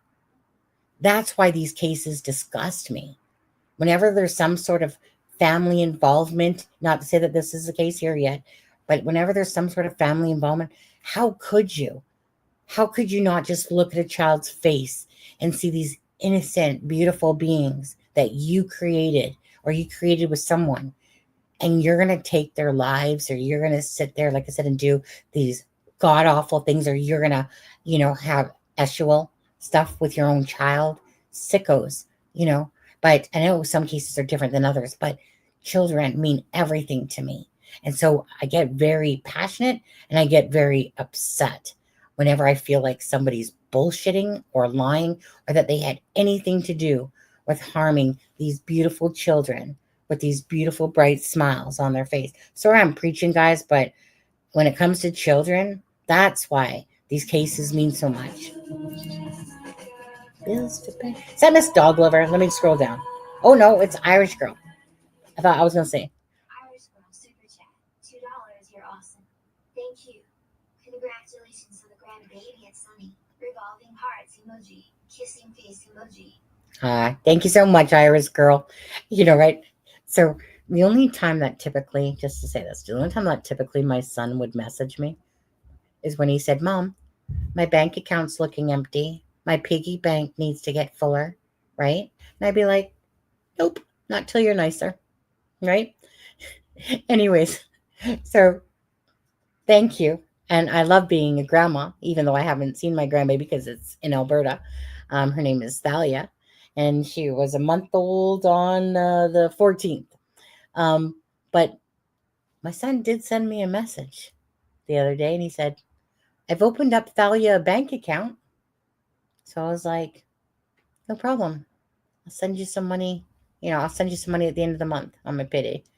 Send you some money out at the end of the month, and I'll send $50 for, you know, her bank account type of thing. Kind of a little growing thing, right? But it's like always this thing that triggers in my head, you know. All right, son. Thank you for letting me know you opened up a bank account, you know. But same thing with my son, though. Had he treated me good instead of always treated me like shit, his birthday is right after Christmas time. It's January 4th. He missed out on so much damn money that he could have possibly had, all because he decided to be a little shit face right in November, right before Christmas. Every November, for some reason, my son would be a little shit face. And I say that in the most loving way. But he would. He'd be a little shit face. decided he was sitting at work one day and decided he doesn't need his mother again this year. And I bought all these clothes, had all these little boxes to put money in, give him a really great Christmas. Then he goes and ruins it. So you know what I did? That was a few years ago, because after that I just stopped. I sent him all the pictures of everything that he would have gotten that I had purchased, and then I gave them away. I gave actually, to be honest, just the other day I gave the last of the stuff that I had in my closet away. Hugo Boss shirt, because I was literally spoiling him. Hugo Boss and Puma, or however you say it. So I gave Ryan, my brother-in-law, the Puma, however you say it. Pullover and stuff like that. Had every intention. I bought him a little Christmas tree, had all these little boxes for money in it. And it's kind of like I said, my kid could have had a nice set of wealth there. But each year, come November, all of a sudden he told me how much he didn't need me as a mother. How I was this bad mother, blah, blah, blah, blah, blah, blah. All right. Okay. Guess I'm not sending you your Christmas gifts on. Oh, and your birthday? When you ask for money? Yeah, you're not getting any of your birthday money either. But if you want to be nice to me, I'll happily be your mother and love you and buy you gifts. But you're not going to talk to me like I'm a piece of shit and then sit there and go, my bank account's empty. Can't teach kids nothing that way. Anyways, so yeah. Mark, LOL, yeah, it works. 1 minute. Sunny, I sent you $1.99. Not much, but it's something. Mark, $1.99 through what? Through PayPal? It's okay, Mark, because I know one day you're going to send me $1 million and 99 cents. So thank you, Irish Girl, for the $2 super chat. And Mark, thank you for the $1.99. Obviously, you don't have to send anything, Mark. If I don't expect anyone to send anything if they can't afford it at all, So just never ever feel like I have to send anything. I just do lives to do lives, but I get it. There's lives I go into too, and I'm just like, here you go. Sometimes it's just, you do it, right? Because you like some certain channels, and it's like, here, he sent a super chat. Where? I don't see it. Oh my goodness. When did you send that? I'm so sorry. I seen Irish's come in, but how come I don't see yours? Because, music goes off, right? So I see it when I just clicked on the starred ones, but I'm not seeing it in chat. Like I seen Irish Girls. I would have acknowledged it for sure if I would have seen it, but I don't see it in. Mark, I'm so sorry. I obviously overlooked it. It's right here. Hold on. I do see it in chat now. It was right after Macaulay 18 said if my kids were missing for 3 weeks, now I'd be screaming on every news network. Okay, so I didn't actually see his comment either until I see it right now. But thank you, Mark. Even though you're still the bigger shit. I'm just kidding. If my kids were missing for 3 weeks, I'd now be screaming on every news network and the OPP live. Yeah, so we showed you Seth Rogers, right? Sebastian Rogers' case. Seth Rogers. See how angry he was in that interview he did, right? He wants his kid found. And he's like, do your job. You guys should be out there still doing searches and that. I get it. But that's how a parent should be talking, right? Begging, pleading for help. Okay, let's continue watching a little bit of this. So are you guys from behind? Thank you again for the super chats. Hold on, let me just do that. Miss Dog Lover, $9.99 one you did earlier. Just Another Human, $7.99. Now, Just Another Human, did you ever tell me why you said that you don't believe in empaths? I can't. If not, because sometimes it's like things scroll and then I get sidetracked with playing stuff and whatever. And then I don't actually remember to look back to see if somebody answered. Kind of bad for that, to be honest with you. Oh, hey, Kent, how are you? Good morning, 4:30 here. You guys, Kent's an early bird. Early bird gets your worm. I know if it's cool. I just want to see if you got it. Well, now I know. I do. on there. But always that if I do something, I always will shout out or whatever, because that's just the right thing to do. Sometimes I see people's channels where they just get so many super chats. It's almost like it's an everyday occurrence for them that it doesn't even faze them anymore. That, that they don't go back and say thank people. I think that's so wrong. You always got to thank people for doing stuff like that. But like I said, some channels, it's almost like it's just like, oh yeah, another 20 super chats just came in. Another day, another, dollar for my channel type of thing, or another freaking $500 for my channel. Can I say on your first grandchild is the best thing about being a grandmother? My son always says, why do you let your grandson get away with everything? And I wasn't allowed to do. Oh yeah, same story, right? On that. Okay, let's play a little bit more of this out, guys. Oh, you're going back to bed though. So what did you do? Get up, take a piss, and then all of a sudden, and then stop by to say hi? It's kind of like at the barbecue today, eh? One of the agents comes, and I'm not going to say her name, but she comes within 5 minutes. She's like, okay, we'll see you guys. Have a great night. And I'm like, where did you even come? Like, you literally came just to say goodbye? And she's like, yeah, I just thought, I just thought I'd show my face, say hi, come in, say bye. Literally. Couldn't have wasted my time like that if my life depended on it. Seriously. It was just like, hi. Oh, bye. Oh, insomnia sucks, by the way. I've had that twice in my life. Frickin' ass sucks. My longest one lasted 2 weeks. Imagine not sleeping for 2 weeks. Oh, that was exhausting. Mark. Okay, let me play some more of this. And everyone that's coming in or here still, if you haven't hit that like button, please hit that like for the sake of the kids, okay? Always first and foremost. It's always about the victims. It's always about the cases first and foremost. We're all filled with pain and sorrow because I gotta stop it there already. We are all filled with pain and sorrow. I mean, like I said, I could sit here and stop and start all this whole interview along. That, again, weird, worded weird, said weird, no emotion. So we're all just filled with pain and sorrow. Not I'm filled with pain and sorrow. We're all just filled with pain and sorrow. But again, there's nothing about this interview where she even acknowledges the kids' names. So at least I don't recall anything of this interview where she did. But there's no begging at all. But it's, again, scripted. So we're all just filled with pain. So the reason why we're all just filled with pain and sorrow is because we're missing them. And we hope that they're warm. Leila, this does not sound like a mother that's just devastated. Unless there's like something that we're just not seeing about why she's giving this interview like the way she is. Like I said, is it because the children at the hands of perhaps Daniel, hypothetically, right, allegedly, is it because that, and she knows she has to put on this lie because at the end of the day, it would be on both of them. They have a baby. They would have to basically end up giving up their lives because their asses would be in jail. So is this a forced interview to cover up because she knows the consequences, but yet she's blaming Daniel because it's perhaps something that's where I kind of sometimes, keep thinking about this.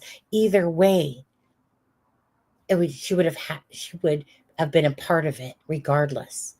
But is that what's going on? Is that why this interview is so strange? What do you guys think about that? Because it is a strange interview. We know it's off. So why is it off?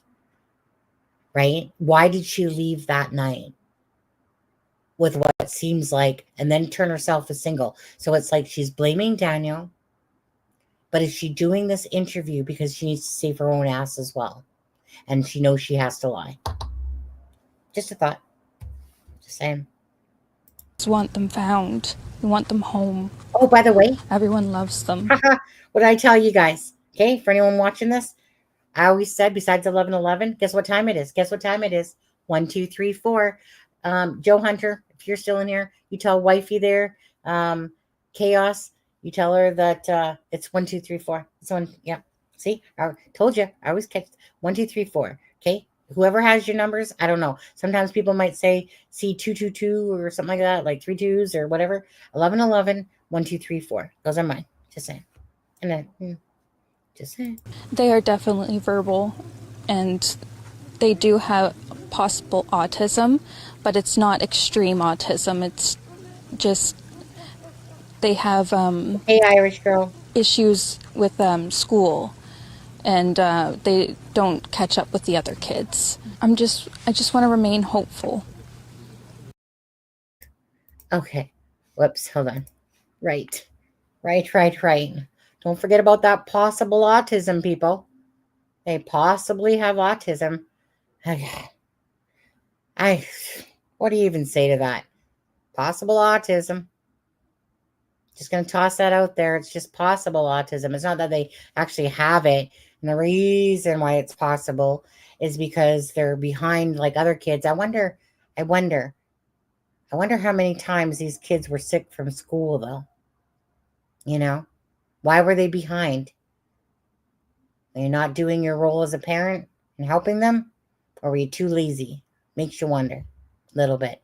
Were you too busy doing other things besides helping them thrive in school? Because it's possible autism, people. Possible. She's saying all the same things Chris and Katie did. Yeah, pretty much. Like, I really find Sebastian Rogers' case and this one quite in line. I don't really find, like, I find certain things with Dylan Eller's case similar, but I actually find more Sebastian Rogers' case similar, just like there's probably more. But Sebastian Rogers' case is very much in line with this whole thing that I'm seeing going on, you know, that we're being shoveled a bunch of shit. It hasn't been proven, but, usually when something smells, walks like a duck, quacks like a duck, ain't no swan. Yes, Mark, you should. Mark, because one of these days, Mark, you're going to make that donation. That's going to be like 1999999.99. One day. Play it, Mark. Just saying. But there's always, in a mother's mind, you're always thinking the worst. Last night was one of the worst nights because I didn't have them in their beds. And I don't want to go through that another night without them. Show me one freaking real tear there. Okay? Show me one real tear there. Nothing about that.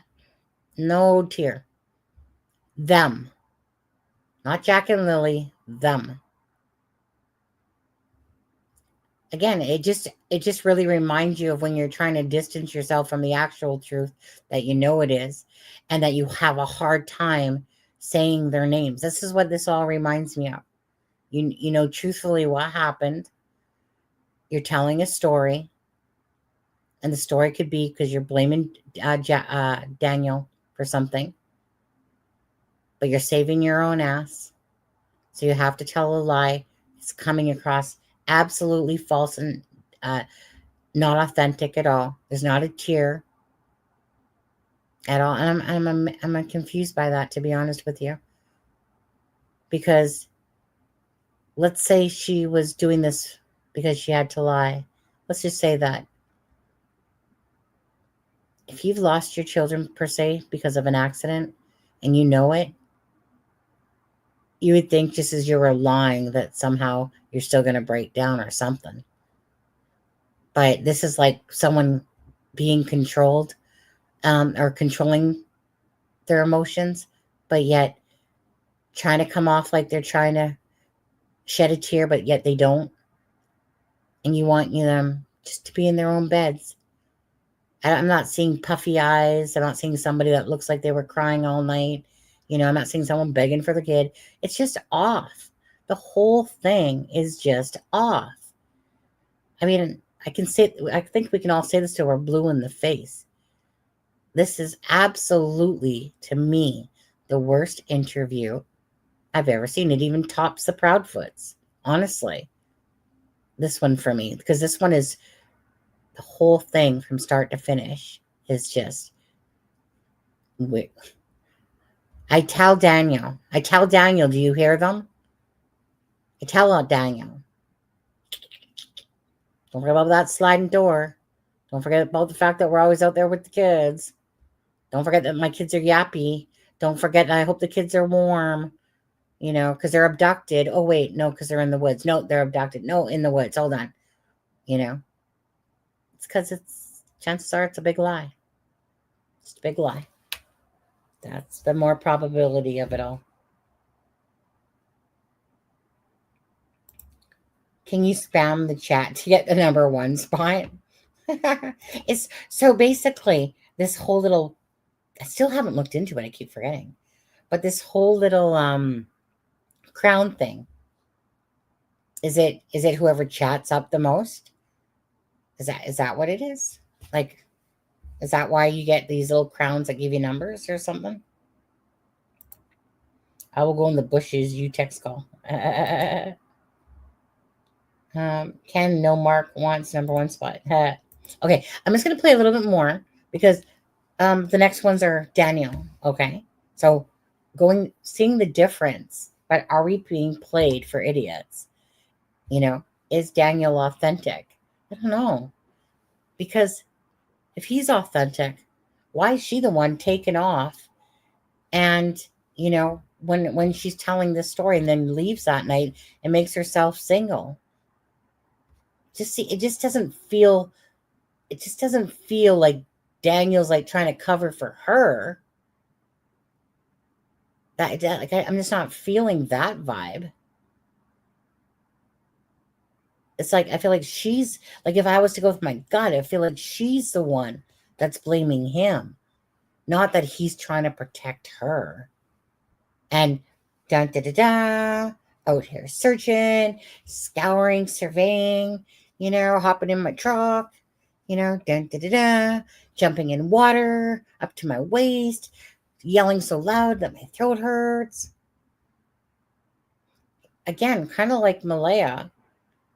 They keep talking about the things about like her. She's basically giving you, like I said, always putting in there those little breadcrumbs of, you know, silent door. You know, tell Daniel like off. You know, the kids are chatty yatties, so they'll just go off with strangers, no problem. Hey, abduction, you know, but I hope that they're warm.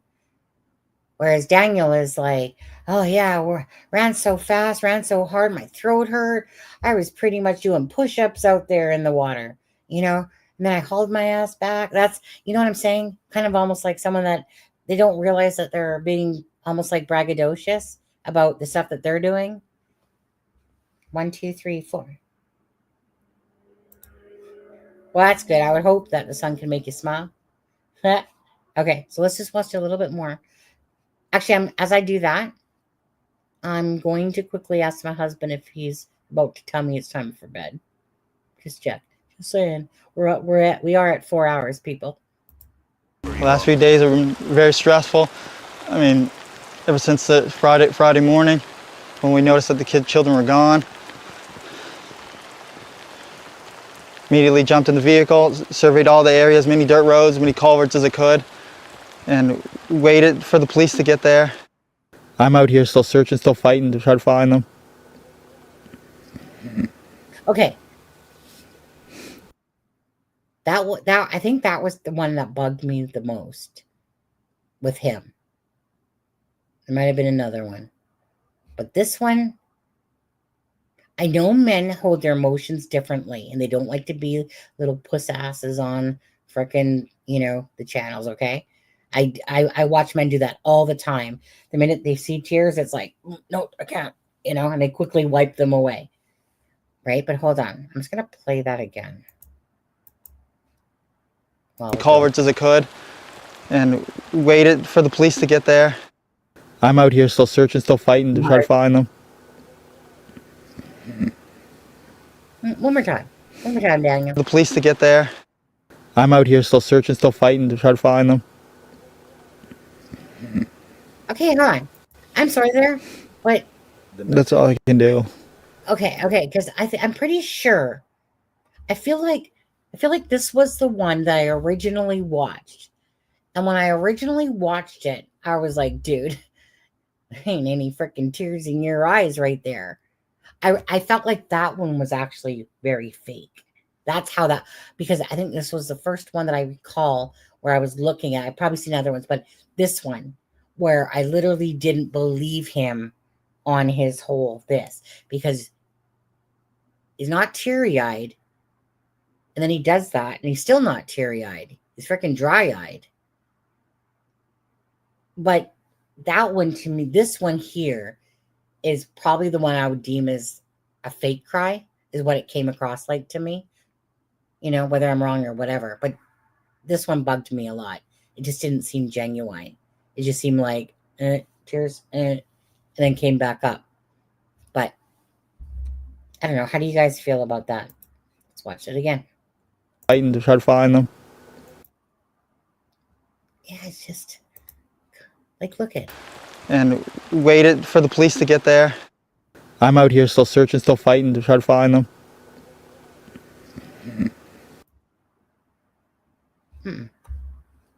That one doesn't seem real at all, to be honest with you. Are you done? You done? You had enough? All right? You good? You filled? Yeah, like the sun, I get the sun's in his eyes, Karen. But the thing is, beyond, so the sun being in his eyes, yeah. But the thing is that he's doing this part out of grief, like, meaning, like, it's like there's nothing, like there's not, like, you look in his face, right, and there's not a freaking tear. I get the sun's in his eyes, and you know, it makes you squint. But this is totally, like, to me, watching somebody go, you know, like, that has no tears. Then they do this, but yet they have no tears. And then they come back up, and you're like, but dude, you still got no tears coming down your eyes. You're dry as fuck. This one bugged me the most. One more time. One more time, Daniel. Many dirt roads, many culverts as I could, and waited for the police to get there. I'm out here still searching, still fighting to try to find them. Yeah, like, nothing to do with the sun there. Sun's in That's all I can do. The message is still, if anyone knows anything. If anybody knows anything, just come forward as soon as possible. 2 little kids are still out there. I want to find them. Yeah, this interview I don't like.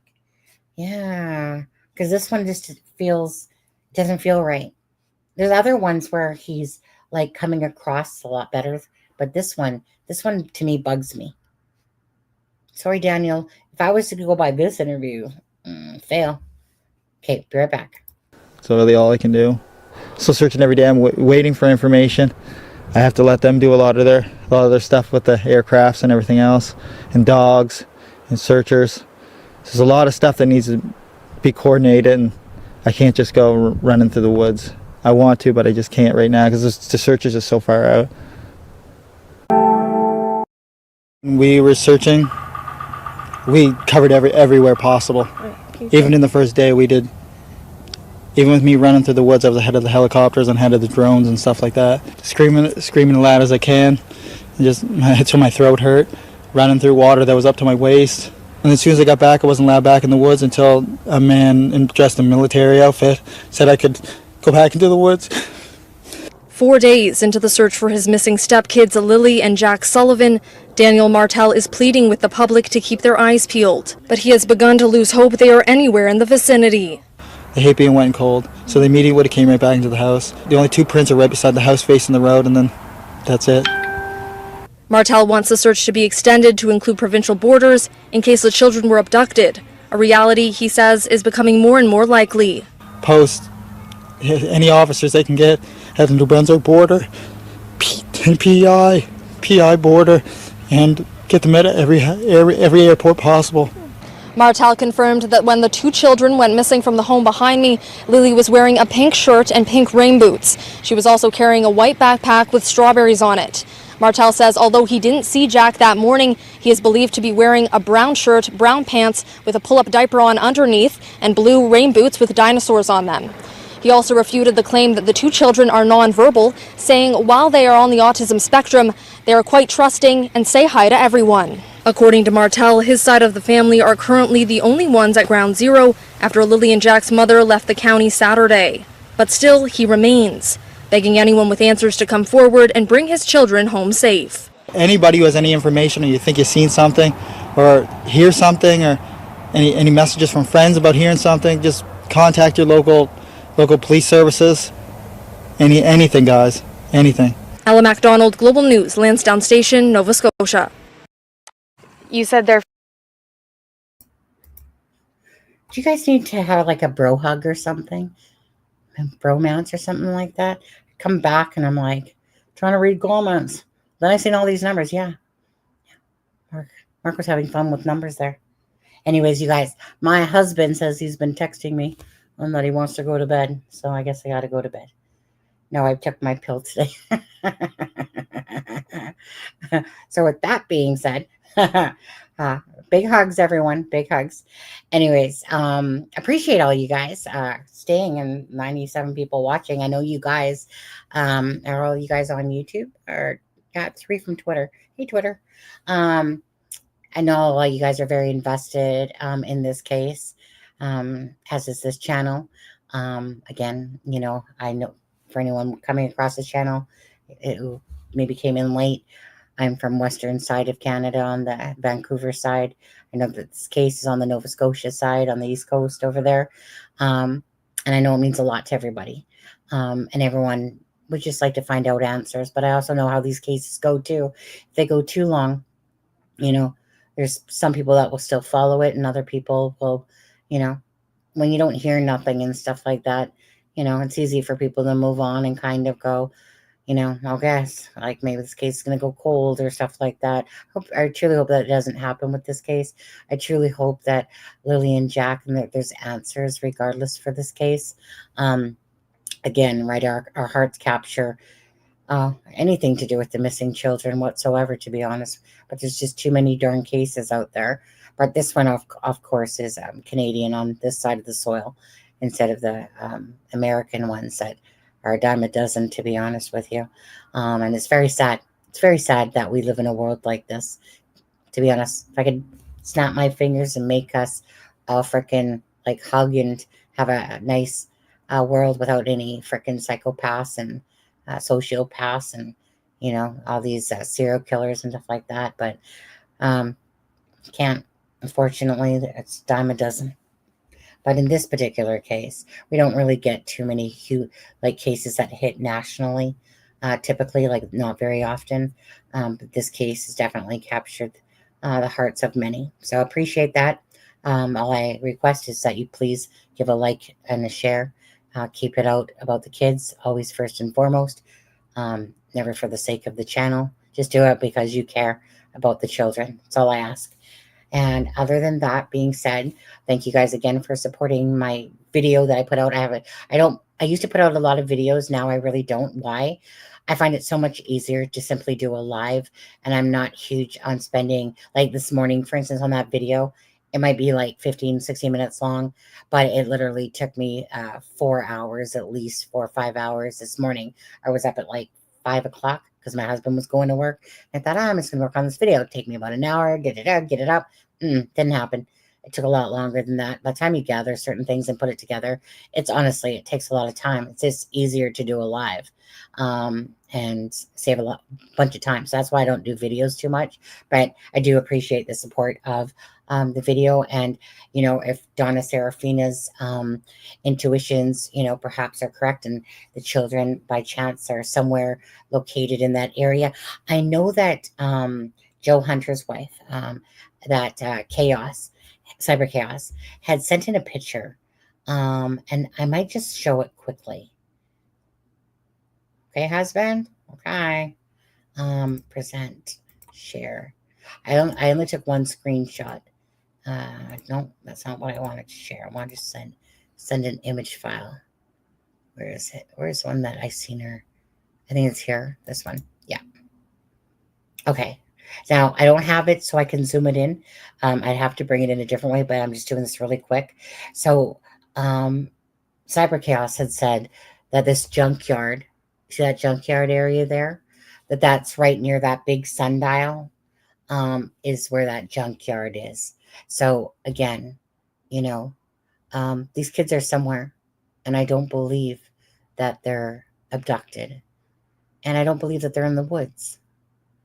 I believe that something happened to these children and that they were taken off of the property and buried somewhere, would be my likely guess. And when it comes to junkyards, you know, kind of like I would hope to think, usually with children's cases, you always want to go to the landfill, because that's a typical thing that happens, is that the landfill gets checked. And you've seen it in Sebastian's case. You've seen, like, the landfill. People are so ass stupid. They literally sit there and get rid of their kids and bodies in landfills because they think that under all that garbage that nobody's going to find them or something. Anyways, you guys have a great night. Chances are I'll see what I'm doing tomorrow. I don't think I have any major plans, so I might actually, I'll see how I feel tomorrow, but might do a live tomorrow. Sometimes I just like to chill and talk with you guys about cases and stuff like that. And whoever wants to join, joins, type of thing. And if you want to come hang out. But other than that, I just want to say I appreciate everyone. Thank you guys so much. Thank you again, Miss Dog Lover, for the $9.99 super chat. Just another human. Thank you for the $7.99. Glad you could learn about bears while you were in chat today. From Joe Hunter and everybody else. And Mark, thank you for the $1.99 super sticker. And Irish Girl, thank you for the $2 super sticker. Again, appreciate your guys' time. You guys have a wonderful night. Prayers for here. Let's do this before we get going here. We're gonna prayers for Jack and Lily, of course. Prayers for Dylan Eller, and hopefully answers will come for Sebastian Rogers as well. So, with that being said, you guys, honestly, if it okay, at first I basically gave it to the end of this week and I thought something, but you know, then honestly, if they don't have digital data and they do suspect, I'm going to say that if it doesn't happen within the next month, we'll say, then I'm going to think that they really are struggling to have or put a case together. If they do feel like it's sinister, you know, or nefarious, then that would mean, if they did feel that way, it'd mean because they don't have the evidence to prove it. You need bodies typically, or you need good, solid, circumstantial evidence. And if you don't have it in the digital data, if they don't have cellular service. But right now, honestly, they need to be going through everything in their computers, their Cellbrite, anything. Anything to do with their transactions, like the one person said, transactions, right? Look for the story. But at the end of the day, they have to have everything. If there is something to do with the parents, they have to have, of course, a solid case. Simple as that. Or it could take a long time. But to me, if I don't see that within the next month, tops 2 months, this case is definitely going to probably go on and on and on for quite a while, perhaps.